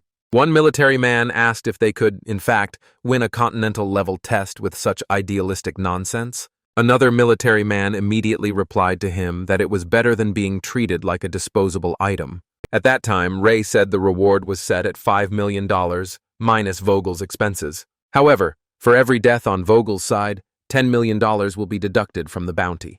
And they'd love to get it away on the cheap, but they can't afford to lose anyone. Also, Ray said that the desert trial is much larger than normal trials, and if they go any further, monsters could appear at any moment. Ray repeated several more times that safety was paramount. Suddenly, everyone felt an earthquake. Everyone took up battle positions. The military officer reported that the enemy has been detected 2 kilometers ahead on the right. It's time to attack. Immediately the order was given, fire. It didn't work yet, but the order was to keep firing. The military started using projectiles as well as a coin explosion. However, no result was observed. Ray asked one of the guys how much each of these shells cost. The guy replied that he didn't know the exact amount, but they were ordered not to use expensive weapons, so they used the cheapest shells. And he also said that the contents were only 5 franc coins. Ray immediately contacted Misaki and asked if she could hear him. Misaki replied that satellite and communication data is good. Ray asked her to check how much Vogel's mortar shells cost, filled with 5 franc coins. Misaki replied that she would look at it now, and asked that they were 120mm mortar shells with coin exploding warheads, right? The base shell and processing cost about 300,000 yen. If you consider the Swiss franc coins inside, the total is about 1 million yen per shell. Hearing this, Ray was horrified. 1 million yen per shot. How many shots had they fired at such small monsters? Ray said they would be handling them from now on, and Misaki just needs to keep them informed of their whereabouts. At that moment, the order to cease fire was given. We've spotted new enemies on the left front, and there are 3 of them. Ray immediately rushed forward without thinking to attack the monsters using techniques. Daniel watched from the sidelines and said they even skimped on shells costing only 1 million. He asked Marie that shouldn't the main players save their skills for really strong enemies. Mari smiled and replied to her brother that they didn't use skills for things like that. Then a surprised Daniel asked, did he just tackle that huge monster without any skill? Marie then reminded him that she had already told him that this man was much stronger than them. Suddenly, Daniel received a report that one enemy was approaching from the right front. Daniel was horrified and said that even he would not make it at that distance. Ray responded with a second squad on the line, rocket strike on the knuckles. Not just Endo Ray, the others are elite too, they seem capable enough on their own, Mari said. Daniel said that who would have thought that an unknown guild from the Far East could be so strong, and as long as they are here, they don't have any problems. Marie replied, telling Daniel not to worry, since it would soon be his turn as well. As the desert test begins from here. At this time, Ray and her team reported that the test core was already in sight. One of the military shouted that the combat equipment against the sandstorm was ready, and it's time to get ready to enlist. Daniel has ordered everyone to fall into formation, like a drill, and stick to the plan. Ray ordered that from this point on, visibility would make detailed instructions impossible. Therefore, the members of Vogel must be protected using their own judgment, and not let a single one of them die. He said it's important to keep your eyes open. Given the players' defense numbers, the sandstorm shouldn't do much harm. The martial practitioners looked forward in horror and asked that are they really going for it? But if the small guild from the Far East was not afraid, then they could not be afraid either. The military men went forward, some of them shouting, "What the hell? It's so dark! The sand is blocking out the light!" Suddenly, 2 military men started yelling, "Enemy! Everyone, what could it be?" Suddenly, they noticed that they were separated from the main force. They realized that they had no choice but to fight, and it was necessary to aim for the weak point, the eyes. They began to apply attacks, iron needle, powerful strike. However, the enemy was quite strong. One military man asked the other if he was okay. The one replied that he was fine, and it was close. The monster approached them, and suddenly its head snapped off, blood pouring out in rivers. Ray had killed it.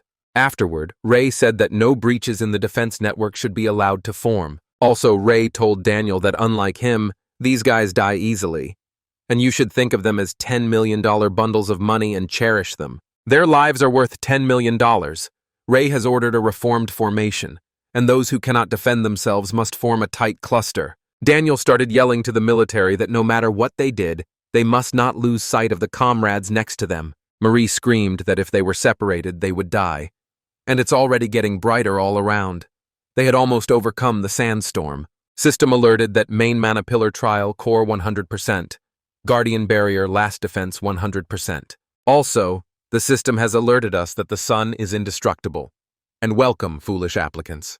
Those who seek death enter the domain of the sun, and no one can get out of here alive. Marie said the sun won't attack until they enter the barrier, and the 3 pillars on the outskirts, by attacking them, they can weaken the sun. Ray said they'd take the core, and he ordered Vogel to hit the outer pillars with maximum firepower within budget. Daniel replied that he understood, and asked, "What do you mean those pillars won't counterattack?"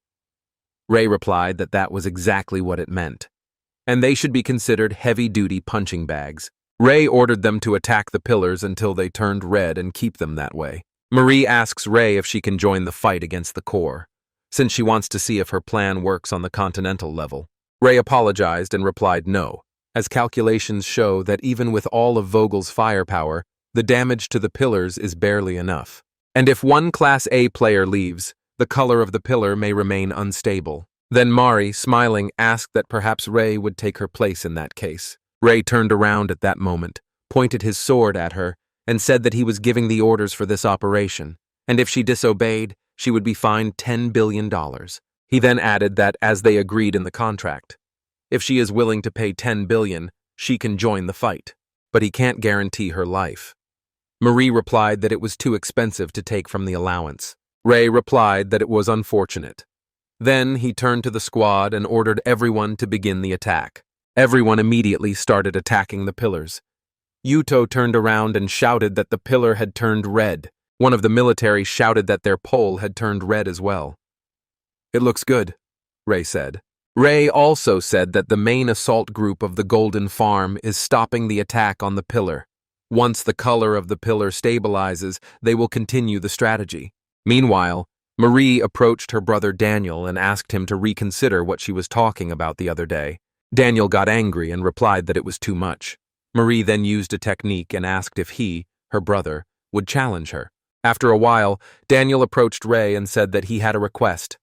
Ray asked, "What's wrong?" Daniel replied that he would like Vogel to deal with that boss. Ray asked, surprised, that didn't they let them because they decided it was impossible? Daniel then replied that they turned to them because failure is not an option, and if they fell, having a backup would give them the peace of mind to fight on. Ray asks if he's just a backup. And does Daniel realize that the penalty for breach of contract is 10 billion? Daniel replied that he was aware of it. Ray then reminded him that no matter who defeated the boss, the division of the reward wouldn't change, and they'll just lose 10 billion, which means they'll be taking unnecessary risks. Daniel replied that he understood there was no financial gain, but Marie, she felt that as a world-renowned large-scale guild, they needed to gain experience in overcoming continent-level trials. Daniel said that Vogel's top people are here today. They are putting their lives on the line in this challenge, not a game. This will certainly benefit the organization in the future. Marie turned to her brother and said that there was no need to complicate things with such reasoning, and they are only players. Ray answered her that, just because the game had become a reality, didn't mean they would hesitate in the face of adversity like cowards. Ray also said that until they paid the fine, there was no question. Daniel intervened and said he'd already wired the money, and Ray could check the account. Ray immediately checked the account and said that's how they talked now, and asked, which meant they really weren't going to interfere, right? Daniel replied that was correct, and he couldn't have them exposed to unexpected dangers. And on top of that, since their main force is unavailable, Ray and his team will have to get busy destroying the columns. Ray used the soul fragment and looked at Daniel. Type C extraction is possible. Condition: unexpected payment of more than 10 billion yen. Ray didn't notice any reaction. He wondered, since the penalty was spelled out in the contract, did it not count? Low-grade souls were easy to collect, but C-type souls were very valuable. Ray realized that he had to get one by all means. Then Ray asked Daniel, "What about backing up?" Daniel didn't understand what he meant. Ray said if they pay an additional 10 billion now, he'll save it if it gets dangerous. Daniel replied that it was a tempting offer, but not worth it, since they had chosen to fight of their own free will. Marie said that even after the battle starts, as long as they cross that line, the enemy attacks won't reach them, and paying 10 billion for such a short distance is ridiculous. Ray replied that those are unnecessary comments and they can do what they want. In the meantime, they will take care of the pillars. Daniel asked the team if everyone was ready. He said the enemy's core wasn't the sun, but the mana column beneath it. The main squad, led by Maria, attacks the defense barrier surrounding the main mana pillar, and when the guardian barrier is broken, they will be able to directly hit the mana pillar with that item. The team went forward. Daniel told them not to let their guard down for a second after crossing that line. They broke through, and Daniel gave the order to start the battle.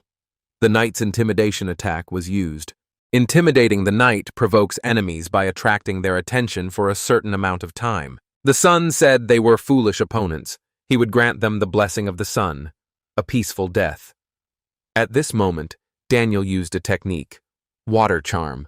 Daniel realized that if solar heat was the enemy, water paraphernalia seemed to work quite well. Marie watched from the sidelines and thought that it looked like her brother's provocative effect was working too.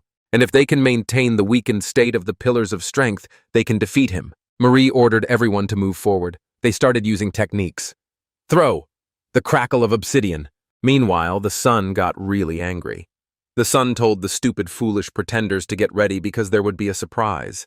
Marie ordered everyone to dodge. She realized that this was a staggering density of attacks, and it looked like human dexterity wouldn't be enough to handle it. She then took a knife and stuck it in her neck, ordering everyone to stand back immediately. The guild members asked her what she was doing.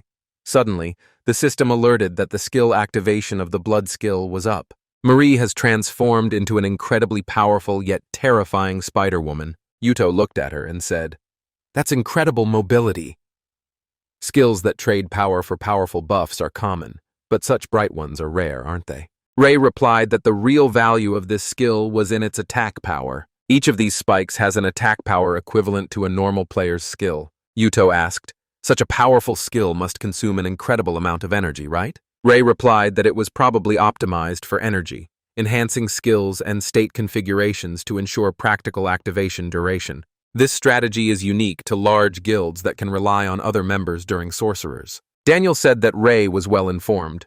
He didn't think that even among the players that level of awareness was widespread. Ray replied that the information exists in certain places.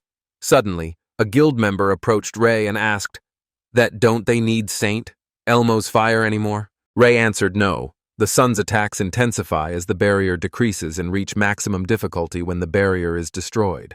And focusing all the firepower at that point is a logical choice if you ignore the cost. Suddenly, the guild members started shouting, "What's going on? Did the ground just rise?" The sun then turned to the foolish challengers and said that if they wanted to continue, a sacrifice had to be made. Marie realized that this was a difficult stage, and there was a 50% chance of coping. But she was counting on her mobility. Marie thought that this power didn't make sense. She suggested that maybe it was a debuff that was being removed. However, no. She noticed that the outer columns were still red. The military shouted that another barrier had appeared.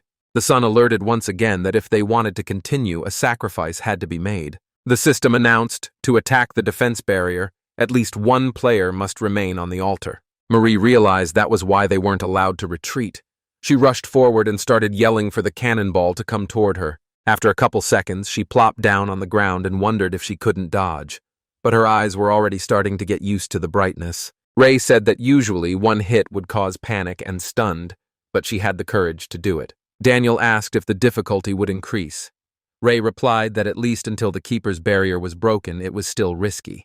Then Ray said that if Daniel wants Marie to get help, 5 billion is enough. Daniel indignantly asked, that wasn't the insurance premium 1 billion yen? Ray smiled and replied that he had just raised the price, and the price would go up even more later. Daniel replied that he disagreed, and he believes and trusts Marie.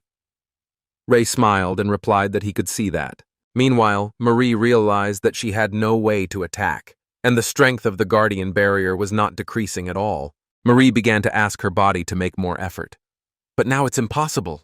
Soon, Marie was unable to block the attack and fell to the ground. Daniel started yelling and asking why the guild members weren't helping her. They replied that it was impossible. And if even Marie can't deal with these attacks, what to speak of them? At that moment, Marie was in pain. She was literally torn apart, and the brightness of the sun made it impossible to open her eyes. At that moment, Daniel fell to his knees in front of Ray and began to beg that he save Marie, offering him any amount of money. Ray said 100 billion. Daniel begged and pleaded and said he'd pay whatever it took. The deal is done. Ray immediately rushed to Marie. He took her in his arms and began to carry her out of the furnace. Daniel immediately ordered the healers to use fast healing magic. The healers started using extra healing, damage restoration, and divine healing. One of the healers said it doesn't seem to be life-threatening, as expected from a durability-oriented assembly. Daniel, meanwhile, thanked Ray and said that if it weren't for him, it was unlikely that Marie would have gotten out of there. Ray replied that there was no need to thank him, because in the end he would get 10 billion. Risking his life is part of the deal. Daniel then said that even hell bends to money. He added that he never thought he'd use that Japanese proverb so soon. The system notified, and Daniel's agreement to pay over 10 billion yen fulfilled the condition of soul fragment retrieval. Knight's soul fragment type C has been retrieved. Suddenly, Marie came to her senses and started laughing loudly. Daniel asked what was wrong, if she was having a mental breakdown. Marie asked, "That's absurd, isn't it?" After all, fighting something like this, they said they had lost 1 or 2 transcendents. She then cried and said that everything was completely pointless. Daniel tried to calm her down and said that it wasn't pointless and everyone had fought a good fight. Daniel put his hand on her shoulder and told her that she was the reason they'd gotten this far. And after fighting him and using the blood rose, he couldn't even gain 1%. And this is not something that humans should try to deal with. There is something beyond the power of man. Suddenly, Ray came up and said, "That's not true. Trials are meant to be taken. That's why they are trials." Marie asked, surprised, that even after seeing that, he still thought they could fight. Ray replied, "That's why they're here.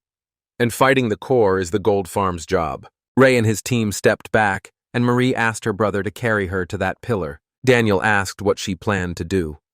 Marie asked not to worry and said she was just attacking the pole. Daniel said it would make it easier for her to maintain her weakened state. However, Marie replied that as long as she was alive, she could use her skills, and the lost arms and legs could be restored later. Marie requested that Daniel trust Ray's plans. At that point, Ray ordered the team to stick to the strategy. The team was actively attacking and blocking the sun's attacks. Ray said that as long as there was a victim on the altar, the attacks of the others would go through. The victim just needs to focus on dodging. Lumi shouted that while Ray was acting as bait, it was necessary to focus fire on the guardian barrier. Also, you should save skills that have an expiration time for after the barrier is broken. Daniel watched from the sidelines and said that Ray was holding steady. He asked Marie that if they had learned this method earlier, would they have been able to overpower him the same way? Marie replied that it's impossible. And the plan sounds simple when explained, but it suggests that one must continue to evade these attacks in real life. And if she tried to do the same to Blood Rose, it would end badly. Daniel replied that he understood and asked if the difference was just a level issue. Marie replied that no, she thinks her mobility is actually higher. As well as the ability to constantly see and dodge countless attacks, the focus and foresight required to do so. That says more about the skill of the player himself than any ability. Daniel said it was absurd to rely on technique alone, rather than skill, and pull something like this off. He didn't know exactly what level of player Ray was, but he was clearly strong, and probably one of the latter. Meanwhile, Lumi ordered to focus all her power on the main mana pillar. Suddenly there was a loud explosion. Ray was no longer visible. Only the scorching sun and Ray attacks. Suddenly, the sun began to shatter into small pieces. The guild members started shouting that they had really done it.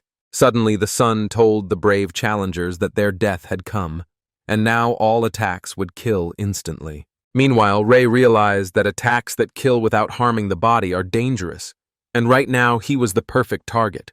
The system alerted that the soul reserve delayed death for 10 seconds.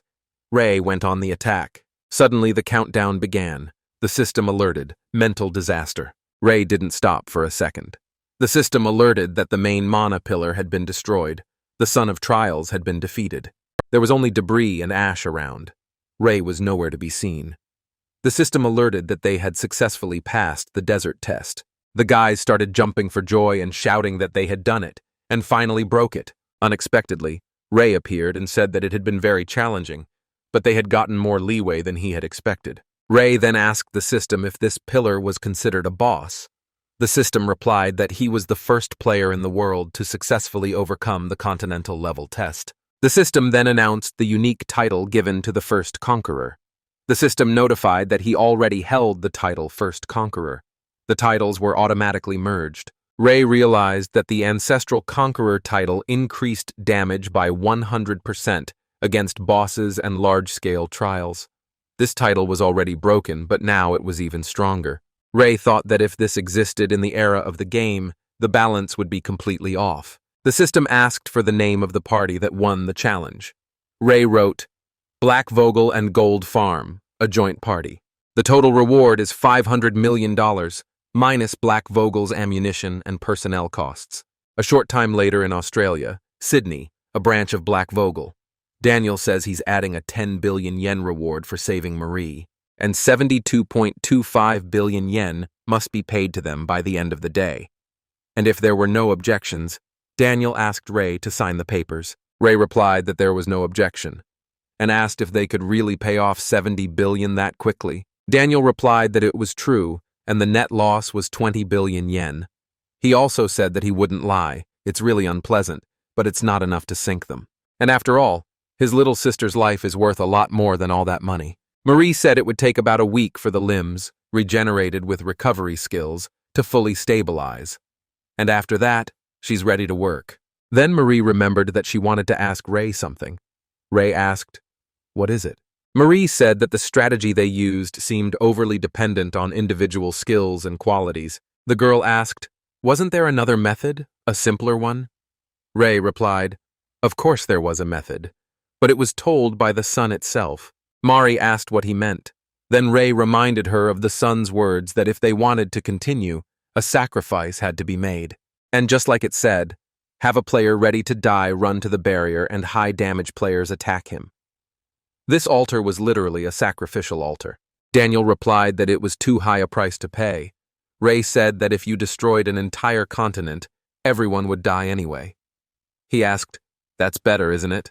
You could even tie up prisoners, death row or whatever, and throw them on the altar." Marie said as long as there's a victim, the player's skills don't matter much. In a way, it's a simple test. Daniel replied that to accomplish this in today's society would be challenging in many ways, and the trial is perhaps testing the mettle not only of the players, but of society itself. Ray replied that it could very well be true. And in a way, it's a simple test. As long as it's profitable, that's all that matters. Soon, Ray flew home. He couldn't be pleased with such a first-class menu. It was his first time flying first class. It's so luxurious. Meanwhile, Yuto asked if this airplane could be insured by the Gold Farm. Lumi replied that it didn't look like it was fully chartered, but there was no one else here.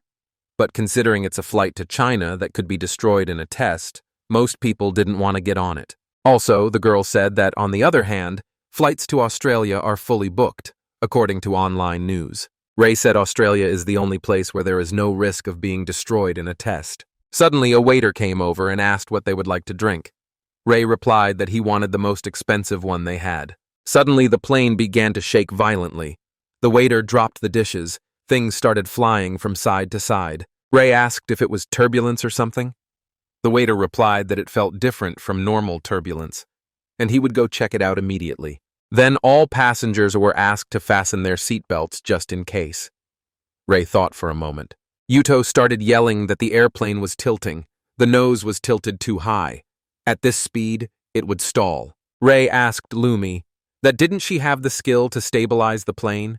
She replied that she didn't, and asked if Yuto could do it. Yuto replied that he could only move fast, and asked Ray if he had the skill of levitating objects. Ray replied that it wasn't meant for something with that much mass, and said that none of them were useful. The guys asked where he was going. Ray stormed over to the pilots and asked what was going on. The pilots replied that the elevator was stuck in the up position, and no matter how much they push the control lever, it won't reset. Ray asked, "Elevator, do they mean the plate at the very back of the plane?" Ray asked, needing to just push on, right? The pilot started yelling and asking what he was planning to do. And if he's thinking about going outside, he's out of his mind. The pilot said it's minus 30 degrees Celsius outside. The air pressure is below 0.3 atmosphere. And the flight speed is more than 1,000 kilometers per hour. Ray realized that high-level players might be fine even if they fell. But for beginners, it could be dangerous. The waiter said there's a pressure difference at this altitude. The door won't open. Even if it did, he'd be blown away. Ray turned to Yuto and said that as soon as he got out, the door should be closed to prevent decompression. Ray used the soul thread as a lifeline. He opened the door under tens of tons of pressure with his bare hands. Ray came out and said that it's pretty cold here. The wind is strong and oxygen is scarce, so we need to finish quickly. Ray climbed onto the tail of the plane and noticed that it was starting to stabilize. He then tried to contact Misaki. Ray said it appears that the plane's attitude has stabilized and it is holding the tailplane in place. He asked Misk what he should do next. Hold him down with his hands? So Ray decided to use the soul thread to help. Misaki asked to wait a moment while she contacted the captain. She asked if the captain could hear her. The captain was surprised to hear some voice in his head and said he could hear it. He also kept saying that it was necessary to destroy the elevator. Misaki asked if he was sure it was okay to destroy the elevator.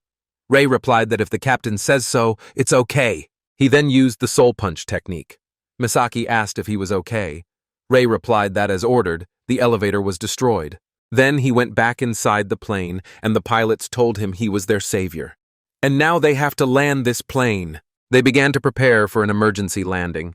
The passengers were told to fasten their seatbelts and put on oxygen masks. The captain started telling everyone to get ready to get on the water and get ready to strike. Within a couple of seconds, the airplane began to touch the water with its wings and soon sat completely on the water. After a while, everyone was evacuated by boat. Ray asked Yuto if he knew which fish were the most expensive. Yuto asked how about that shiny silver one. The people present couldn't understand how they managed to be so carefree in this situation. Lumi informed Ray that Misaki had contacted them and told them that rescue would be arriving in about 2 hours. The captain said it was just a miracle that there were no casualties in such an accident. The co-pilot said it was thanks to the captain's piloting. Meanwhile, Ray asked Misaki if there was any news about the reason. The girl replied that the details were still being investigated. A little later, Misaki said some planes traveling between Australia and China had mechanisms in place to disable elevators. And if this particular airplane was the target, it's clear that it was aimed at the Gold Farm. Ray wondered how they had managed to bypass security and screening at the airport. At that moment, Yuto asked Ray to lend him his dagger. Ray said that with the kind of power the player had, it shouldn't be too hard to hack the plane. At least it wasn't blown up in mid-air. Misaki said that very small objects were used to open the control devices. After all, something big wouldn't go unnoticed. Yuto said hosting such a large-scale event involves a lot of organization. Lumi asked, could it be a dark guild plotting to sabotage the Asian trial? Ray responded that this is an obvious assumption, but short sales resulting from failed tests should already be settled by national countermeasures. Ray asked Misaki if it was possible to think of another way to make a profit. Misaki replied that as far as she knew, no. And for this scale, it's too big for simple thrill seekers. There must be another reason. Misaki asked, could it be revenge against the Japanese dark guild they destroyed? Ray said that even if it's an offense, it's still too convoluted. And even if the plane exploded in mid-air, killing the best players would still be tricky. Ray realized that the dark guilds understood this as well. Then the question remained, who and for what purpose? Ray thought that even if they couldn't kill them, they were able to hold them off. Maybe that was their goal? Ray asked Misaki. Given the timing of the cascade process, they should arrive before the deadline. Will they make it in time? Misaki asked to have it entrusted to her, and she would get them there no matter what. Meanwhile, the correspondent reported that this is the Asian Continental Trial, the front of the Cascade Trial Camp. And until a minute ago, vehicles were coming and going non-stop, but now there is no activity. And the Contractors Guild, the Black Dragon, has stated that the trial can be passed. But with only 3 days left, the citizens are expressing their concerns. Flights and ships departing from Asia are fully booked. There have been cases where a single seat was sold for 20 million yen. Rioting broke out in some neighborhoods. At Noi Bai Airport, Vietnam, everyone was asked to stay calm. After all, holding on to the plane will not get them to America. Everyone was asked to step aside. The flight attendants warned that it was -40 degrees at cruising altitude. It was dangerous. Everyone was asked to move away from the plane. However, people replied that even so, they would fly to America, and they would not let only the rich escape.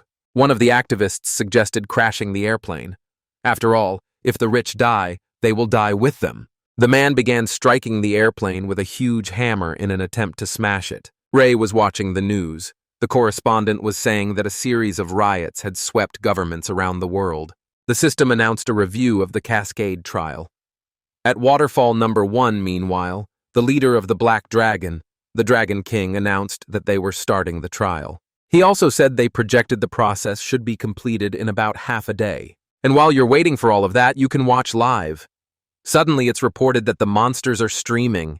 The Dragon King told his brave warriors to prepare for a skirmish. The monsters began to attack. The Black Dragon Guild members began to use Energy Fist and Battle Crash. The Dragon King said that it was amazing, as expected from the players of the famous Black Dragon Guild. One of the guys asked that if they were so strong, why were they, the seconded players, brought here in the first place? The other answered him that no one knew that, but he had heard that they would need a lot of people in one place. The system has alerted that the enemies at waterfall number 1 have been destroyed, and the path to the next waterfall is now open. And also the path will be closed after 10 minutes, and the next challenge will start at the same time. Suddenly, chains appeared. The Dragon King ordered everyone to move forward immediately. Soon, the system alerted that Waterfall 9 had been cleared, and a total of 12 waterfalls are involved in the cascade process. The Dragon King informed the audience that the end of the process was just around the corner. However, the signal began to fade. Lumi asked that wasn't it possible to interact with the audience in a stunt challenge? Ray replied that usually the signals get through, and if a signal is suddenly interrupted, it's interference. Signal interference? Who does that and why? Yuto replied that it was obviously to make sure that what was going to happen inside wouldn't leak out. Meanwhile, the Dragon King was reported that the signal interference was confirmed and the smartphones were also out of range. The Dragon King replied that it was a good job. Some players began to discuss amongst themselves what was going on. The Dragon King turned to the eliminated players and thanked them for getting to this point. And finally, it was their turn. Continental trials are different from normal trials. They involve special weakening mechanics beyond combat. So the Dragon King said they needed their help to weaken the test licking this system. The players asked what they should do. The Dragon King replied that it was simple. They needed to die here. He said that the difficulty of the Cascade trial decreases the more deaths there are, and even worthless people like them can contribute to the ordeal. Suddenly, monsters of enormous size appeared. The players began to ask for help and started running. The Dragon King, along with his team, were watching from the side. He said that they could run all they wanted if they had the skills to survive and get out of here alive. One of the Black Dragon members said that these monsters are ridiculously weak, and he could easily deal with them without using any skills. The Dragon King said that indeed, sacrificing lives was the right strategy for continental trials. But starting from this next Waterfall 11, the difficulty would increase exponentially. So he ordered us to keep our guard up.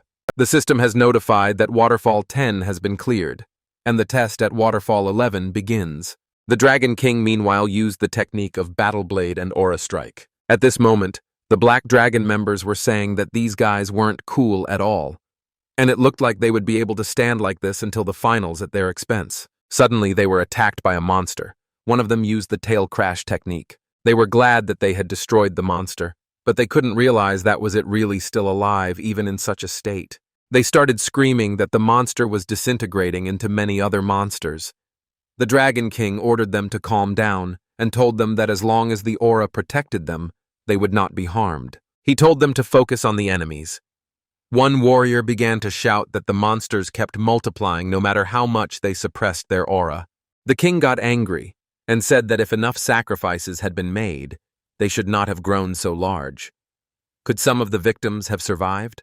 In that case, the Dragon King said that they couldn't handle single-target attacks, so area attacks must be used. They started using sound wave and explosive aura techniques. However, they noticed that the enemies were not shrinking. The Dragon King started yelling for them to use more area skills. However, the warriors shouted that the skills had a waiting time, and they had exhausted all their area attacks. One of the warriors also said he wouldn't be able to move for a while, and they used up all their skills but still couldn't destroy them. The system alerted that at Waterfall number 11, monsters would appear until the set number was reached. The warriors shouted that they were appearing endlessly. They asked what they should do, because at this rate they would all be eaten alive. The system notified that 6,612 monsters out of 300,000 had been defeated. Hearing this, the king didn't understand how they could deal with such a large number. Suddenly, the Dragon King started shouting that they were retreating. The Black Dragon Guild was unable to pass the Cascade test. News of this failure soon broke, and it was reported that the whereabouts of the Dragon King's guildmaster were currently unknown. The International Federation takes this incident seriously and has taken control of all the ensuing circumstances. Lumi watched the news and said that it was just as Ray had predicted. Naturally, this ordeal was not one their party could withstand. Ray replied that it was like that, and now he wondered what would become of those who failed. Meanwhile, in Vietnam, the Dragon King was running down the street, hiding and thinking about the fact that he had barely escaped and what to do now. He figured that if they couldn't pass the test, it was safe to say that the Japanese side didn't stand a chance either. He said he was definitely done with Asia, and now he wondered if there was a way to escape. Suddenly, someone used the deadly penetration technique, with which they pierced through his head. A girl appeared and relayed to her own that the punishment for the Dragon King was complete, and as expected, he was going to refuse the ordeal and run away. On the other side of the phone, she was answered that it was a good job. And the Dragon King really is a stupid man. Did he really think he could jeopardize the entire Asian continent with billions of lives and still save himself? The man asked, "What about the Japanese party?" Suddenly, he was walked in and informed that they were traveling overland and should arrive at Cascade Trials today. The man also said that some members of the Genesis wings were reported missing, but their core membership was mostly intact. The man also added that there are some nuances. The gold farm requires additional compensation. The man asked, wondering if Ray was really talking about money during such a crisis. At the time, the man said that due to a lack of strength and tight deadlines, the trial's countermeasures committee offered an additional $300 million in compensation. The man replied that they could not succumb to the greed of the money-hungry mercenaries, and if they fail the test, they will die too. The man then stood up and said there were less than 3 days left before the deadline, and there was no time to negotiate. So he told him to add another 200 million seized from the Black Dragon. The man said he would. So $500 million in additional compensation. The man wondered what a money-hungry pest. Meanwhile, Genesis Wings and the Gold Farm met at the entrance to the Cascade trial. Tsukino told Rei that it was a great job, and she was surprised when she found out their plane went down, but honestly, she wasn't too worried. After all, there was no way an elite Gold Farm squad would die from something like this. Rei said that if anything, it was a blessing. When they demanded more, the compensation went up $200 million, so they should thank whoever messed up the plane. Rei then asked, "As for the test, it's scheduled for tomorrow, right?" Tsukino said that she knew they must be tired from the long journey, but could they bear the test, as they need to rescue the survivors abandoned by the Black Dragon Guild as soon as possible. Rei agreed, but said there was one condition. Tsukino asked what the other condition was. Rei then told them to leave the fates of those they would save to the Golden Farm. A difficult battle began, where Rei saw the first waterfall and didn't know if she was really sure about it. And with their current strength, it would be extremely difficult to pass the test. And now he would remind him that whatever happened, he would not be responsible. Tsukino did not resist his words and immediately agreed. She also heard that he had tracked down the whereabouts of the missing member of the Genesis Wings. Rei did not hide anything, and said that according to Misa's report, he feared for his life and fled to America. He was very sorry that they had lost the healer, but the cunning sorcerer, whom they needed to defeat the 11th waterfall, had also fled. Tsukino replied that this was correct. They had brought Eiji from their side, but at least 2 were needed for the trial. This test would be extremely difficult to pass. As for the blood sorcerer, she managed to convince the girl to come. But suddenly, a little girl came up to them and said her name was Fumika, and she was the exclusive blood sorceress of Genesis's Wings. She said that her mother was against it, but she snuck here to come.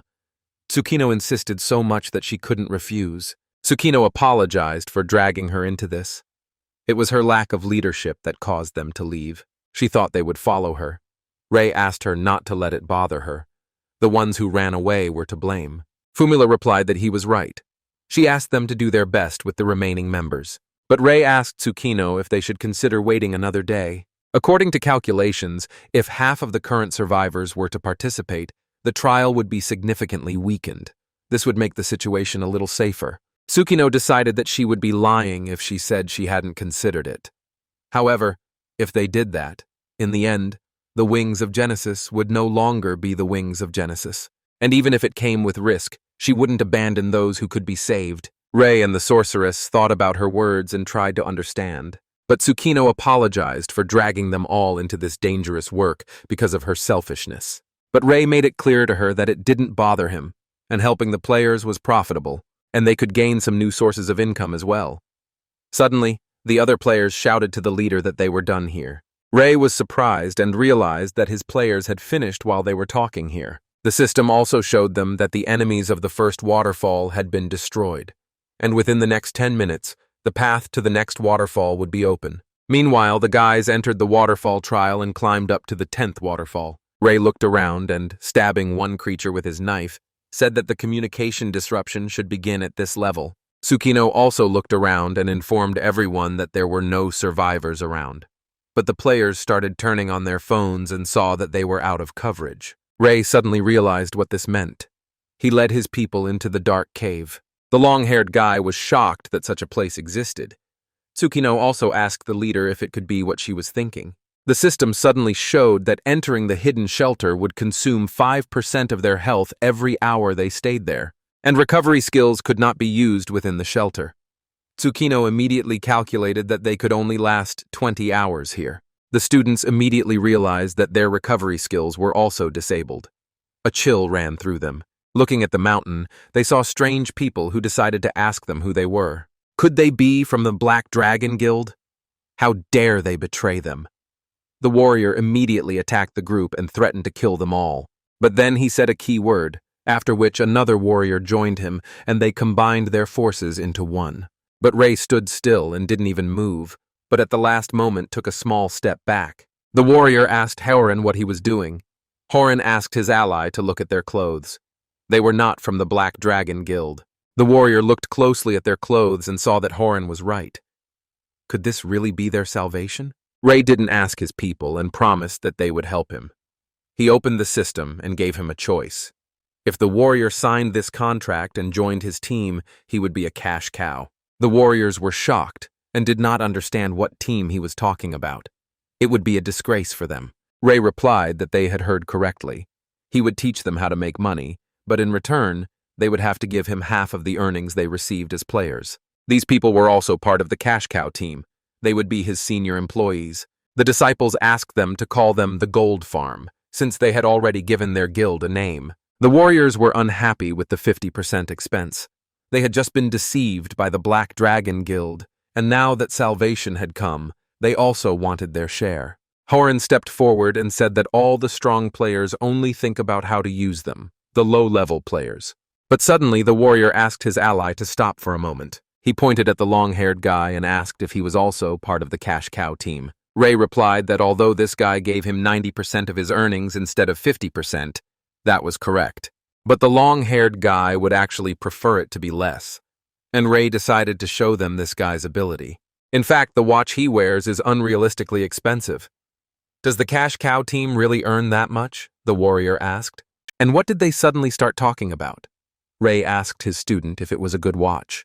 The long-haired guy replied that it probably wasn't that important, and he thinks it's about 2 million yen. The warriors were shocked and didn't think that even giving away 90% would still earn that kind of money. Ray replied that it was true. Last month alone, he earned 21 million yen. Even after giving away 90%, he still had about 2 million yen left. Tsukino was shocked that the guy even remembered the small details. And when it comes to money, he's not himself. But Horan did the math and asked if he had been a strong player before joining the cash cow team. His ally also became curious about how much he had earned back then. Ray also asked Kuki what he would say about that. Kuki replied that if he remembered correctly, it was about 130,000 yen per month. But thanks to the boss's information, he now earned that much and immediately opened his clothes to show his valuables. Upon hearing this, the warriors immediately began signing the contract documents. Tsukino understood that this was not a lie, and it looked like some kind of pyramid scheme. After collecting all the contracts, Ray asked the guys how much health they had left. Horan replied that they all had less than 20% health, but Ray made it clear to them that 20% meant they had almost 4 hours to live, and he would finish it before they died. When they arrived at the waterfall trial, they found themselves right in front of it. Ray stepped in front of everyone and said that the 11th waterfall was the real trial, and the waterfall trial began here. The leader decided to ask the guys if they were ready. All participants replied that they were ready for battle. 10 minutes had passed since the completion of the 10th waterfall, and now the 11th waterfall test was about to begin. The waterfall simply released strange creatures that jumped out of the water and landed right on the guys. Ray began to destroy them, and saw that with so many enemies, they would not be able to kill them one by one. Suddenly, he notified Eiji that it was his turn. He jumped into the sky and asked the leader to leave the slowdown to him and use his seal. And he used blood hell! The fire completely covered all the monsters and burned them alive. The monsters couldn't do anything about it and died in slow agony. Tsukino closed her eyes from the heat and expected this from the bloodthirsty man. Maintaining such a wide range of firepower exceeds even his capabilities. Ray said that this man continues to fuel the flames at the cost of his own life energy. It really is a profession where he risks his life. The student opened the system and notified everyone that if they saved their skills with recharging for the final waterfall trial. Ray saw the guys fighting and decided to start destroying monsters too. The system immediately showed that 20,152 monsters out of 300,000 had been defeated, and the completion rate was 6.7%. Tsukino started shouting that the number of monsters defeated was growing rapidly, but Fumika saw that the separated sharks were immediately fried as soon as they multiplied again, and if they maintained this range of attack. But the guys saw that Eiji's health was below 30%, and he couldn't cope with the recovery. But the others decided to find out if the recovery skill was no longer working. Ray replied that they shouldn't worry. The recovery was working perfectly. It's just that the skill has terrible energy efficiency. The system operator said that his health had dropped to 10%. At this rate, it's dangerous. Fumika came to his aid and told him to intercept. She used her seals in the attack. Then she used bloodthirsty hell against the monsters and tried to burn them to the ground. Meanwhile, The system calculated that a total of 66,000 had been defeated, and the completion rate was 22%. Everyone was shocked because the monsters were turning to ash. The system notified Fumika that she had less than 30% health left. Fumika asked the guy if he was ready to go to war. Ray got ready and replied that he had just finished. At that moment, he created a magical blue ball above the monsters, and he sent the furnace of his soul's flame into them. The flames completely engulfed all the monsters around him, burning them like acid. The system showed that the completion rate was 44%. Eiji immediately saw this and thought it was incredible, and Fumika now understood what Rei's skill really was. The main character asked them to stop hitting large targets and to conserve their skills and stamina. Tsukino asked the guy if he could maintain this power for a long time. Rei replied without hesitation that he could. The skill itself is not very powerful, but if he enhances it with his characteristics, it will be enough to destroy all these small things. And although the energy efficiency was still terrible, he noticed that the remaining burn time of the soul flame furnace was 45 seconds. The sorcerer's soul fragment had a burning time of 30 seconds, and only 2 of them had been used. The warrior's soul fragment had a burning time of 20 seconds, and only 3 had been used.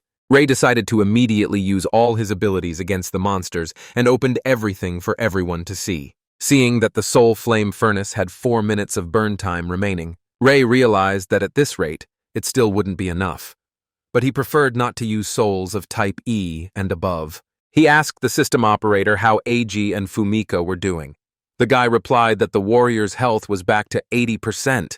Eiji decided to find out if he should use the bloody inferno again. Fumika also shouted that she was almost ready too. Rei saw that the healers were running low, and the loss of some of the Genesis members was a serious blow, and the healers needed to be saved for the final waterfall. He shouted to them that they didn't need to act yet, because everything was fine. He decided to choose Type E souls. After using it, the sky was covered with strange shades, and everyone was in shock. Eiji was shocked to see that the main character's power was still growing, but Tsukino saw that even the bones were no longer floating. Meanwhile, the system showed that the remaining burning time of the soul flame furnace was 12 seconds. But all the fragments of the sorcerer's soul had been used up. Only 1 fragment of the warrior's soul remained. And after all that, the soul flame furnace went out. It could be used again in 48 hours. And all the monsters were defeated. Rei said that another job had been done.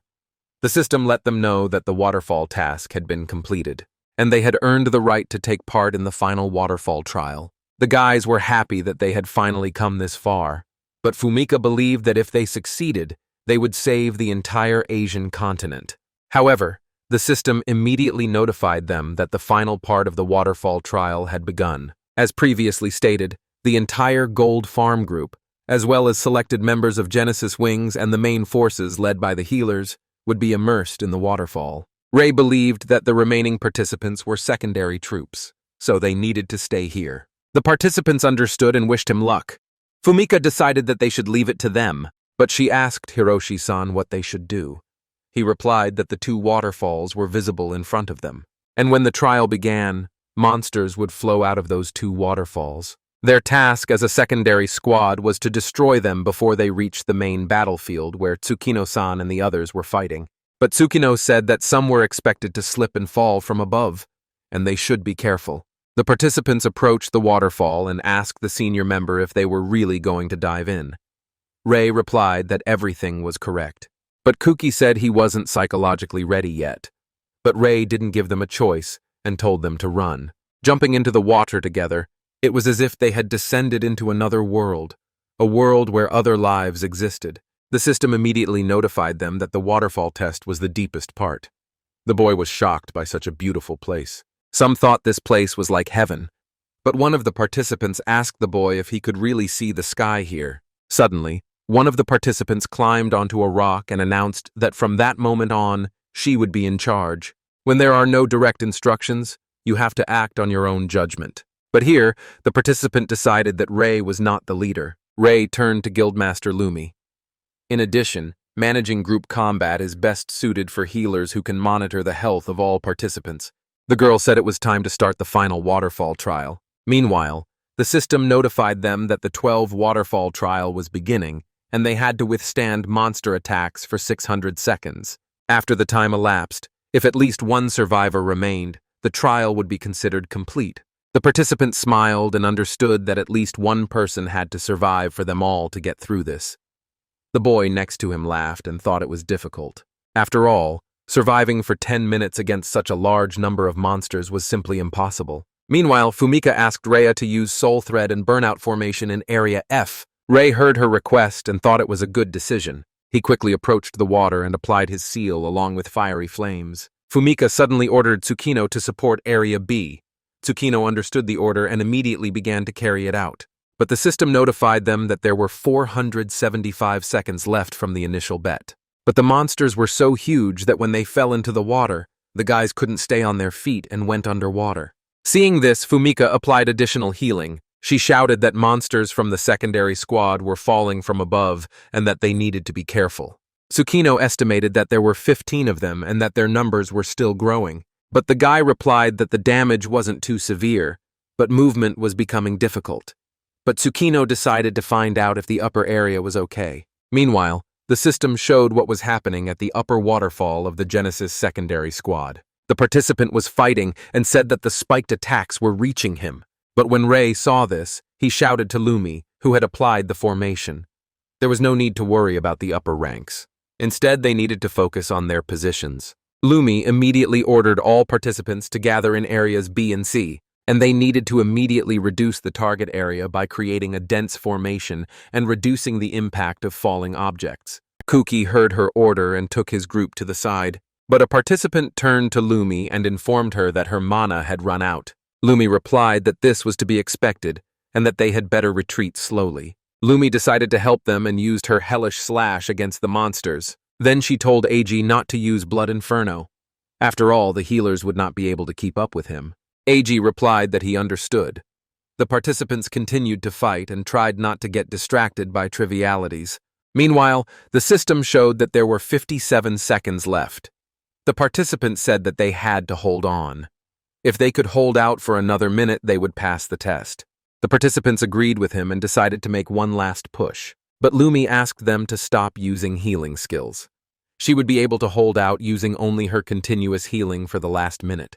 She used her seal and accepted the area restoration. Tsukino looked around and informed everyone that they were almost dead, and that they could stop using healing skills. But Lumi didn't like that, and replied that she was the one giving orders here, and she wouldn't allow the use of healing skills anymore. But she asked Yuto to hold the north side, and Rei should cover the south side. The rest of them, whoever had the most health, should step forward and act as shields. All the groups fought and tried to hold their ground while the system counted down the last seconds. But in the end, Rei jumped right into the flames where the monsters were and struck everyone around him with his sword. After the victory, the system announced that time had run out. The number of surviving students was 57. The minimum number of survivors required was 1. The condition was fulfilled. The waterfall test was passed. The destruction of the target test area was inevitable. Right then, the boy said that now the people of Asia were saved. Rei heard this and confirmed his words. But the system showed that they should keep the party name, and the players who participated in the test will be moved back to the starting point in 10 minutes. Opening the system, Lumi said that they were forming a joint party with Gold Farm and Genesis Wings. Tsukino was glad that everyone had finished, and no one had died in these battles. Lumi looked and saw that the main forces consisted of 5 participants. There were 55 survivors in total, and 50 of them were still alive. But Tsukino wondered why they had barely managed to get through it. Rei thought about it and replied that if they had fought while preparing to deplete the healer's mana, their side would have been fine. The number of monsters falling from above turned out to be less than expected. Suddenly, someone asked if everything was okay upstairs. Meanwhile, Tsukino turned to the combat group and asked if they were alive. But suddenly she heard strange cries through the phone. She realized that they were in danger. Rei immediately ordered her to tell them to have the wounded jump into the waterfall, and those who couldn't move on their own should be thrown in by others. Tsukino didn't understand him and didn't know what he wanted to do. Rei ordered her to tell the wounded to jump into the waterfall, and those who cannot move on their own should be thrown into the waterfall by others. Tsukino was shocked. and did not understand why he was doing this. Lumi said that there were no healers above them. Treatment could only be carried out here, and that was why they had preserved as many healing skills as possible. Ray explained that it was better to hurry. If they waited for automatic recall, even those who could be saved would be lost. Tsukino was shocked that they would treat them here. She ordered them to send the seriously wounded. The recovery team quickly gathered in a circle and waited for the wounded. Meanwhile, they took people in one by one and immediately began treatment. Tsukino asked them to help them quickly. Lime immediately used minor healing on the people. She ordered everyone to limit the use of healing skills to the minimum necessary for survival and to conserve mana. One of the healers replied that he understood and continued to treat the wounded. Suddenly, the girl with the bow said that no one was on the verge of death anymore. The guy looked around and replied that this side was also fine and seemed to be in order. They still had mana in reserve. Tsukino couldn't believe that they had somehow managed it. She decided to find out if all the wounded had been accounted for. Lime replied that they were confirming with the combat group, but suddenly someone asked her to take care of this side. Tsukino saw the wounded participant and realized it was Fumika-san. Lime realized that there were no more wounded upstairs. She could use up all her mana. She quickly applied her healing skills. All the healers gathered around her and each of them used their magic to close her wound. Tsukino saw that even with such high-level healing skills, the wounds were still extremely serious, and a skill at the level of limb restoration was needed. This skill takes time to work. She won't last that long. But the healer said that for now, they had to use healing magic to restore her life. Suddenly, Fumika opened her eyes and thanked them, because she was feeling a little better. Tsukino reminded them that she had said earlier not to overdo it. Fumika thought that was their plan. The monsters began to move toward Tsukino's group. She couldn't just ignore it. Suddenly, she closed her eyes and stopped talking. Tsukino's face immediately turned black and she froze in place. Looking at Lime's face, she realized that the girl had left this world with dignity. A participant suddenly asked her why she hadn't said this earlier. Lime replied that even if she had said something, it wouldn't have changed anything. The decision to fight recklessly was made by those above them. Even if she had told them to stop, she doubted they would have listened.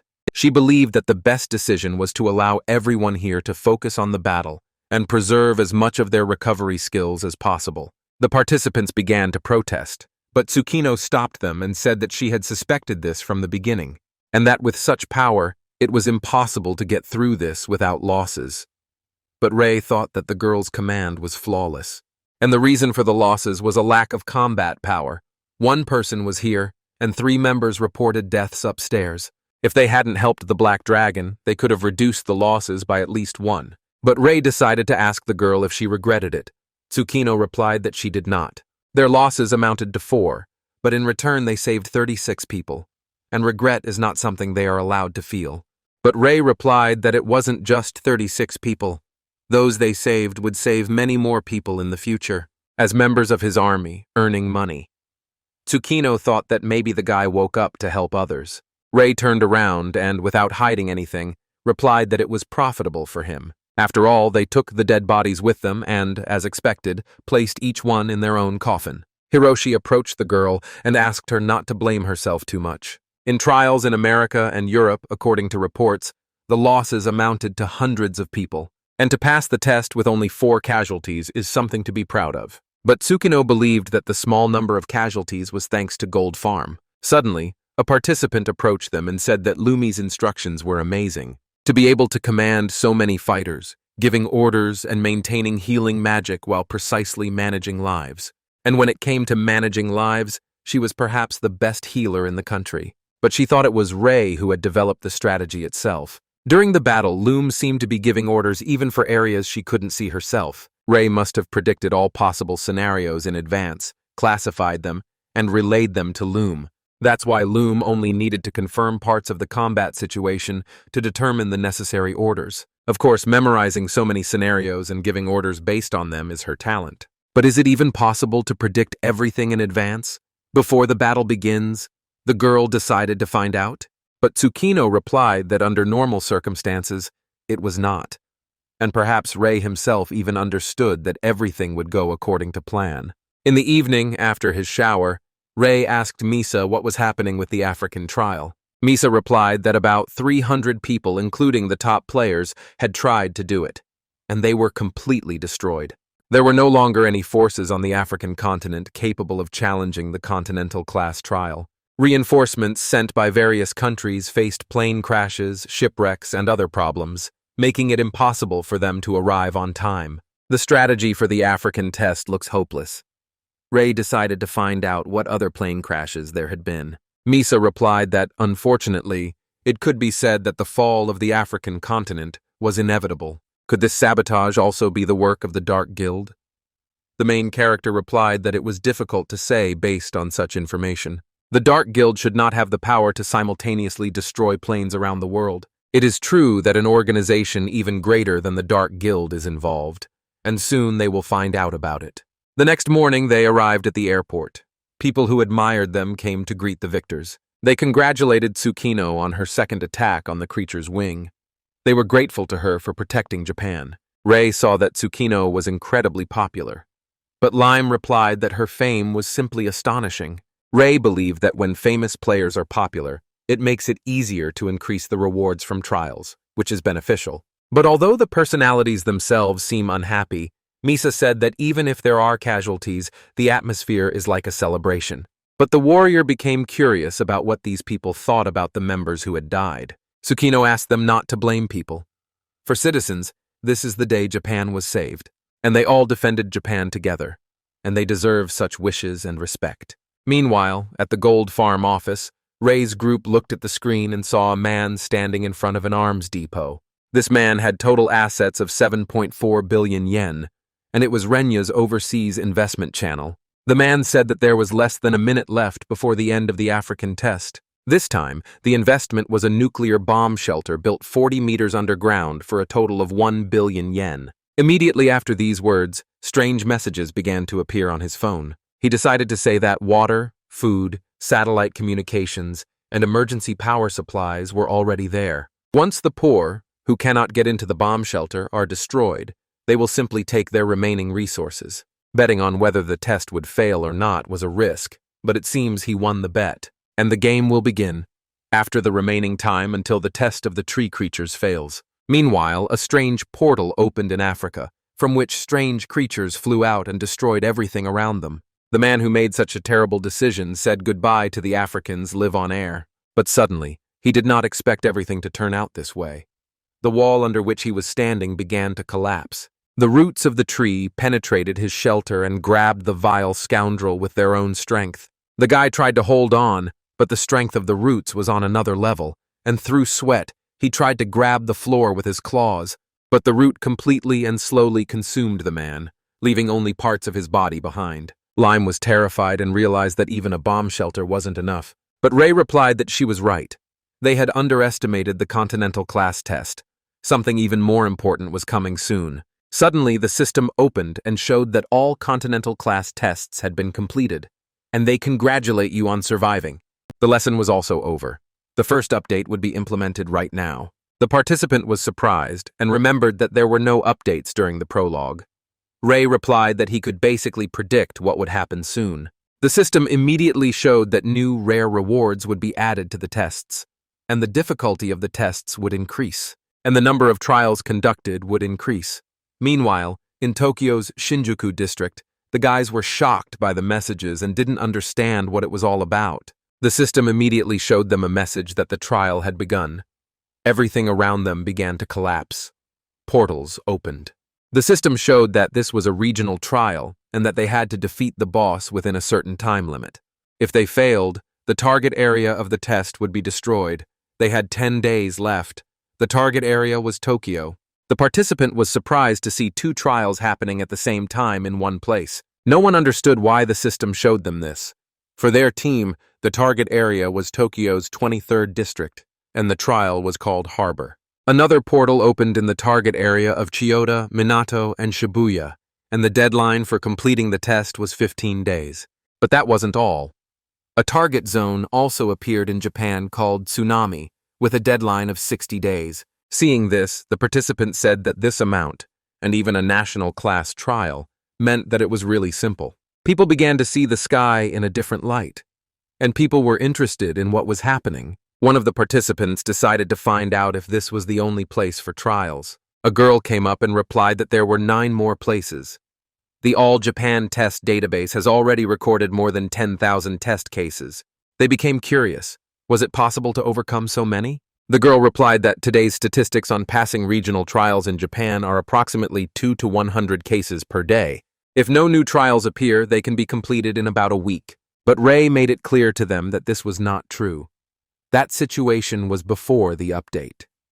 It was written that the difficulty of the trials would increase. The guy decided to ask how much they would increase to pass the tests without prior information. Ray replied that no, these tests were supposed to appear in the online version as well.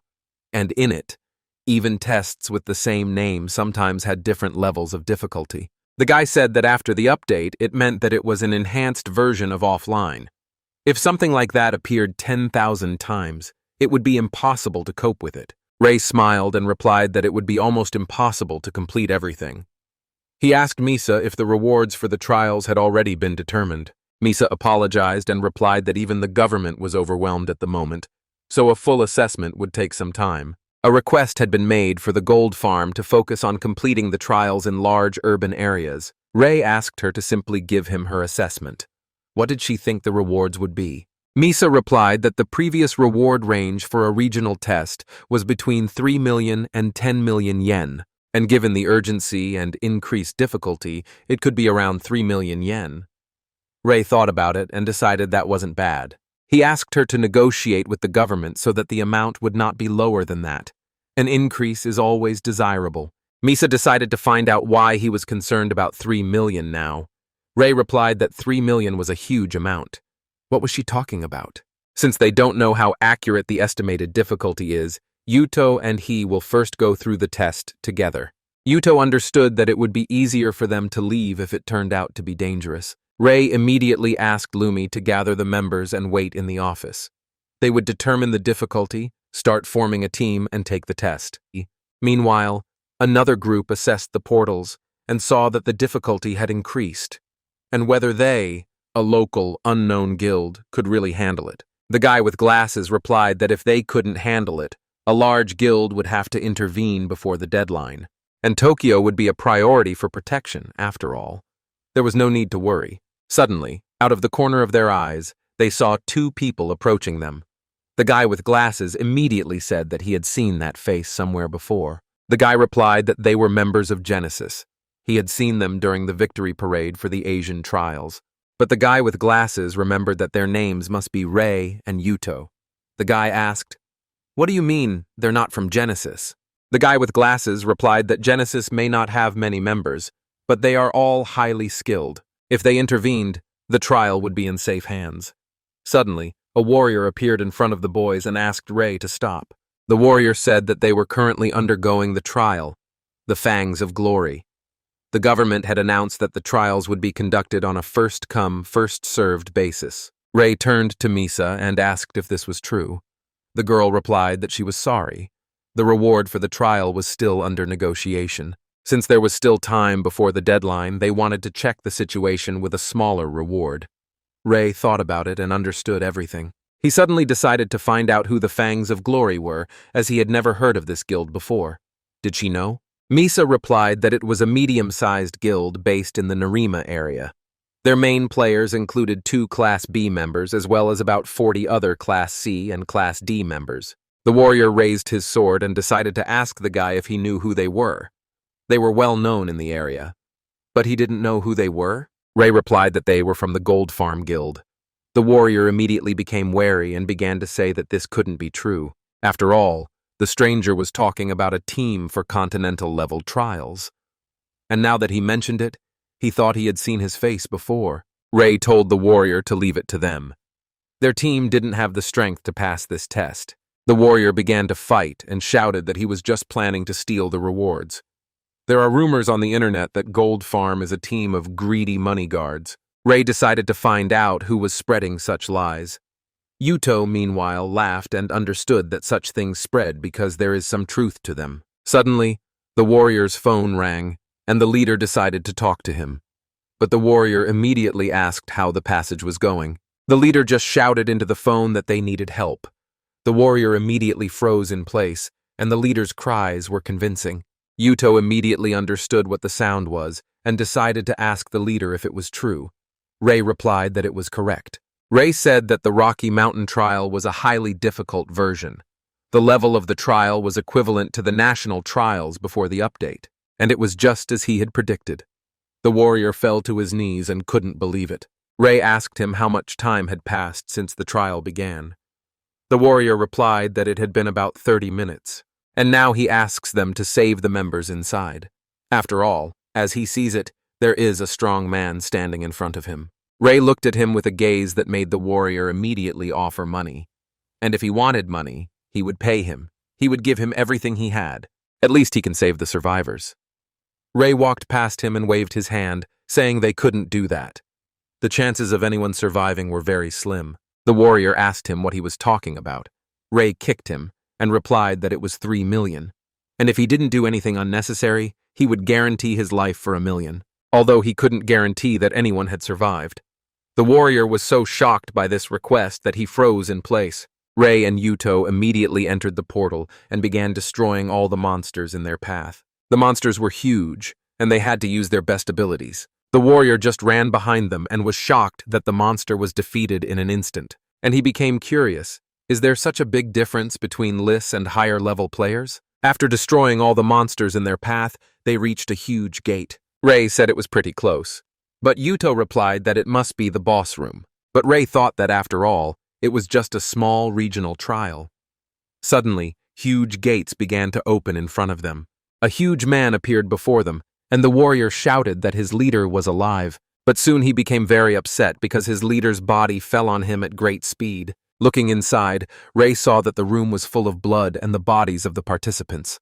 They went inside, and Yuto said that it seemed there were no survivors left. Ray replied that he was right, and now the players' levels and equipment are much better than they were then. But it seems that it was still too much for a medium-sized guild. Suddenly, a strange attack came at them from the sky, and everyone immediately jumped in different directions to avoid being hit. Getting ready, Ray said that last time he had punctured its stomach quite badly, and immediately a huge spider appeared in front of them, which was apparently the boss. Yuto was delighted, and couldn't believe that a national-level enemy had appeared in this place.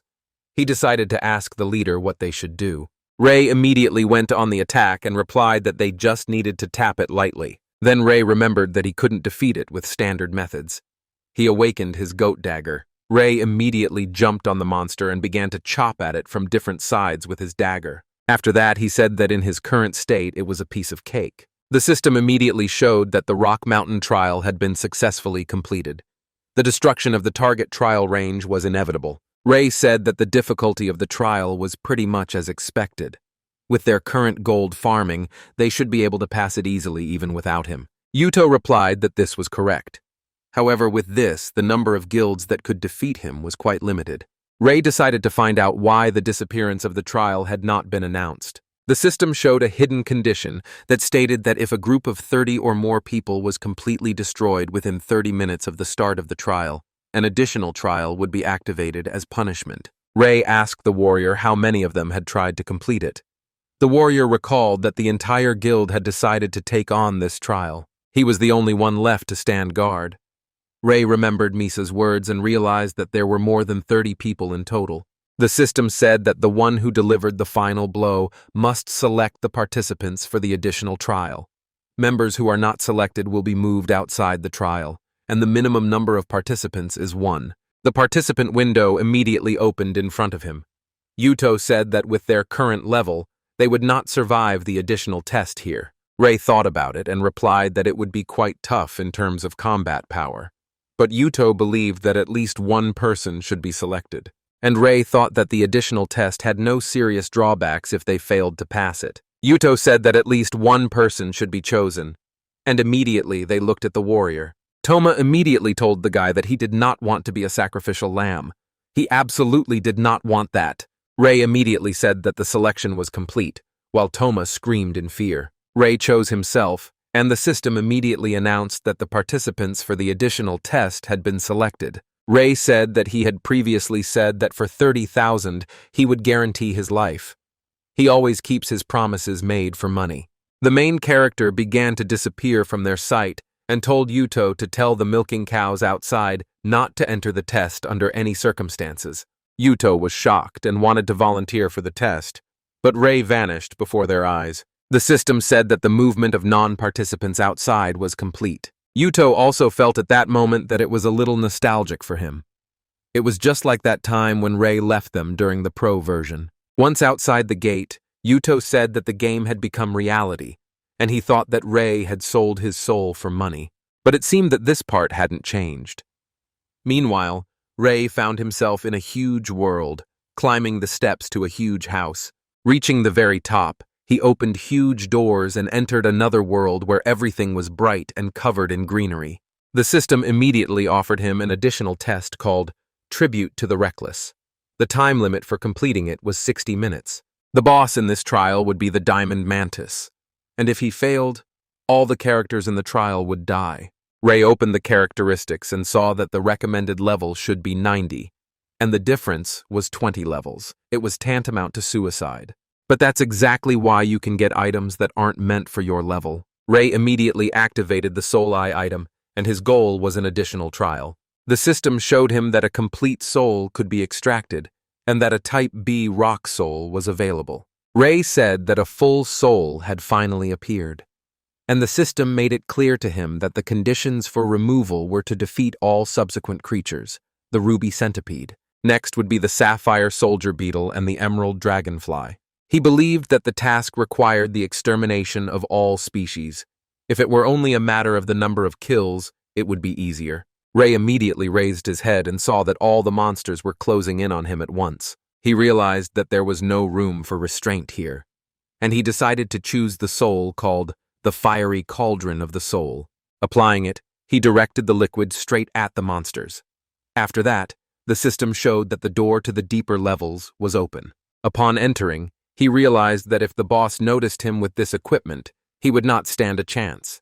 He asked them not to notice him. Ray quickly swept through all the monsters in front of him and destroyed them. He slowly but surely worked his way through the list provided by the system. Finally, he saw that he now had a quartz beetle left, and he needed to destroy it. Suddenly, he felt an attack coming at him from the side. He managed to react and dodge the explosion. Looking at the beetle, he saw that the monster was much stronger than the others, and it had a quartz body. Ray began to defend himself from his blows with his sword, but the blows were so powerful that he could feel their force. But his strength was at its limit, so he decided to act and, reaching perfect speed, he used the soul-cutting attack.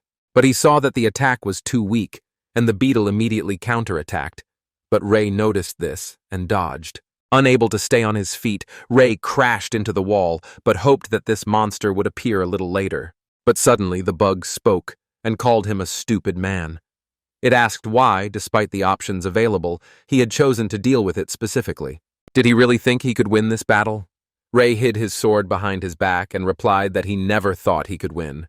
At the same time, he understood that he had only one chance, and he simply kept his promise. Juk asked him if he really wanted to keep his promise and sacrifice himself. Then, for the spirit he showed, Bug decided that at least he would die a quick death. Choosing the perfect moment when Bug attacked him, Ray released his sword with his power. Beetle began to say that he found it funny. The guy thought that no one would notice that he was pursuing something that belonged to someone else, and now let him prepare to face the consequences of his recklessness. Ray thought he had dodged it, and he already knew that monsters would do that, and he used his soul reserve. But the monster got to him faster, and Ray got a few wounds that even threw him to the side. The sword he threw hit its target, and then he used the soul thread flaming formation. The beetle did not understand what was happening right before its eyes. The system immediately showed that the quartz beetle had been defeated, and the defeat of the quartz beetle satisfied the conditions for extracting a whole soul. Ray saw that the creation of the item used a Type B stone soul material, and creating an item using a whole soul requires not only material, but also a whole soul catalyst, and he needed to choose a soul catalyst. Ray decided that his soul would be the catalyst. The system immediately began creation and welcomed him to the world of whole souls.